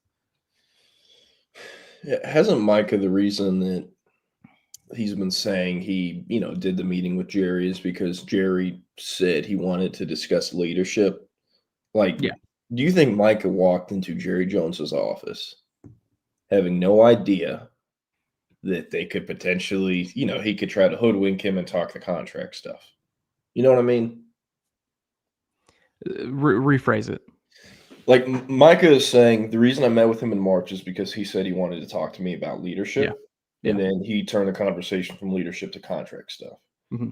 Micah Parsons has shown he's not a dumb guy. He's not stupid. And like you said, he's very business savvy.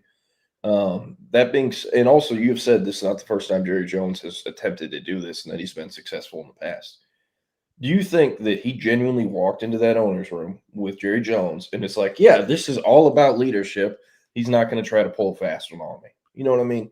Well, they had a conversation at the Cotton Bowl back in January, and they didn't talk contract. They spent hours after the game, after that Texas Ohio State game, in the owner's suite at AT&T Stadium until like 1 a.m, and contract was not brought up. And it was that conversation that they had in March kind of turned into an extension of that conversation that they had in January, and then it delved into contract stuff. So, and Jerry had mentioned as well over the weekend that they maybe saw each other at the Super Bowl. I have not been able to confirm or deny that. So, that's another potentiality of a conversation that they had in New Orleans in February. But that March conversation, that was the big turning point of this whole ordeal, for sure. Yeah. Have you seen the video of Tony Romo that got posted on Twitter talking about how Bill Parcells and Jerry tried to, basically intimidate him into signing? Have you seen that? I have not. It doesn't surprise me though. Well, I'm going to put it on here because you talked about there's been examples where he has tried to, strong arm these players. This Cowboys fan or writer, whoever posted there, I guess it's a fan. They wouldn't have fan in their Twitter if they were a writer. But apparently they used the same strategy on DeMarcus Lawrence, and that's how his extension, was finalized back in the day. I have this guy blocked. Coach Parcells wants to see you. Yeah. Doesn't surprise me at all. Surprise me at all. Sounds, I don't know, about status. Which again, like they're on a documentary here talking about this. I mean, this is a rule that has just not been enforced by the NFL. And I wonder if it ever gets to a point that it will. Yeah, it'll be interesting. Hold up. What? Jeez. Okay. What was the reaction from media when y'all are doing this press conference with Jerry? And he's like, I don't deal with agents because of Jay-Z. And then tells that story. For all y'all, like, is he talking about Jay-Z right now? It actually was the second time he's mentioned that this offseason. He also mentioned it in the pre-draft press conference. There was just so much other stuff in the pre-draft press conference that it didn't get like transcribed and written on Twitter. This time around, I had a little bit more time, so I transcribed it and wrote it on Twitter. And it's caused a shitstorm, if you will. But yeah, I mean, it was definitely one of those when it was first told to us at the pre-draft press conference, we were all looking at each other like, what? It's strange because like those situations are so completely different in so many different ways. I mean, like, I think the only common thread that you can find between the two is the percentage of salary cap that both of these contracts are talking about. Because at the time, that contract made Dez the second highest paid wide receiver in the league. This contract will most likely make Micah Parsons the highest paid defender in the league. So like you could talk about that in a sense, but other than that, everything is completely different. And David Mulligetta and Jay-Z, completely different people. Micah Parsons, Dez Bryant, completely different people. I mean, and then now Nicki Minaj is in the middle of it all. I mean, let's another day on this beat, let me tell you. Yeah, Jerry's going to have Nicki Minaj perform like the national anthem at Thanksgiving or something. That would be great. That would be great. He's got some shit up his sleeve. Nicki Minaj will be performing at a Cowboys game or in Jerry World or something at some point. Like, yeah, he knows how to drive headlines. He knows how to drive clicks, which kind of leads me into like my next question. Is this the peak of the situation with Micah Parsons? I know you said you don't think there's any way a trade will happen or whatnot, but how would it even be shocking if Trayvon Diggs tomorrow or some of the Cowboys players like, yeah, we're not practicing or, partaking in this practice until they figure this out with Micah? Like, are we at the peak of this situation is what I'm trying to say. I think with players, they would start subjecting themselves to fines if they did that, because there's one thing to start practicing at camp and then stop. It's another thing to just show up to camp and not practice at all. Like there are different rules. Like if Micah wanted to leave camp right now, he would be subject to much different rules than had he not shown up to camp at all. So that's where things get a little bit blurred as far as like, is this the peak of that? Is this the peak of it?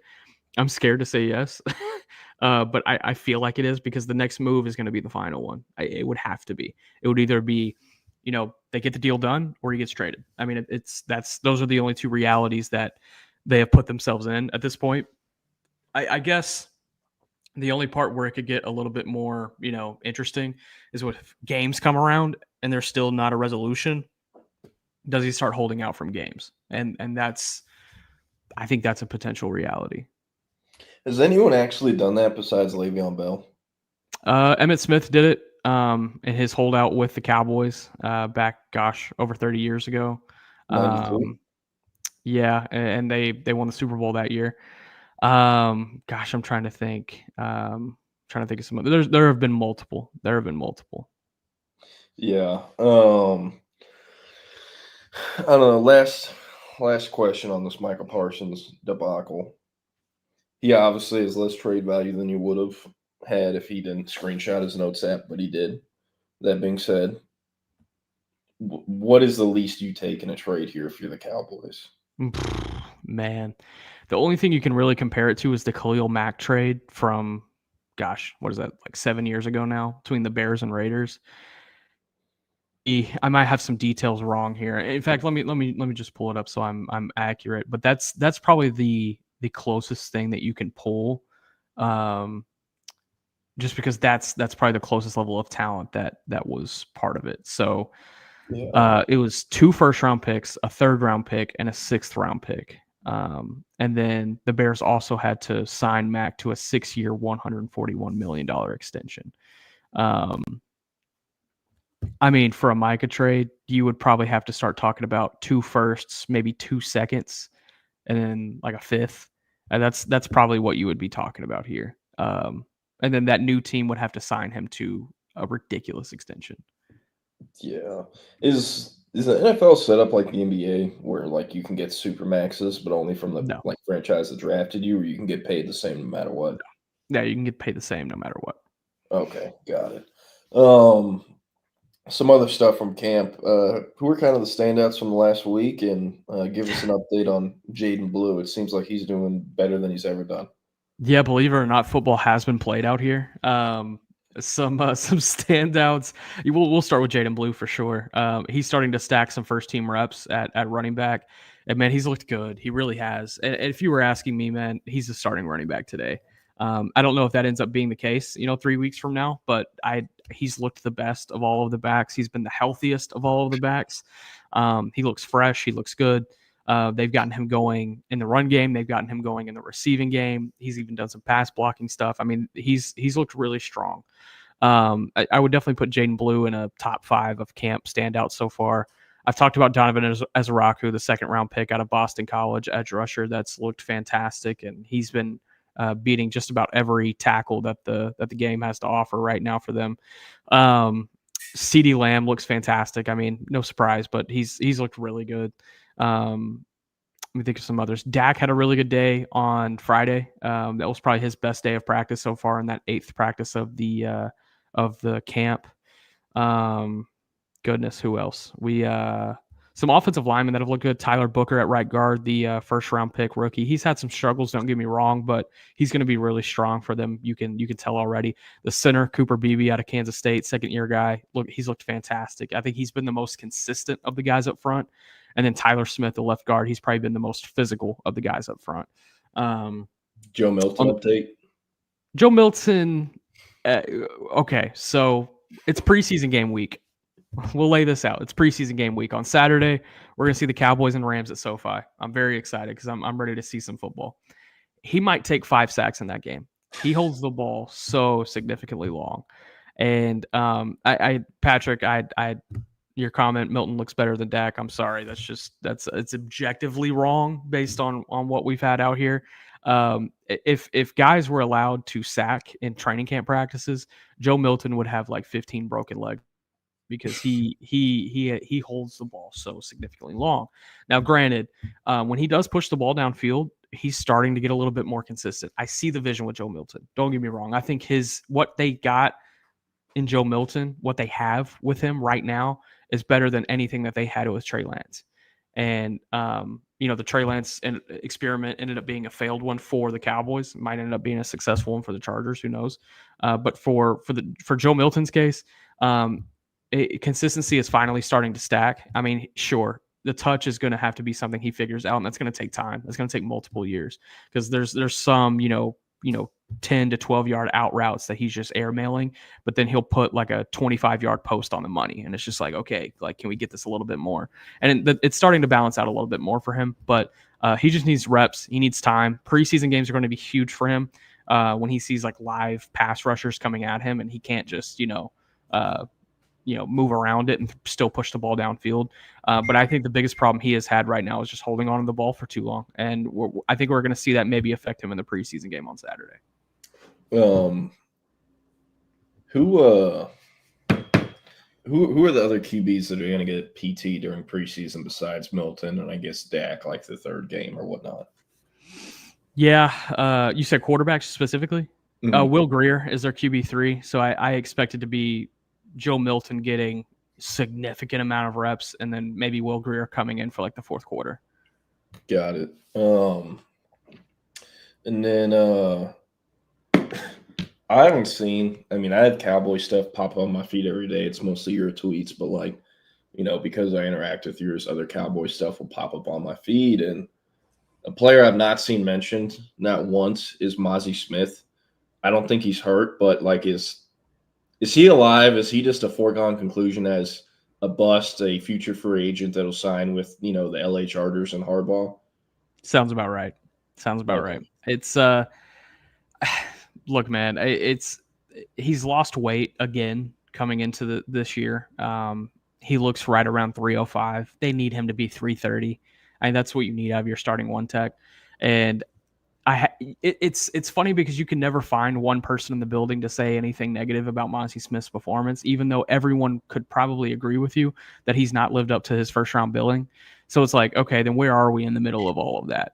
However, you talk to people about the 7th round pick rookie Jay Toya out of UCLA, just a big 330-pound, can of meat in the middle at one tech. And everyone loves this kid. He's like, oh my gosh, he's going to get significant reps this year. Like he's going to be a big part of our system. And I'm like, okay, so you finally found a run stopper, and you quit trying to push along the Mazi Smith experiment, because that's kind of what it continues to feel like it's being. But the one tech position is so bad in the NFL right now is that even if the Cowboys did cut Mazi Smith at the end of camp, a team would immediately sign him and he would play significant snaps for a team this year. I mean, that's just how bad exactly. That's how bad the position is in the league right now. So, I mean, you have Jay Toya, you have Mazi Smith, you also have Perrion Winfrey, who's actually looked pretty good here at camp. He's come out of nowhere and been serviceable. And then Solomon Thomas, they've kind of worked him in some one tech stuff, but he's a natural 3 tech. I think he would probably only play on that other side on passing downs.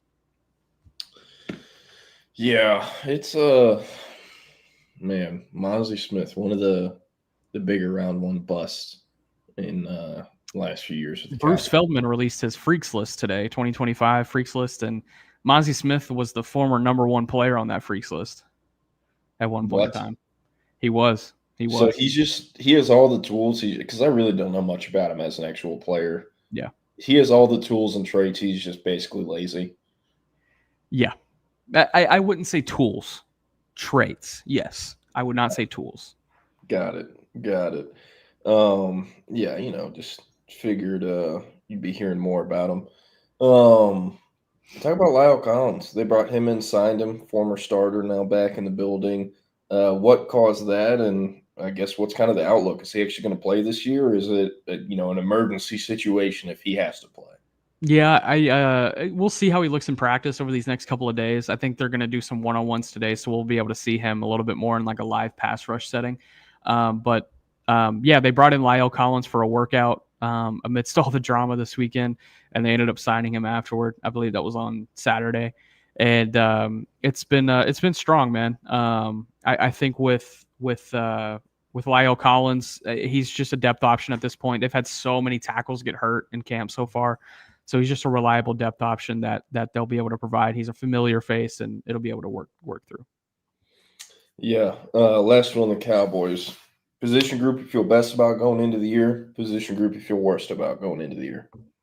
Best about the edge rusher position. My God, they have so many. Whether you're talking about if Micah Parsons is in the situation or he's not, you have Sam Williams, you have Dante Fowler, you have Donovan Ezeraku, who's really emerged as a second round pick.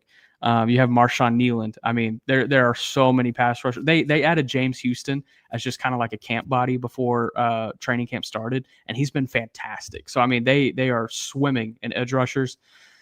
The one I feel least great about is probably that defensive tackle spot. We'll stay right there on the defensive line. I mean, it's I don't have any confidence that this team can stop the run. Yeah.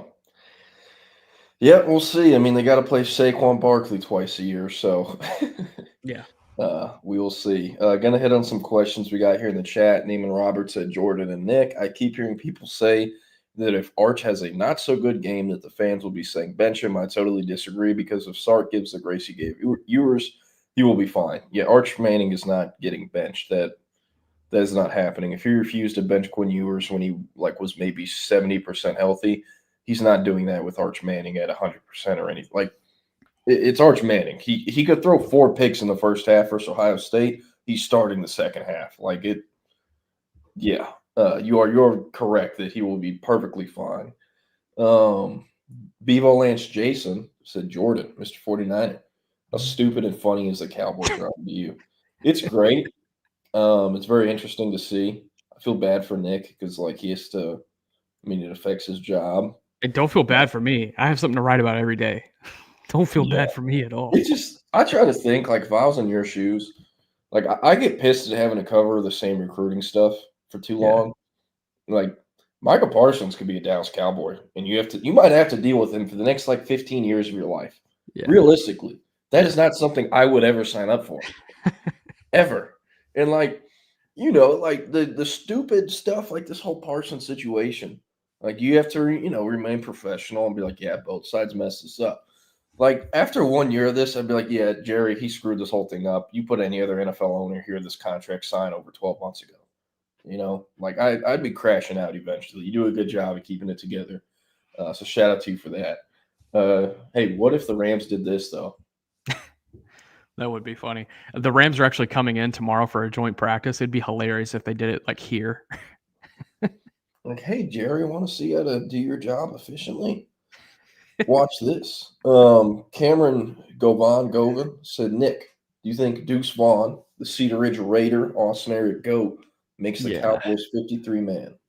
I think this is the year he maybe gets cut loose. And he needed to have a fantastic camp to make this roster, and now he's missed 3 or 4 straight practices with a hamstring issue, and it's the 3rd camp in a row that he's had a hamstring issue, and so he just keeps missing training camp time. He's going to need to have a couple of preseason games where he explodes, but right now it's stuck down on Deuce Vaughn. I'm trying to think of a team that would pick him up. If Dave Aranda's in the NFL, he loves to throw dwarves or whatever it was he was going on about a couple weeks ago at the THSCA convention. I didn't know about this. Jake Bayless said Eric Dickerson held out the first 2 games in 1985, pretty much hated the Rams from then on. What else do we have here? Jose said, I was reading the practice reports for the Dolphins. I feel like their team beat guy isn't giving Quinn any love. How is he really doing aside from the Twitter videos? I'm not sure. I've not been checking on Quinn Ewers' pro career. But I mean, hey, Tua's the guy. They got some money invested in him. And behind him is Zach Wilson before Quinn Ewers. I'm excited to see the Dolphins in preseason, a healthy Quinn for the first time since, the UTSA game, September. That's something that excites me. But, I mean, it is an uphill battle for him. They have Tua, who's established. Yes, he's always injured, and yes, he turns the ball over, but – that is their guy, and he will be their guy until he's not. So, hey, Quinn might have some years on the bench ahead of him, but we've seen other guys stick it out. So we'll see. DJ Dog said, wasn't Nick or Jordan that reported the Jaden Blue player-led workouts during COVID? It was the jump defense workout story. That was Nick, who went out to cover Jaden Blue as like a junior. Yeah, I think junior, right? That would have been going into his junior season, yeah. Yeah, so spring of his sophomore year, if it was like March 2020. Yeah, that was Nick going out to see him at Klein Kane. Fun fact, my brother, who is now living in Houston after graduating from Tulsa in May, lives like 2 blocks from Kane High School. Damn, I'm sorry. You know Matt Golden, Jaden Blue here? He's like, who's that? Matt Golden lives like right behind the school, or he used to at least. His parents lived like right behind the school. Yeah, well, hey, might get Jackson Scruggs an invitation to the Golden House, something. Who knows? What else do we have here with some of these questions? Okay, I need to look at this freaks list, but I never want to pay for the Athletic, so I kind of just wait till someone leaks it on Twitter or something. Yeah, I'll just give you my login. Just hit me. Sweet. I didn't know you had one. Okay, so some fun stuff. Auburn and Baylor. I was talking to Hudson Standish about this the other day. The fact that we get Hugh Freeze, the lengthy and girthy guy. Did you see that? No, I don't think so. Jesus Christ, that probably sounds crazy. Okay, so Hugh Freeze in a press conference the other day, post a fall camp practice, was asked like, hey, you have different body types in the running back room, like basically what is it that you try to target in recruiting? And he talked for 2 minutes and said the word length and girth at least like 10 times each. Big length and girth guy. And never said pause, none of that. Never said any of that. So we have Auburn's Hugh Freeze, who's obsessed with length and girth, versus Dave Aranda's, or the Baylor Bears' Dave Aranda, who spent 2 minutes at the Texas High School Coaches Convention talking about how in the Wolf of Wall Street, the scene where they're throwing the dwarves is similar to high school football recruiting. Yeah. Those are the two coaches facing off against each other. I can't wait. I'm so excited, especially because, knock on wood, you never want players to get hurt. But if Sawyer Robertson goes down for Baylor, Walker White is Baylor's starting quarterback, who was committed to Auburn for 2 years out of high school, spent 1 year there, and then left in the portal once Deuce. I didn't realize he was at Baylor now. Yeah, he went to Baylor. Yeah. So his top 3 out of high school is Auburn, Clemson, and Baylor. And he chose Auburn over Clemson, and Baylor finished 3rd. But, his stock wasn't what it was in the portal that it was at high school. So, man, I'm excited for that game. I was doing some research yesterday. Did an interview with Chris Stewart. That story's up on our site. Chris Stewart, the Texas receiver, commit out of Shadow Creek. And actually realized he is already Shadow Creek's all-time leading receiver in receiving yards, receiving touchdowns. And he's 2 touchdowns away from being the leader in career touchdowns, which will be easy to break since he had 15 scores as a junior and 10 as a sophomore, catching the ball. And then he also had 2 punt return touchdowns as a junior. But, man, that's impressive. Like Shadow Creek, yes, it's been open since 2016. This will be their 10th season in the fall. But, there's probably less than 10 public schools in the United States that have produced more FBS and FCS prospects over the last 10 years than Shadow Creek has. Yeah. It is incredibly impressive from Stewart. And, I mean, he broke the all-time receiving record in Game 8 of last year. He didn't even do it in the playoffs or anything like that either. So, I'm high on him. I've loved him. If you don't know, Will and I were actually who found and posted him on Twitter before he had a single offer. And then 5 or 6 months later, Blake Gideon shows up to his school right after their season ended in early December and offered him. It was his first ever offer. And, I mean, Texas led from start to finish. He committed 6-7 months later, joined the class about a week after Diabell did. And, hey, the rest is history. So, love his game. Love the player, and thought that that stat was pretty interesting.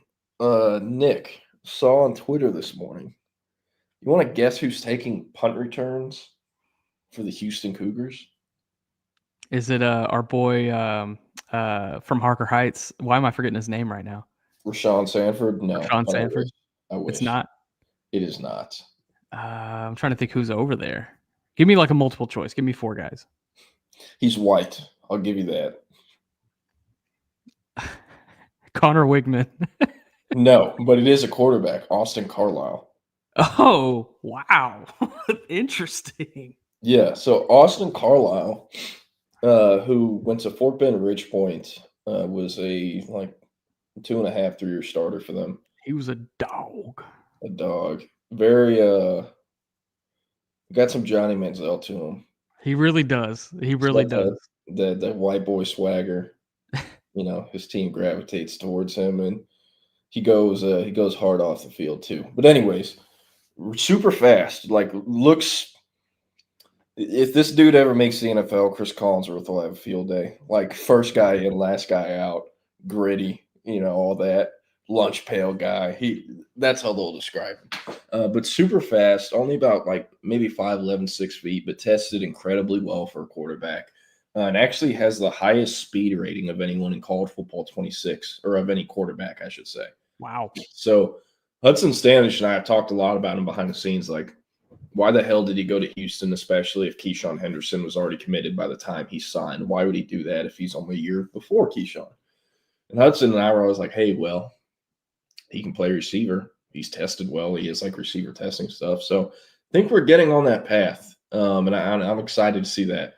Yeah, there you go, Jake Bayless. Now here's a guy that is sneaky athletic. Love me some Collinsworth. Also wanted to pop this up here and get to thinking. So Bud Elliott on Twitter said, for all the recruiting nerds and personnel people who follow me, let's crowdsource this. Can you think of any quarterback who has had a serious drop in the recruiting rankings and then played up to his initial high rating? Have about 20 examples of kids who grow early, get rated highly as sophomores, get dropped, and then bust in college. What about the reverse? Any quarterbacks who made the recruiting industry look bad for a big drop? I cannot think of any. There's some in the comments, but not a ton of them make sense. He's this is for the people who basically the Notre Dame fans. When a sophomore quarterback commits when there's only 100 players ranked and he's one of them. And then 2 years later, when we have over 800 players ranked, he's in the 600s. That's what this is about, basically. I will say, yeah, and Malik was one that kind of came to mind, but he has not played up to his initial ranking at all, whatsoever. I will say Lagway in a sense, because coming off of Lagway's junior year, I think us as the industry, because I say us because I was rating him at that time, we were down on him, and then he had an awesome senior year and he got boosted back up. But that's really the only example I could pull. I think Bud is more so looking for one that outperformed his rating in college. Yeah. And, I can't think of any. Can't think of any at all. But I don't know. Just thought it was a fun recruiting question. Have some more comments here. Y'all were talking about Throatzilla and Lyle Collins earlier. Jeez.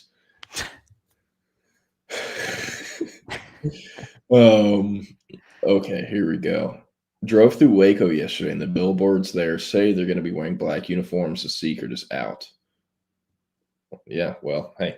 I wish I could get over there for that game because I was planning on going to that game, but then they moved it to that Friday night, and I have high school football responsibilities that night, so it's going to be tough. Yeah, I got a good friend that plays for Auburn, so I want to get out there and see him, but I'll probably go when they play A&M. Yeah, I will be watching Jermaine Bishop Jr. take they play one of the Aldine schools or A-Leaf schools. We'll be taking them to the woodshed. That game's already over. Willis has Jermaine Bishop, and the other program does not. One of literally the first ever Texas high school football game that I covered as a member of recruiting media was Fort Bend Marshall and Aldine Eisenhower, and it was when they had Devon Achan and Malik Hornsby, and those two ran for 500 yards on Eisenhower. They won 70-7. It was awful. I know damn well Bronny was there. You say him, that's a dude. He was. He's a dude. Yeah, I know Devon Achan. You ask him about Devon Achan now, his face lights up. That's his guy. Yeah. Says he's the best high school football player he's ever seen. So he's ever seen. Yeah. But hey, he was pretty damn cold at Fort Bend Marshall. He got him. Didn't they win state with him? They made it like 3 times. I don't think they ever won it though. Did you see? This is an interesting topic. Everyone talks about how the SEC it just means more. Have you seen what Tennessee's media team did? No. You didn't see that? No. Tennessee football posted a practice video of this corner making a really good play, making an adjustment, and getting an interception during like a one-on-one period. The thing is, the video is kind of taken from the sideline. The players move up the sideline. In the beginning of the video, you're looking, who is this quarterback who threw this ball? You can't tell. Why? Because Tennessee blurred him out. They blurred out the quarterback who threw an interception in a camp highlight video. Oh. And all their fans are like, is this Merklinger or I'm blanking on the kid they got to transfer from UCLA on his name. But Merklinger or that kid. So, I mean, it almost means too much if your social media team is blurring out the quarterback for your fan base, you know? They are literally taking volunteer applications for quarterback at Tennessee right now. Hey, no pun intended. There you go. You see Andy Reid's no pun intended on I did see that. I did see that. That was pretty good. No, nobody's saying shit to Big Red. He's good on that one. Patrick said hearing Witten will be on campus soon. That is correct. He does only have one game visit locked in. It's to see Tennessee and Georgia in Knoxville. But should be getting down to Austin. Texas has work to do in that one. They're behind other programs. They offered later than a lot of other programs did. And for a long time, A.J. Milwee was the main guy recruiting Cooper Witten and his father. Not going to work long term. Johnny Nansen and Steve Sarkisian will probably have to be a similar recruitment to Tyler Atkinson, where Sark becomes the primary recruiter eventually. And I wouldn't be surprised if, they try to lean on like their DFW connections, Chris Gilbert, some other people. But like at the end of the day, you're recruiting an NFL Hall of Famer son. They're going to be very smart about their process, and you're going to have to check a lot of boxes for them because a lot of the other programs will too. Yeah. Naaman Roberts said Jordan, who is a QB at Willis that will be throwing to Bishop. Believe that's still being figured out. When I went there in the spring, Jermaine was the quarterback for them. But I talked to their head coach, and I'm like, hey, you do know he's like about 600 yards away from being the all-time leading receiver in the Houston area. And he was like, what? He ain't playing quarterback for us then. We got to figure this out. So I think it'll depend on who they're playing because with some of their schedule, I mean, I could be the quarterback and we'd still win. But with other games, they probably will need Jermaine to play QB. So it'll be a mix of that. Whenever I talked to their head coach, Trent Miller at State 7-on-7, at the end of June, he told me they're basically going to try to figure out the QB situation by the end of fall camp. So I'll say this about Trent Miller. He'll whip up some shit. He will whip up some shit. Oh, yeah. Raiola, QB for Cornhuskers, would be sued for copyright infringement if there was a rule for prohibiting player likeness of Patrick Mahomes. Yeah, he needs to outgrow that phase of his life. That's his name, Joey Aguilar, the QB that Tennessee apparently blurred out. It was him or Merklinger. And then this will be the last question. Nathan said, Jordan, is there an update on Kavian Bryant? A&M got a guy. Is it just waiting for him to commit to Texas?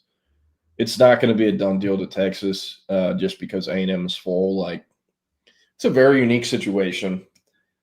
Kavian and his camp have gone on record saying, like, no, depending on the school, we'd be fine with only playing football.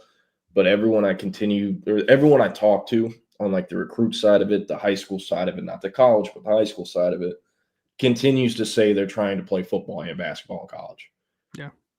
That being said, I don't know if Texas is going to do that. I just don't. Maybe if it's, year one thing and that's it and it becomes football full time, I'm not sure. But,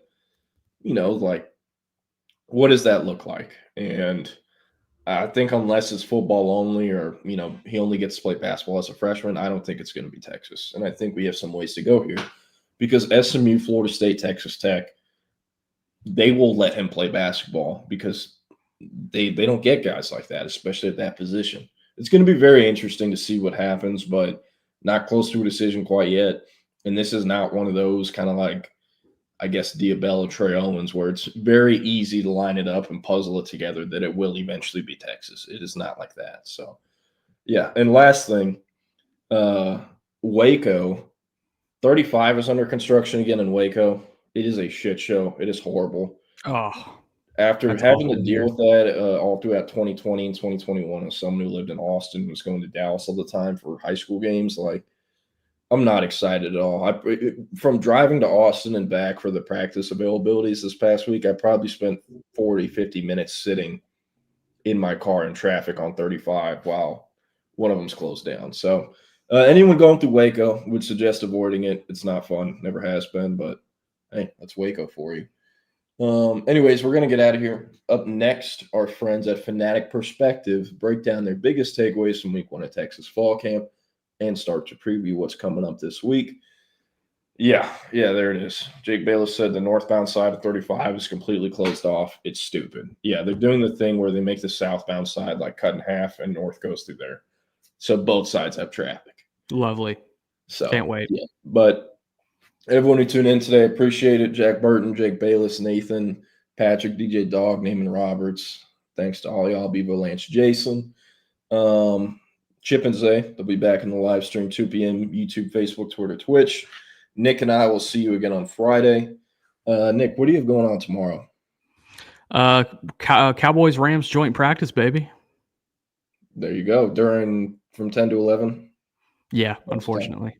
Okay. Well, it'll be Jordan Scruggs and a friend tomorrow since Will Turboff can't be on. So, tune in tomorrow to see who our guest is. We'll see you. Please. Thanks for tuning in.